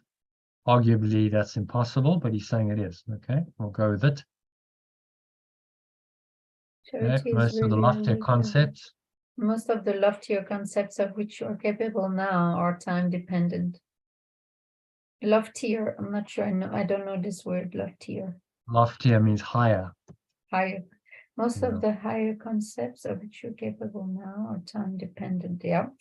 And charity is really a weaker reflection of a much more powerful love and compassion that is as far beyond any form of charity you can conceive of as yet. Okay, so much more powerful love encompassment. He's talking about pure formless awareness of perfect love. That's all there is. Much more powerful. How about loving awareness would be nice. How about that instead of love encompassment? Yeah. It's more powerful. Loving awareness. What did it say for charity? It was volunteer. Much more powerful. Yeah, that's not going to help us. So this is charity. He's going to define it. He tells us what charity is. Okay. Really a weaker reflection. Much more powerful loving awareness that's far beyond any form of charity you can conceive of as yet. Okay, so the forms of charity in this world don't really cut it. Oh, well, I'm going to give donations to charity, just what most people think of as charity. But it's actually an attitude. It's a weaker reflection of this powerful loving awareness that we can start to glimpse in another. We can start to see in another this pure formless awareness of perfect love, perceiving the perfection of another, even if you cannot perceive it in yourself. Oh yeah. The charity is a loving awareness, basically. Yeah. It's a weaker reflection. It's you starting to access loving awareness and you're starting to see the perfection in someone else. So you're starting to access this power of loving awareness or unconditional love, even if you can't fully perceive it in yourself. So you're not fully there, you haven't atoned fully, not fully awakened, but you can start to glimpse it in others, which will naturally bring it into your own awareness. So it's another way of doing it. You can see it in others, and then it must then arise in your own mind as you perceive it in others. Charity is essential to right-mindedness in the limited sense in which it can now be attained. So you must start seeing people in their truth as what they Loving really awareness as they loving are. That awareness. loving awareness, and as you do that, more loving awareness arises in your mind, and that will ultimately take you into this loving awareness entirely. That's far beyond any form of charity you can conceive of as yet, because it's pure formless awareness of perfect love. It's revelation. You go beyond time and space. Ideas of charity and other people, they all fade away there. But we start with charity, essential to right-mindedness in the limited sense in which it can now be attained. Okay, so what is he saying in this paragraph? Key points.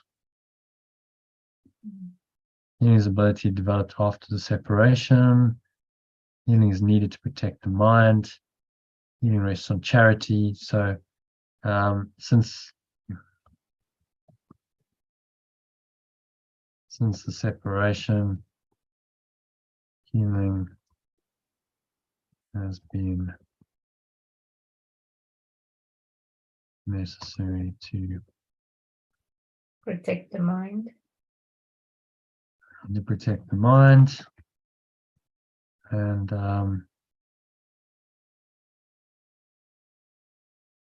so my mind, protect my mind, and because healing rests on charity.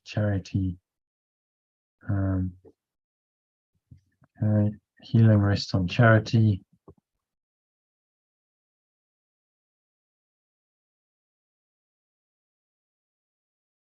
Which is a way of perceiving the perfection of another.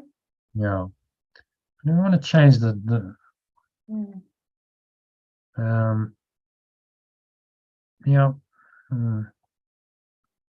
we could change charity to like something like unconditional love, which is an ability to see loving awareness within another, which is an ability. Well, how about we say unconditional love? What do you think? Does that work instead of charity? I think it does. Yeah, it does. I think that kind of, because you're seeing them, as more than what they are, and you may not even be able to see yourself as that. But if you can go into that unconditional love, then it's a weaker reflection of a much more powerful loving awareness. That's way beyond any conditions. Unconditional love is like the opening to it, isn't it? It's funny. That's exactly what I brought up as a thought to my mom today. Because we've heard everything is conditional. There is conditional love, and I say, well, there is unconditional love, Yeah. It does exist. Yeah. It So does. it's another way of another perception, but so it takes a lot of undoing, as you said, undoing. Yeah. So charity, because healing rests on unconditional love.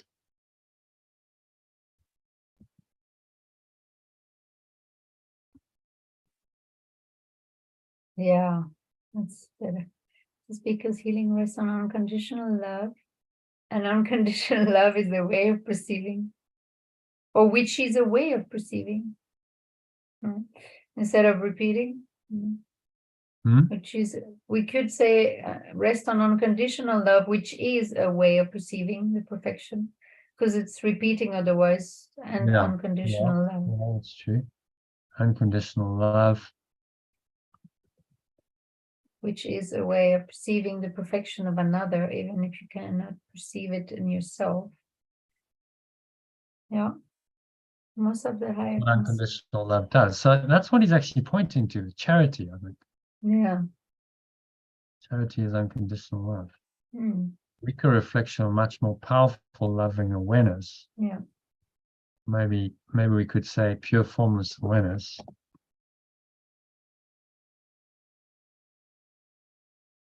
Of perfect love, which is God, of course. That's not. It's far beyond any form of love you can conceive of as yet. And unconditional love is essential. Yeah. to right-mindedness and the limited sense in which it can now be attained. So we can't fully access pure formless awareness of perfect love, but we can, in our interactions with other people, we can find this unconditional love. Practice. And that's essential to our right-mindedness and the limited sense in which it can now be attained, and the limited sense in which you can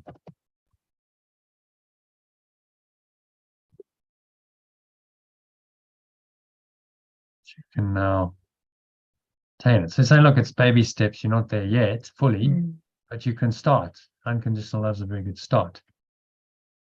So since the separation is me necessary to protect my mind, healing rests on, charity is so old-fashioned, but I think unconditional love. Yeah. So, translation Resonates better. On Rest on unconditional love, which is a way of perceiving the perfection of another, even if I cannot perceive it for myself. Which is kind of true, isn't it? You may not necessarily know you're the Christ, you're the one, but you can look at the other person and you can feel some kind of deeper awareness for them. You can feel a oneness, you can feel a unity with them, even if they're behaving, in their ego way. You can feel unconditional love allows you to see beyond that and feel that loving awareness that actually underlies all of their ego games.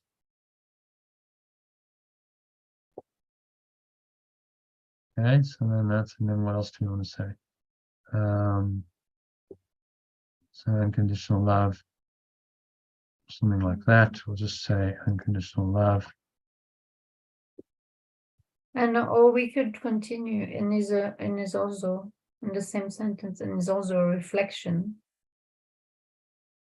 of pure formless awareness. Perfection, even if you cannot perceive in yourself, and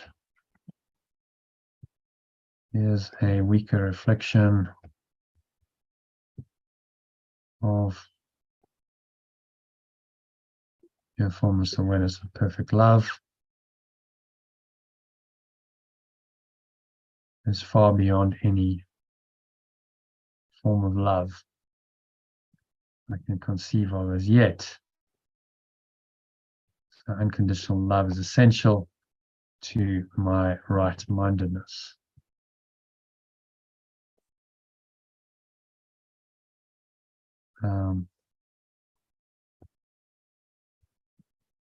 In the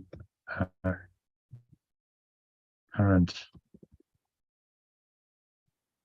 way, I can maybe just keep it simple. Essential to my unconditional, perceiving yourself as weaker, it's far beyond any form of love I can conceive of yet.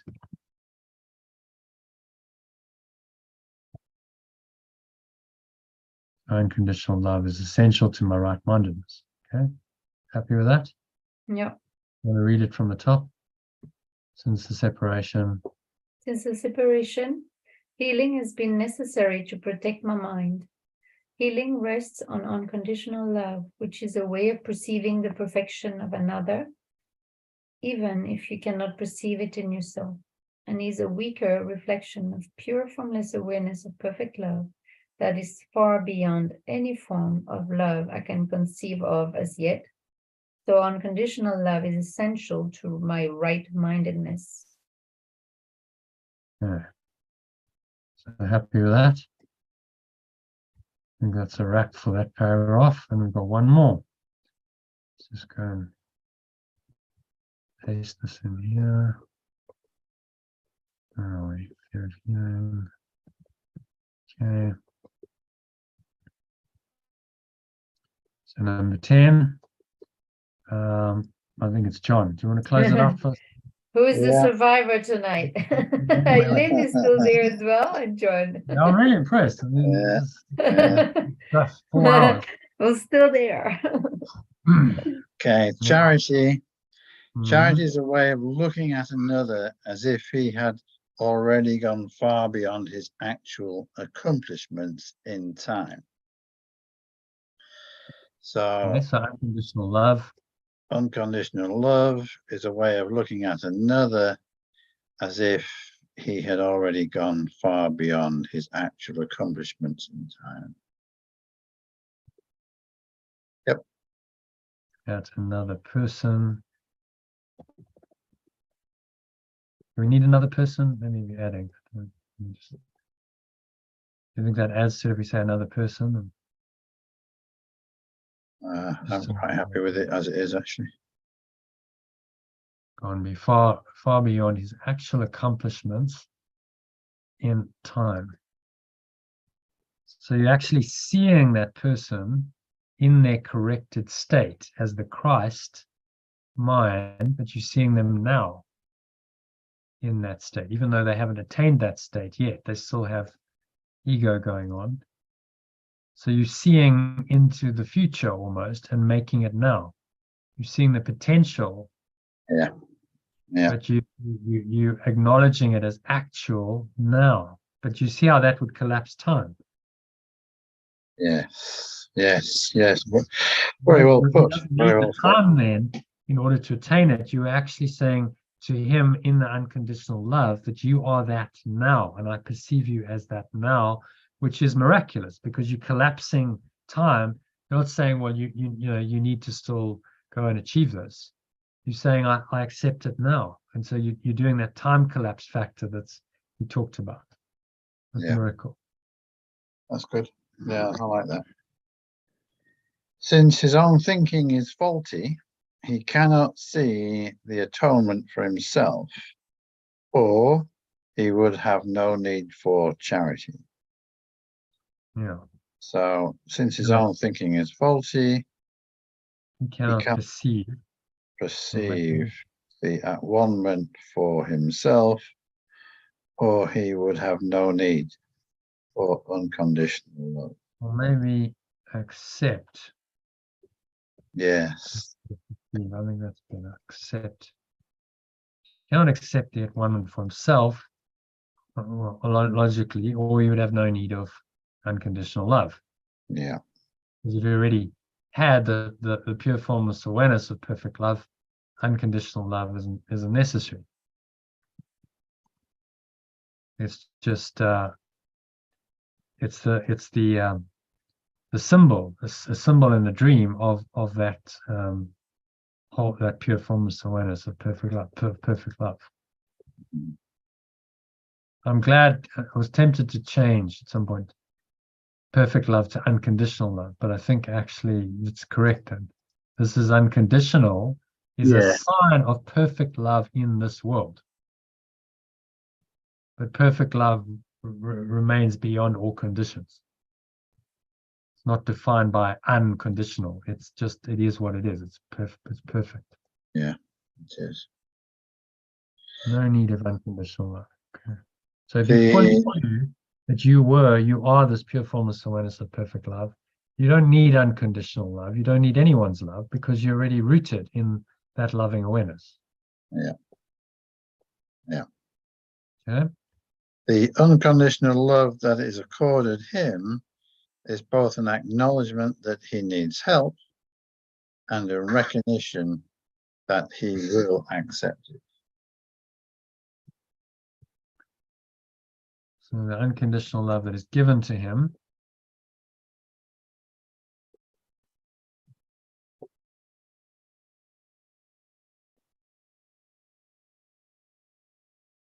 is both an acknowledgement that he needs help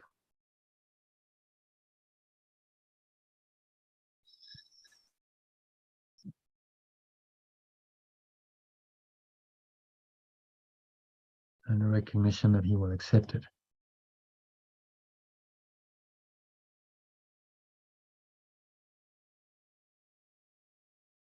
So you see his need and you give the love in the knowledge that he will accept the help of the at-one-ment. You give the at-one-ment in the form of the unconditional love. Both of these perceptions clearly imply. Both of these perceptions clearly imply their dependence on time, making it apparent that unconditional love still lies within the limitations of this world.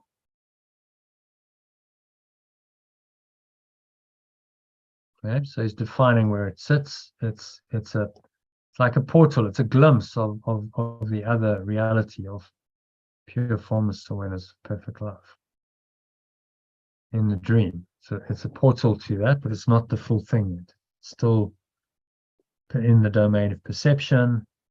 We still recognize that he needs help and that he will accept it. So there's still some process of transformation and change, which implies dependence on time. Transformation and change requires time, doesn't it? So it's the dependence of time, making it apparent that unconditional love still lies within the limitations of this world.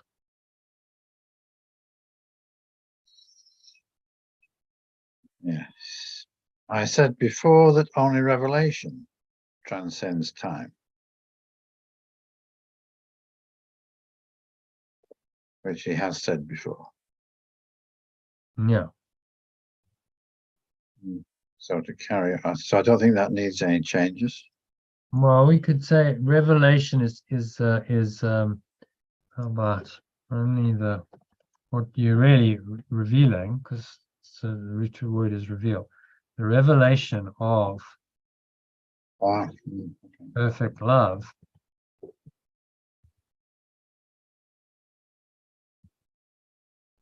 transcends time.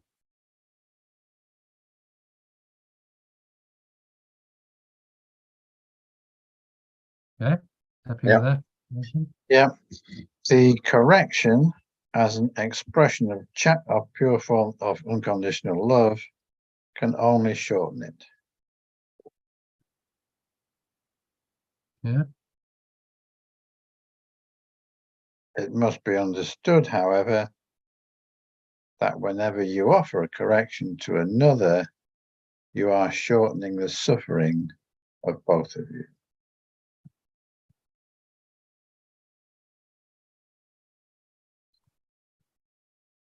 So, but however, at the beginning of the sentence, however, it must be understood. Whenever you offer a correction to another, you are shortening the suffering of both of you. Do we really need it must be understood? Or we just No, you don't. fluff filler words. Yeah. You offer correction to another, you're shortening the suffering of both of you. This corrects retroactively as well as progressively. Oh, interesting. Yes. I understand how it corrects retroactively as well as progressively. So that's into the future. Yeah. So you can correct the past retroactively.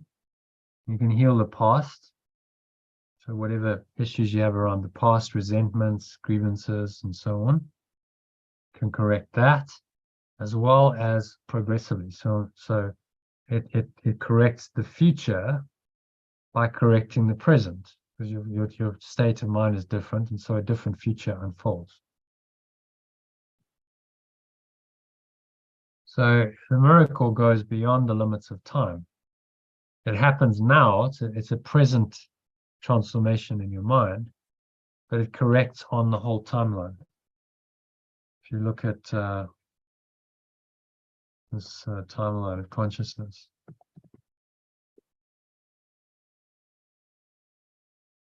you can go back and you can heal past things retroactively, past traumas. They can come up and they can be released. And it heals progressively. So you heal now, you bring in the spirit, and that means that maybe you don't have to have future traumas.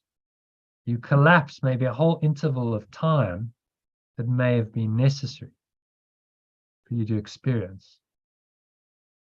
And that's just gone. No, you don't need you don't need to experience that interval. You've corrected progressively as well as retroactively, and the miracle collapses time. So you don't need a lot of time. The more you're going into pure formless awareness of perfect love, the more you collapse the need for this timeline, don't you? Because you learned your lesson. So why do you need more time if there's nothing more to learn? So it's like the canceller out of time, cancels out time and space, because time space is a continuum, as the scientists tell us. So it cancels out the very fabric of the dream, which is time space, within which the dream seems to happen. But time space, as he says, is only a belief. Time space is not real, but it's the fundamental construct that then allows us to have this seemingly separated experience. Time and space are the matrix construct, which the mind's projected out to give us this experience. Okay, does that last paragraph make sense? If you can summarize it for us, and then we've got our executive summary done. So I think it's just useful to take that first sentence in its as it is. Yeah, I think so. Covers the way.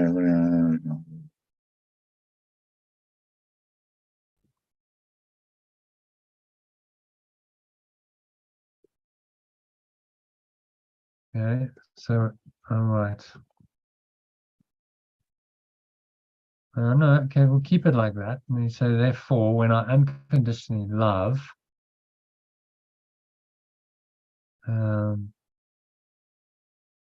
both an acknowledgement that he needs help and a recognition that you accept it. Okay, so when I unconditionally love someone,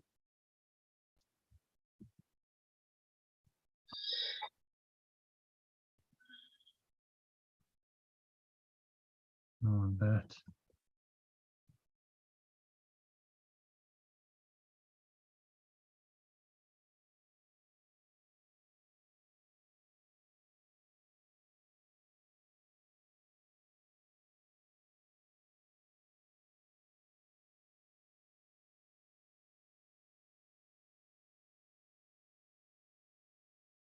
I acknowledge his perfection. Okay, well, that's not what he's saying. I acknowledge that he needs help, and simultaneously recognize, I know we can do this. Simultaneously, correct that. Like that. Simultaneously recognize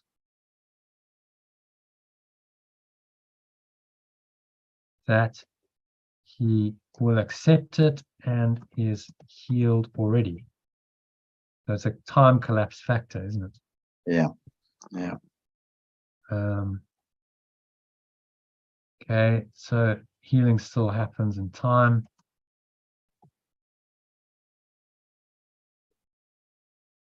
Unconditional love still depends on time. Still happens in time, maybe.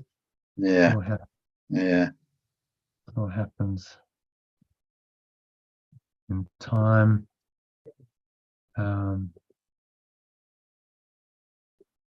But can only shorten time. And then shorten the suffering of both of you. So whenever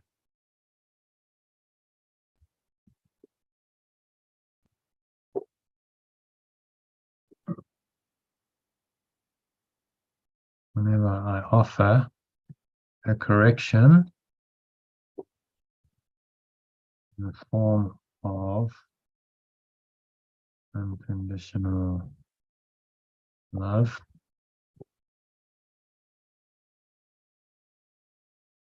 another, I am shortening the suffering of both. I would have put and can only shorten time before, where it says therefore unconditional love still happens in time and can only shorten time. instead of but. It still happens in time. And can Yeah. only shorten time. Yeah. Okay. Good. What do you think, John? The but is it still happens in time, but it can only shorten time. It's kind of a but it doesn't perpetuate time. It can only shorten time. What do you think? I quite like the but I'm not sure we need that therefore in there. Therefore, okay. Well, unconditionally, well, it links to sentences. Let's see. Well, unconditionally, we'll read it just Okay. now. Yeah, let's read it. Clean it up. Correction from unconditional love to another. I'm shortening the suffering. Both of us, which corrects retroactively, which corrects. Let's just clarify that, which corrects the past. As well as, that's what he really means, retroactively and progressively. Maybe we want to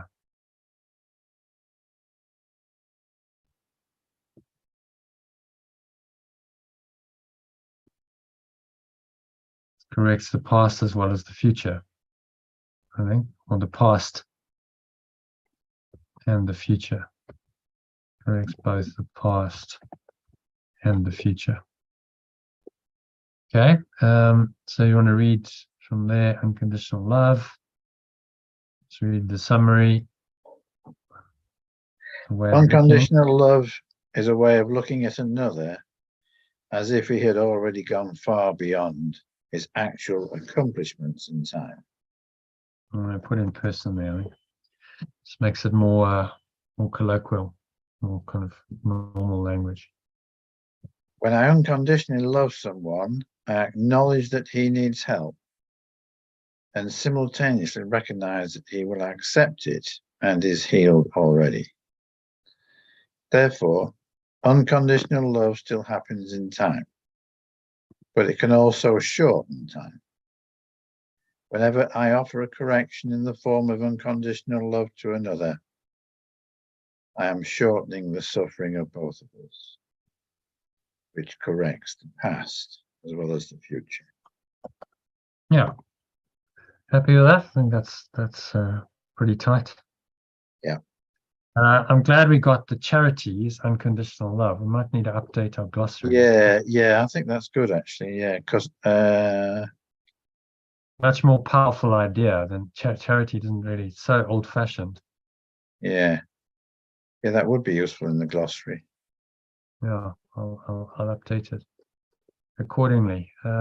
Okay, so there's our personalized executive summary. Can you well, let's ask someone else to read that. I think it's Lynn's turn. Can you read the executive summary for us? This is like the summary of the whole thing. Let's literally put it to bed. I'm happy to do a meditation if you want, but if you want to bail out, I understand. There's no way I'm awake for that. So just right. read the summary then. Okay. It is important as miracle workers to fully understand the fear of release. Otherwise, they will believe that release is imprisonment. This miscreation of the mind doesn't really exist, the recognition of which is to the correct. Is there an extra "the" in there? Yeah, I think that the needs to come out. Yeah. Keep correcting that for correction makers to fully understand the fear of release. Otherwise, they will believe that release is imprisonment. Yeah, this miscreation of the mind doesn't really exist, the recognition of which is to correct the error at the level it was made. Therefore, giving up my miscreations is the only proper use of my mind. More? Yeah, okay. Happy with that? Yeah. Magic is the miscreative use of my mind. And if I believe that physical medications can heal, I am believing in magic and the body as my reality. But if I am afraid of using my mind to heal, I should not attempt to do so because I am liable to miscreate and cause harm. I, as the correction maker, must be in my right mind, however briefly, to re-establish right-mindedness and heal someone else. Let's just make it briefly in my right mind.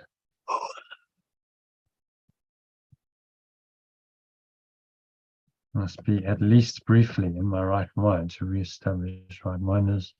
Yeah. Or do we want to say re-establish to heal someone else? I think it's quite short. We'll keep to re-establish right-mindedness and heal someone else. I should not be concerned about my readiness or ability to make corrections and heal others, but I do need to have perfect faith in the power of loving awareness to make these corrections through me. I recognize that those who need healing are simply those who have not realized that being in their right mind is healing. Loving awareness, do you want to make that perfect love or?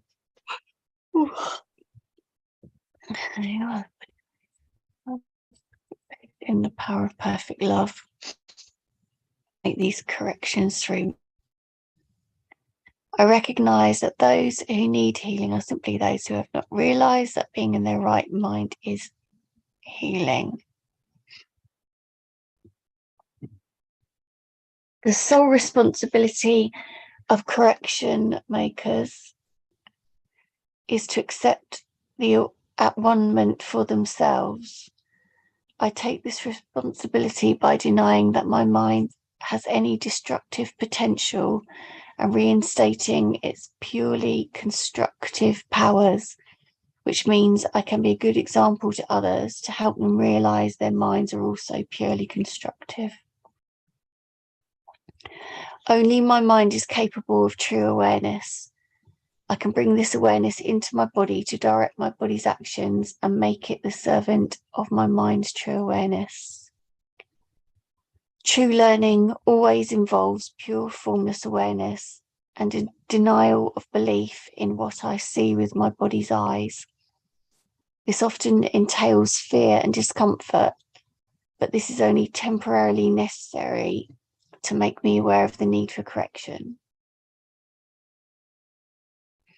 My fear of healing arises from my unwillingness to accept unequivocally, I think I always say unequivocally, that I need healing. As long as I believe in what my physical senses tell me, I will be unable to correct my errors and heal my mind. Since the separation, healing has been necessary to protect my mind. Healing rests on unconditional love, which is a way of perceiving the perfection of another, even if you cannot perceive it in yourself, and is a weaker reflection of perfect love that is far beyond any form of love I can conceive of as yet. So unconditional love is essential to my right-mindedness. Unconditional love is a way of looking at another person as if they had already gone far beyond his actual accomplishments in time. When I unconditionally love someone, oh dear, what's that bringing up?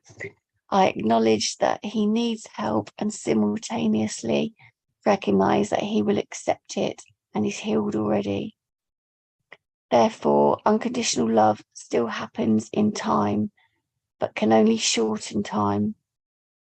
Whenever I offer a correction in the form of unconditional love to another person, I am shortening the suffering of both of us, which corrects the past as well as the future. That's nice to remember. Corrects our past errors. both, it's correct, both past,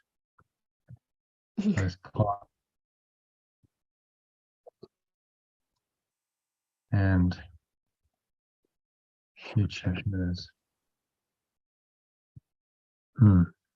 So that is that helpful? Yeah, actually, It's a deep very dive. I think it's very good. You've got a personalized executive summary that you could then read, and it's personalized and bring out the essence of this. Yes. You can get it and go, okay, this is what the teaching is saying, and this is how I can actually live it. That's the whole idea. So I think it's worth doing. You know, we're doing the summaries, and we're just writing down the summary as the personalized executive summary, so we have it for future years, and in years to come, this will be much quicker, because it's like, okay, well, so it's all done. We just read it. The translation's already done. Read the summary, meditate on it. It'll take us, half the time.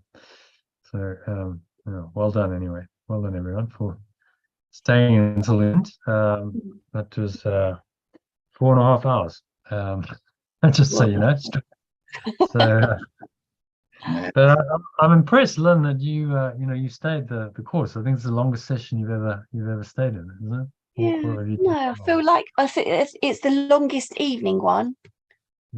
Yeah, I think I've had day ones this long or similar, but definitely the longest evening one. It's hard, but then I haven't got. I've found it fascinating because I don't have resistance to this subject, you see, so it's easier to cope with, isn't it? No, I find it fascinating. It's a subject I'm completely fascinated with. So, I find that easier. The healing subject, you mean? Yeah. Yeah, it is. It's interesting, and it gives us a different take on it.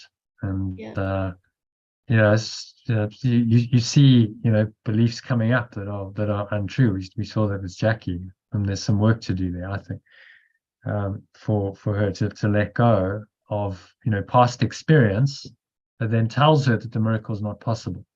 And it's the rational mind kicking and saying, well, this is your experience and that's the way it is, but that becomes a block to the awareness that, well, there is no order of difficulty in miracles, that love can do anything. It is possible. That love doesn't always work those kinds of miracles. It's more because we failed in that. That's the reason. It's those big things in life, though, that happen to us, the ones that really scare us, that are the hardest to let go, aren't they? Yeah, exactly. Yeah. But good the best things to let go of, yeah. Yeah. So just keep doing it. Keep practicing. This is a deep clean of the mind. You keep you working in this way, and the ego is being undone on a deep level. And the text is part of that. So that's why we're diving deeply into it and really hopefully extracting the real essence of it out, so that it's there in your mind, and it's there for future generations as well, because this is a document that we've got now that people can read, and hopefully becomes a lot more understandable. This course. Definitely. So the text is a mystery to a lot of people, so they focus on the workbook. Yeah. But that's a shame, because when you see, you're not going to get all of this in the workbook. Yeah, it's so powerful, this textbook, actually. It's so powerful. It makes you understand the lessons actually on a deeper level. Yeah, which is the idea. Yeah. So it's a metaphysics, the theory, and then the lessons, the application of the theory, to actually apply it and learn it, learn to apply it in your life. But without the theoretical foundation and all of the, he's talking about different aspects. He's talking about the healing here, and magic, and without that understanding, then the text is, a lot of the workbook is not going to register. You're not going to fully get what he's saying.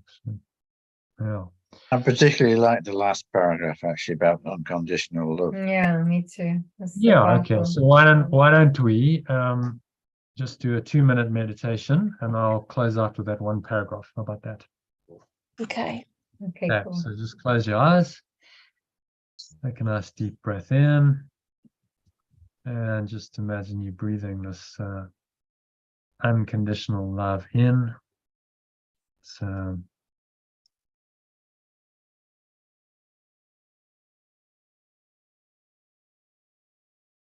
breathing in the unconditional love that we discovered tonight, that was charity, and allow that to come in to your mind, into your heart. Remind yourself that unconditional love is a way of looking at another person as if he or she had already gone far beyond as of actual accomplishments in time. So bring someone to mind and bring them into your awareness. Remind yourself that when I unconditionally love this person, I acknowledge that he or she needs help, and simultaneously recognize that this person will accept it and is healed already. And so as you exhale, have a sense of extending this love to them. And it's already a done deal. He needs help. Simultaneously recognize that he will accept it and is healed already. Therefore, unconditional love still happens in time, but it can only shorten it. Whenever I offer a correction in the form of unconditional love to another person, I'm shortening the suffering of both of us. It corrects both our past and future errors. And so it is, just say to yourself, so it is. So this is the power. If I can truly unconditionally love someone, the power is enormous. Recognize that power.